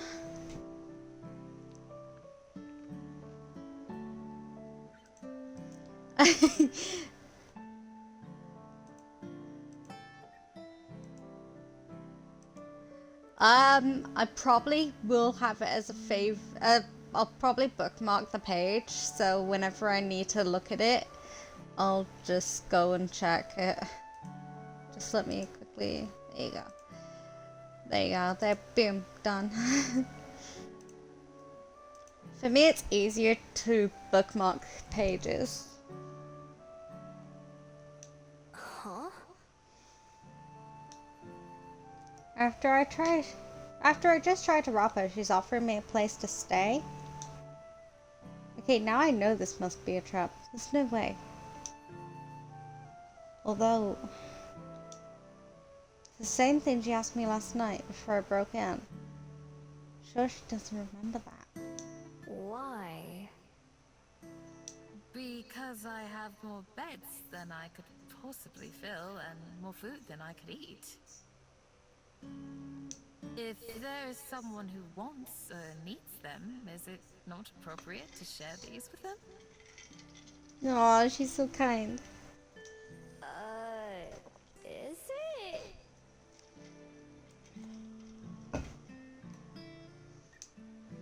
I'm not sure what answer she wants to hear. She looks at me again, the same expression as it was at the library. Well, her offer does sound kind of tempting.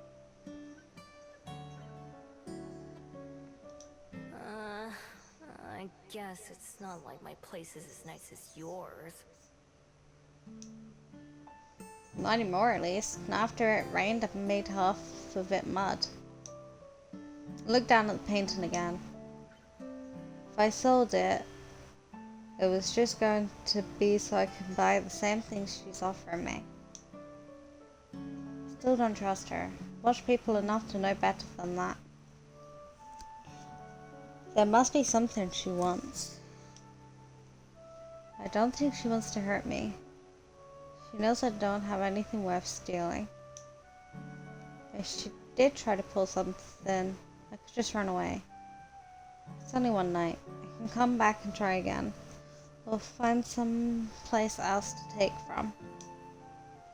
I look down at the burrow past where she's standing.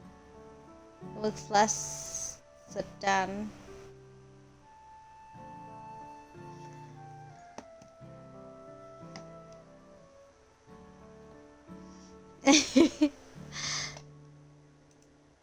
Yikes. My poor Whoopi. My poor baby.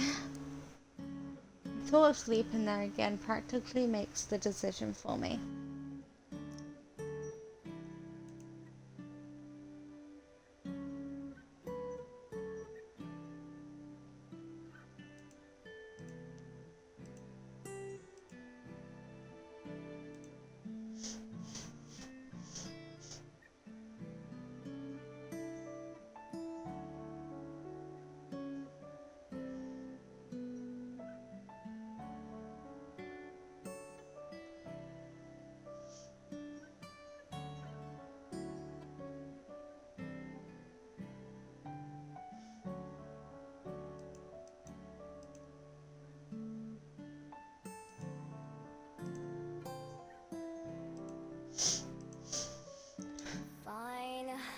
take it. She breathes out slowly again and smiles. Maybe that sound doesn't mean she's angry? Wonderful. I'm glad to hear it. I should introduce myself properly. My name is Juliet. May I ask what yours is? So now we've met 2 people.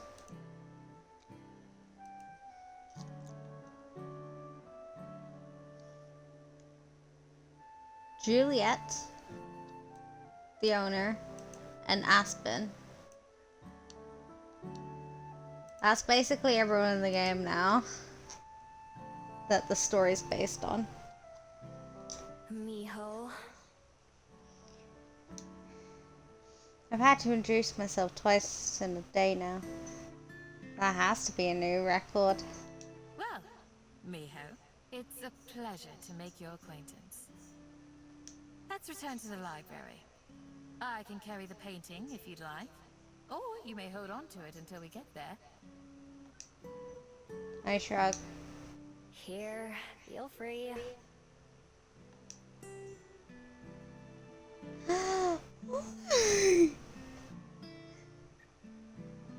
Hi, Tidal! She receives it very gently, and I quickly fall in beside her as we begin to walk back. Primarily, she doesn't try to make any conversation. Instead, she silently cradles the painting as we go. Okay, I definitely love the artwork. I love the artwork. Wow. Good. This is a game I got from Keymailer, and I'm loving it.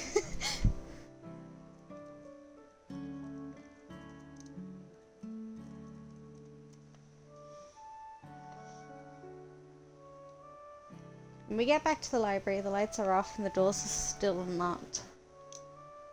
After setting the painting down on the desk, Juliet gestures towards the stairs. It's on the 2nd floor. I follow her lead again until she stops at the one of the closed doors. She unlocks it and lets me in. The room is simple and cozy, with a couple dresses, a table, and a bed. Over the bed there's a boxy window with a wide sill, big enough to sit on. On the table there's a cheese sandwich and a few apple slices, plus some sort of cake. There's also a pitcher of water. I hope the food is to your liking. 2 rooms down the hall from here, you'll find a refrigerator, and you may help yourself to anything in there. My study is just past that. If you need anything, don't hesitate to come find me. Is there anything more I can bring for you? She's so pretty. I shake my head, still in disbelief. How am I even supposed to say in a situation like this? Just stole from her. And now I have both bed and food in return? As if to answer my confusion, she gives me a calm smile. Doesn't help. Then I'll leave you to it. We can speak again in the morning. Good night, Miho. Okay, what does everyone think of the game so far? While I'm waiting for a response, I'm gonna keep playing.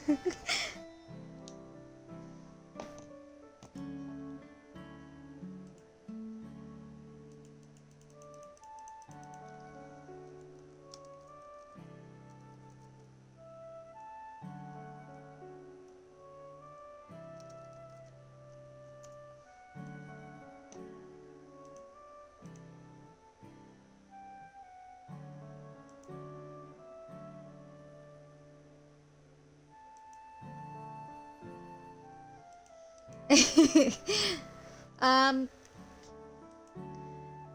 if you want to catch up, Taito,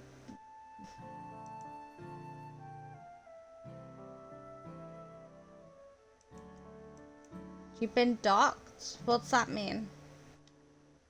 The door shuts behind her, and I expect to hear Juliet lock it when I try the knob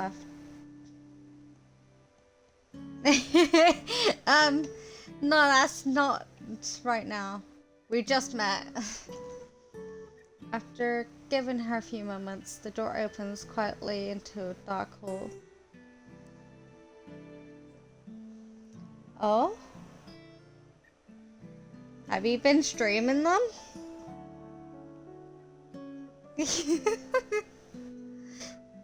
Have you been... Okay, I mean, this is my first key I've got from keymailer.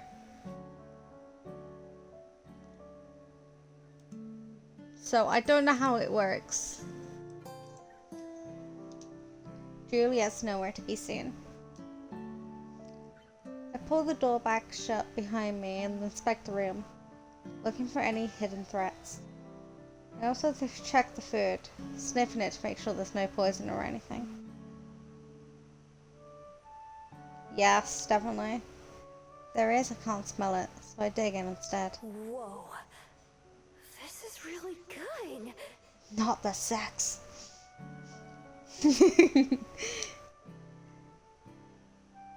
Dun dun dun.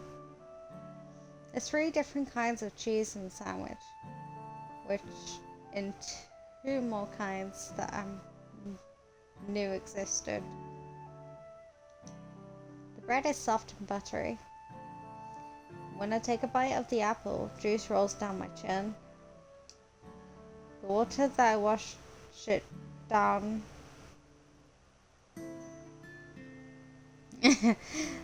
the water that I wash it down with tastes better than the water from the stream by my den.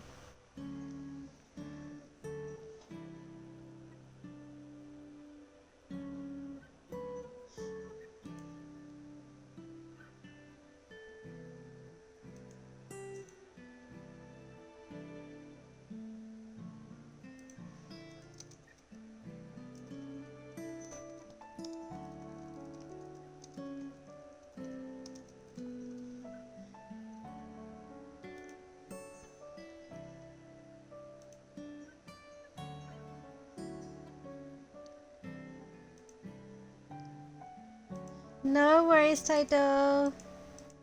Bye-bye. When I'm done eating, I climb into bed, still feeling overwhelmed.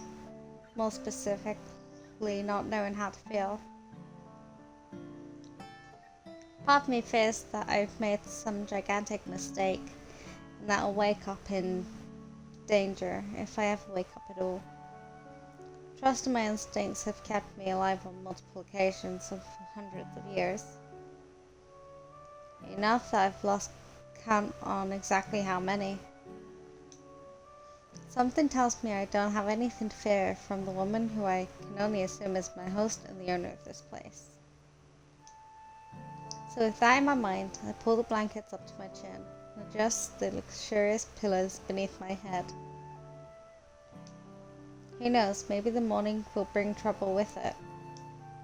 But right now, just sleeping sounds alright. And day 4. Still chapter 1. Wake up to the sound of birds chirping loudly outside. Blinking warily, I prop myself up and look towards the warm sunlight beaming through the window. The sheets under my hand feel soft and dry. My hand goes to my neck, taking in the smooth familiarity of my necklace. It's still here. If someone was going to rob me, that's the only thing I have that would seem valuable. I sit up and look around. It doesn't look like anyone came in while I was asleep. Maybe I really am safe here. I wonder if Julia's friend was the scent I noticed outside my den on the first morning. Don't know how else she could have found me. Oh, they did it without waking me up. If it happened before, it could happen again. As much as I hate to admit it. So I check around the room very thoroughly, but still don't notice anything different from when I went to bed.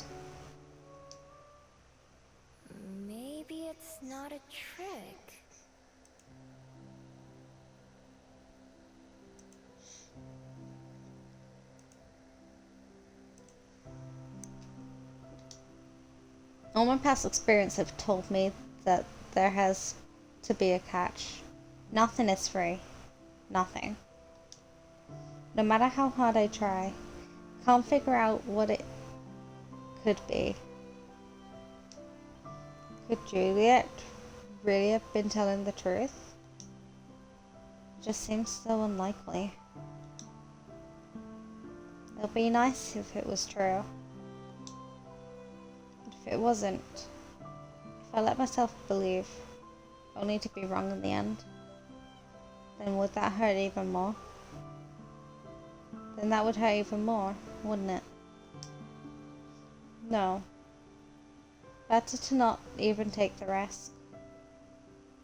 After all, I've lived a lot of years this way. It's not like I hate it. Making up my mind helps me feel better right away, too.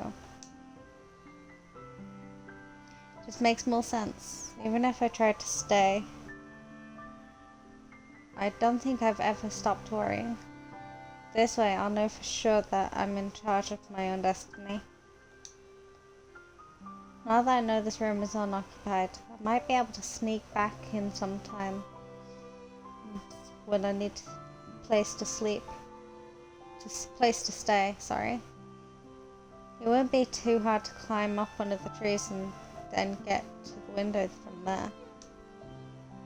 Take one last look around, just for a night. It was a nice what if. Then I head downstairs and out the door, without speaking a word to anyone. It's another nice day, the same as when I first arrived in Wellington. Warm sun and blue skies, with just a hint of clouds. For a while I meander around town, eating the last of my pastries from the convenience store haul from breakfast. The day feels like another restart. I have no den, no supplies, no anything. It's less exciting now than it was when I first arrived. I don't have a destination in mind. Eventually end up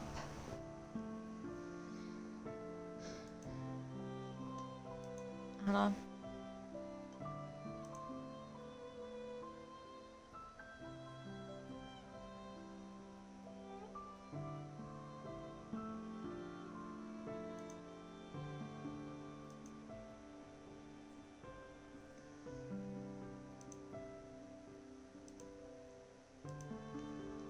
But eventually end up at the waterfront. There's an airship over the bay, ascending closer towards the skyport.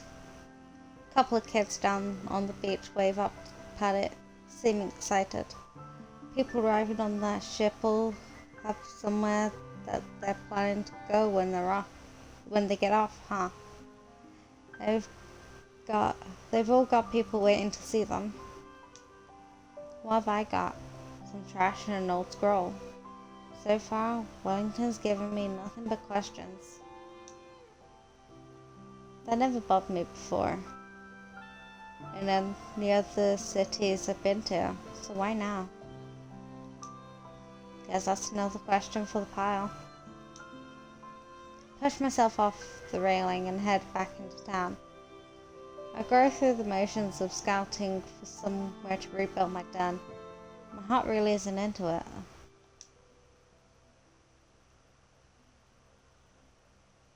After wandering for a while, I end up at the Bell House yet again.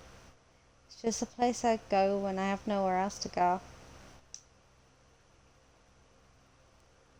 There are more customers than usual. There are 2 people working behind the counter. It only takes a brief glance to notice that one of them is Aspen. I wonder if she'll think I'd like the fairy kiss chiller again. Maybe I'll make a different sort of first impression today. Lamb moves pretty quickly. It helps that Aspen doesn't spill anything this time. When it's my turn to order, I step up to the counter with a fake smile. Oh, hello! What can I make for you today? I'll have a fairy kiss chiller, please. Certainly. Good choice. Reach for my wallet to pay, but she stops me. Oh, don't worry about that. It's on the house today. Great! What does that mean? It means that you don't have to pay for it. As an apology for yesterday. Yesterday? Why does that sound so strange? I nearly missed her talking, my mind having tripped over the word. She just broke up, the pen already in her hand. And that's for Miho, right? Ooh, so Aspen remembers Miho. Aspen remembers Miho, guys. Ooh.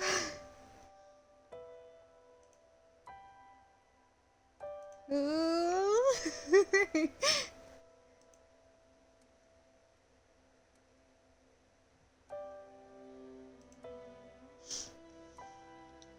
For Miho? My name? She remembers my name? My heart begins to race wildly, my body reacting just as strongly as my mind. Aspen frowns, clearly noticing that something's off. My head's in too much of it I used to deal with it though. It is Miho, right? Ooh. Okay, so far we've met everyone who doesn't seem to remember Miho. So that's what we've been told. There's a wingle in chat if anyone wants it. So she finds it strange that Aspen remembers her.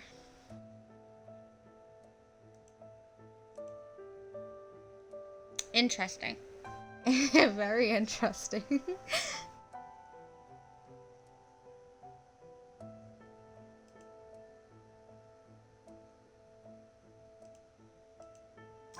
Wow.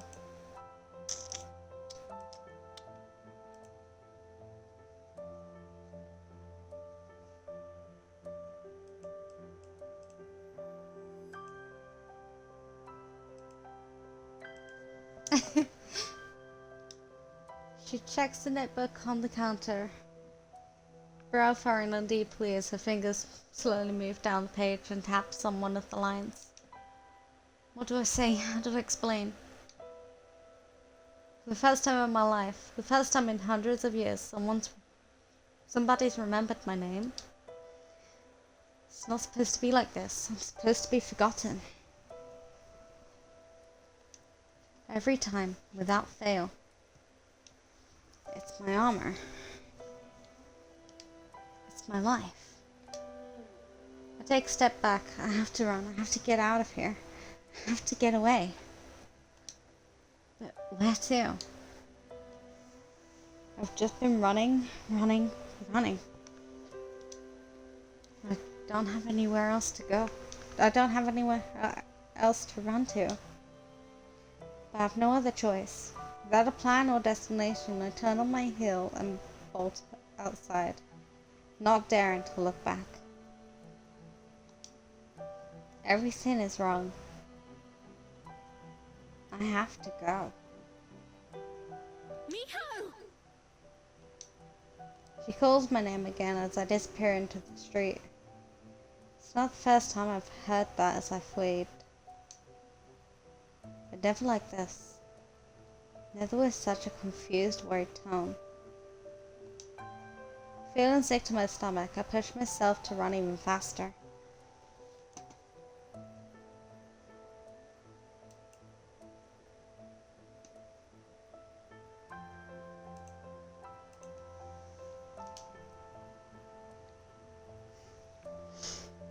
I'm having problems.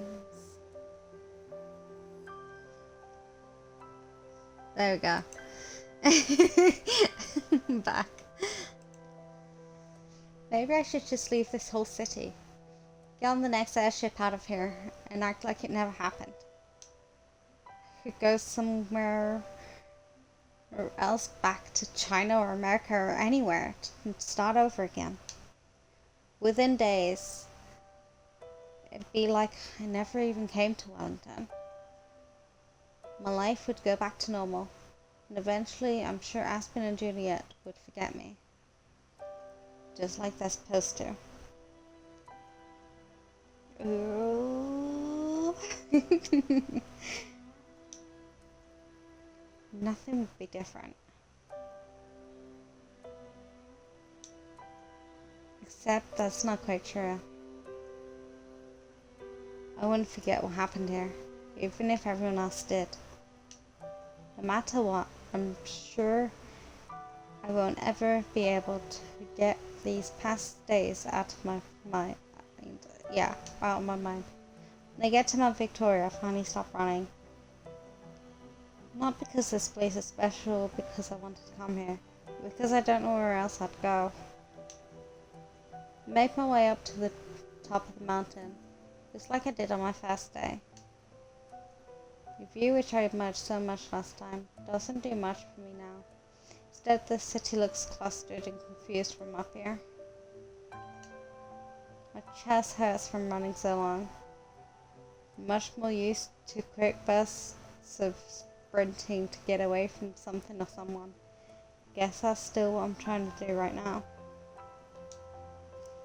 But I'm not too sure what it is that I'm running from. Whenever something goes wrong, my first instinct is to flee.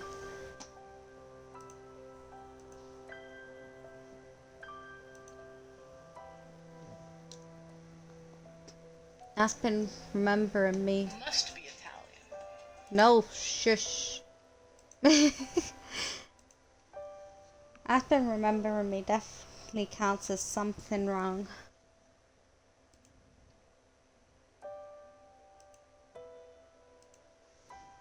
But when I stop to think about why, some of the reasons are obvious. Mostly, what if it's not just Aspen? What if everyone can remember me now? Or even worse, what if people who forgot about me a long time ago start to remember me?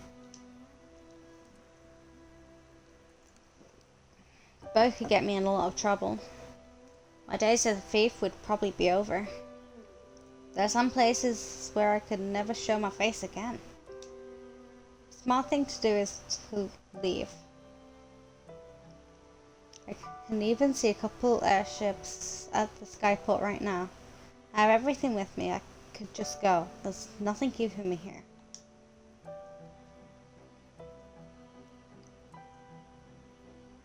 And yet, I don't move. I still don't even know what it is I'd be running away from.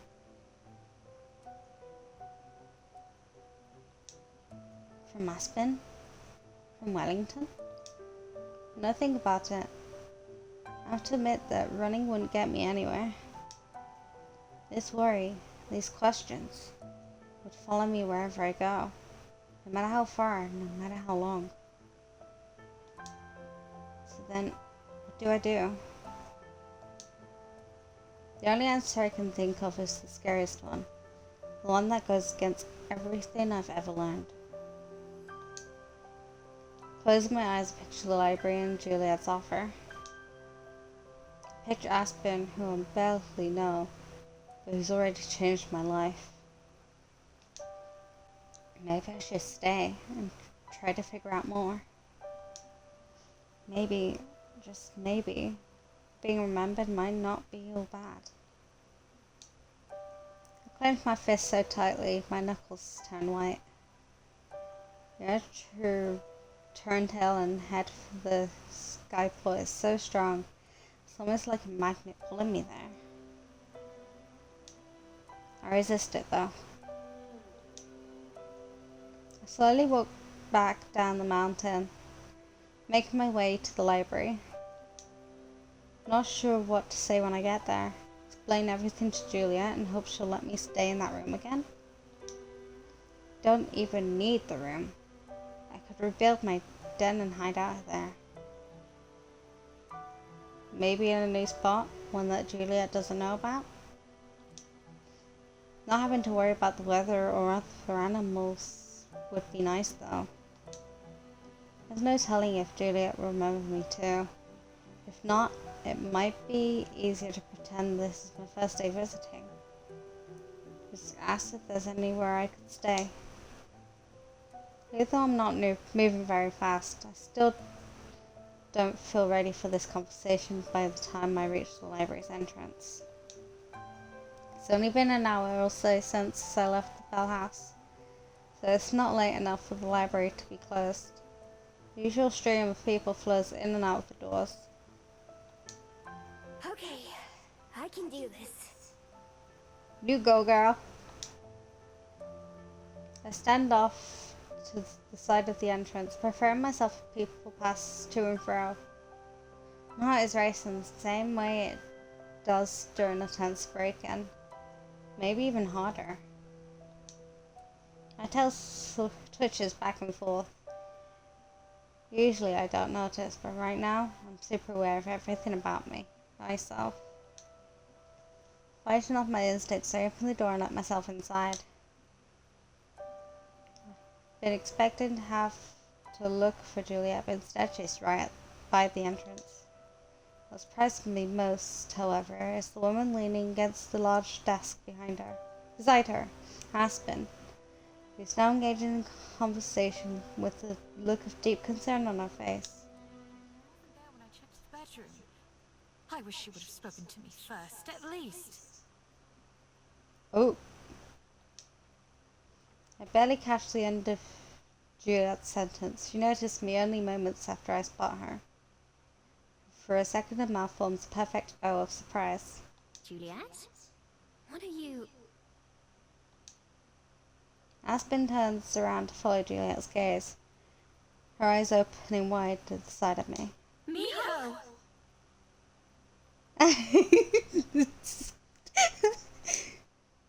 My brain goes blank. Rehearsed lines flying out of my head. Hey there. They both remember me.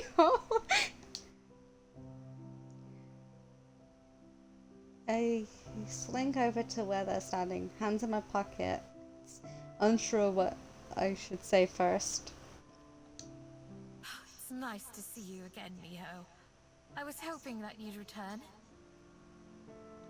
Me too. That was pretty sudden. I worked extra hard on that drink for you, you know. I freeze up, looking for the words. Aspen's expression softens in concern. Miho? Alright, the drink. I'm sorry. Well, I ended up drinking it myself, so I suppose I can't complain too much. They're both cute. She laughs and I can't stop myself from blurting out my next words. You seem different. I'm sorry? Like, less polite? Well, I'm not at work anymore, am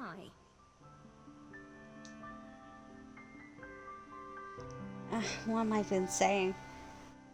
What was I planning on saying again? Will you be staying for a while, Miho? If so, we can continue this conversation in the dining room. It's a bit more private there. Oh, girl on girl action maybe? No, I'm kidding. Juliet takes charge of the conversation effortlessly. I accidentally sigh in relief. Yeah, sure. That sounds great. I'm not gonna run away again. I'm glad to hear that. Right this way, then.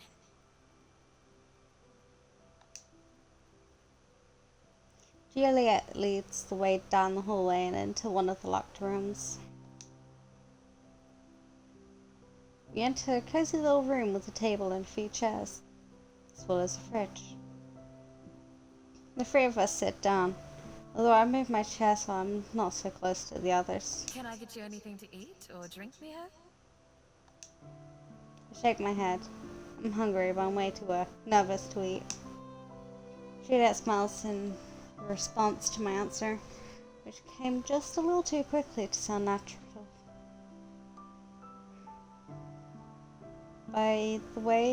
Both she and Aspen are looking at me. I can tell they're expecting me to say something first.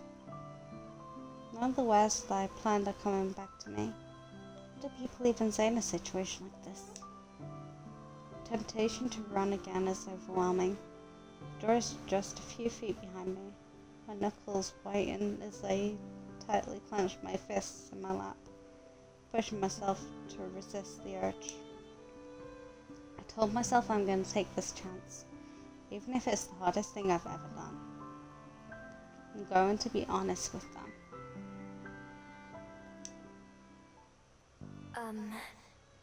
Well...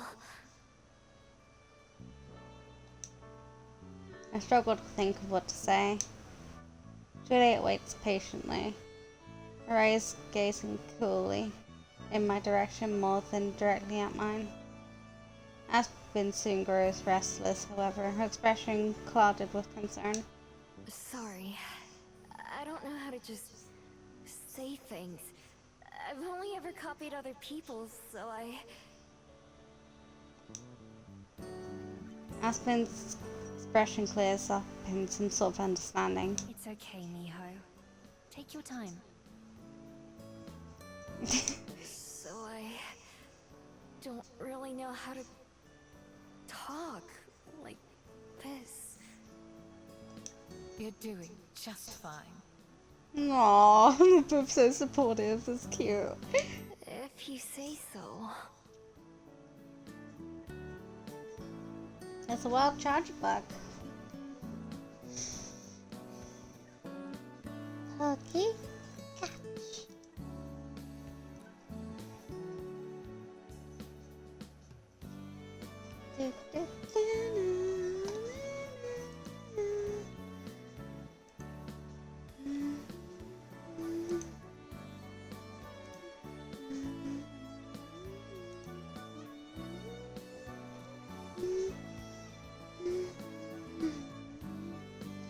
It's not just talking either. I don't know much about anything. Well, anything human. All I really know about is being a fox. And all we foxes care about is how to survive.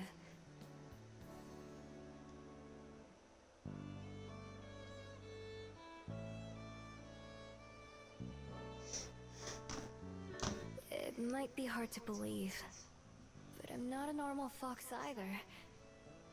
There's something kinda special about me. Kinda different.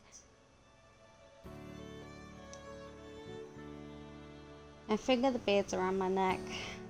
The constant warmth and presence is reassuring. I avoid looking at either Aspen's or Juliet's face. What else? Usually, I have to steal to get by. I don't just have to, I like to. I'm good at it too. That's how I ended up meeting Juliet. And the reason I'm so good at it is because I don't know why it happens, but ever since I got my human form, everyone forgets me. Even the people who catch me stealing from them. After a day or two, I can walk right past their face and they wouldn't even recognize me. No one has ever recognized me. Until Aspen remembered who I was at the Bell House. It was such a shock that I ran away. That's what I always do. I was thinking about leaving Wellington forever, even though I just arrived a couple days ago.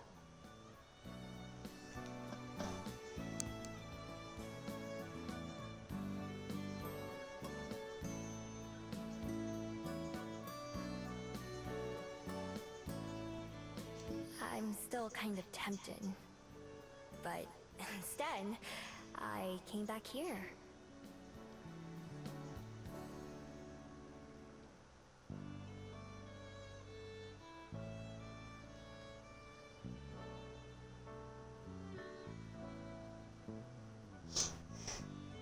And that's it. Just hearing the words coming out of my mouth makes me want to die of embarrassment.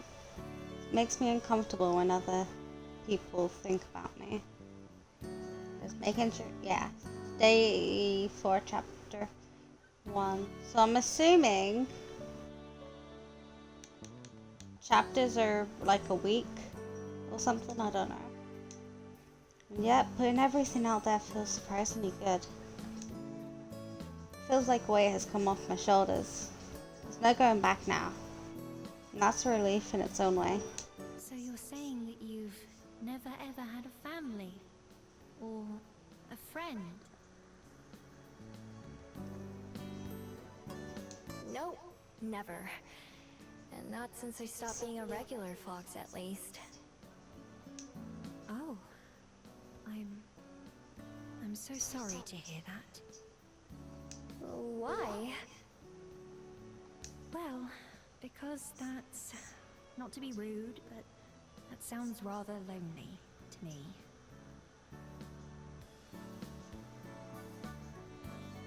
Lonely, huh? I've never thought about it before. I see. Aspen sits back, still looking concerned. From the way she keeps fidgeting, I get the impression she wants to say more, but is holding back. Juliet swoops in to salvage the situation. You have been very brave to stay here, Miho. I'm personally glad that you decided to come back to the library. I had your room prepared in hopes that you would. You're welcome to use it for as long as you'd like. I think that we could become great friends. Now, first from my collected tale. In the chat where Pokemon play, a Wingull swoops, then flew away. With an Ultra Ball, we took our shot, but alas, no catch. The chat was hot. Next came Chargeback, bright and bold. We tried again, but fate was cold. Rig it, they cried, in jest and fun, as elusive captures on the run. Evil Diva leads a pack in this wild digital Pokemon hack.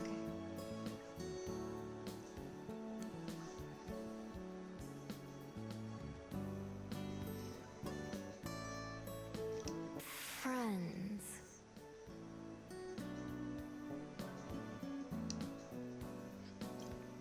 I roll the word around in my head, as if it were a strange food I'm gingerly trying.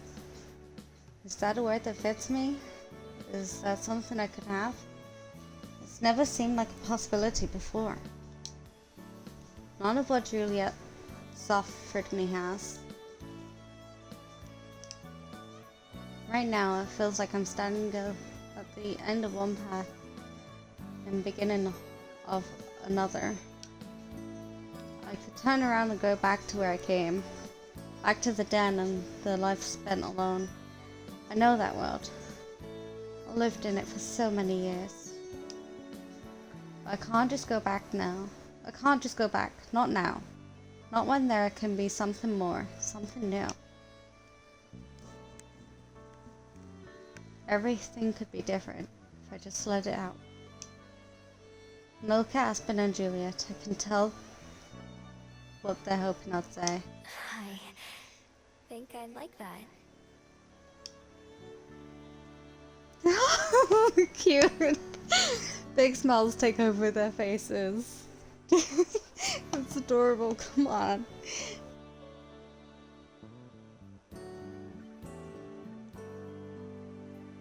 Come on. Slowly, I let myself smile too.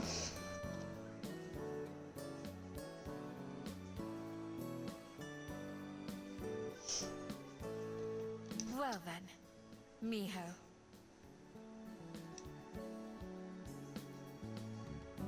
Welcome home. So cute.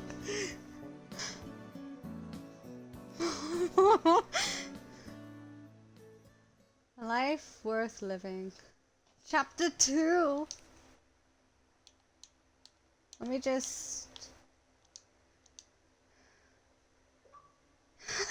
Cute. Okay, so, if anyone's still here, That's the end of the game for now.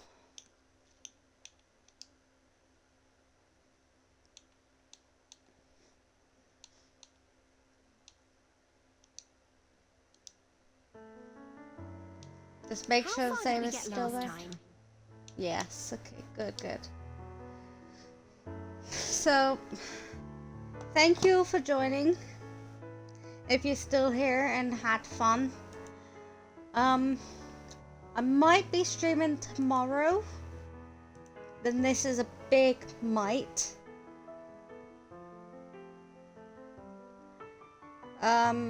However,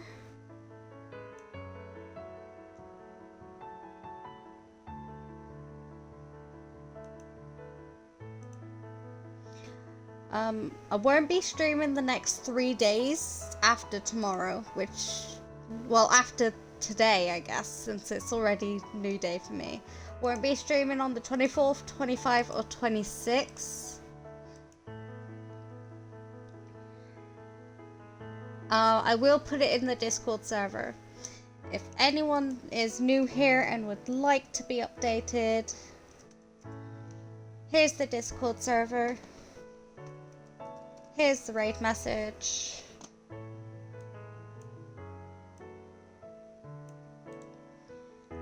And let's raid over to someone I haven't been in the channel for a while, actually.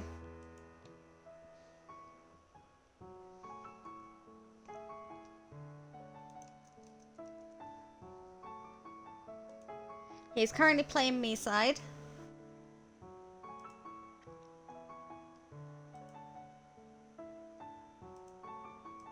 Thank you for showing. Love you guys.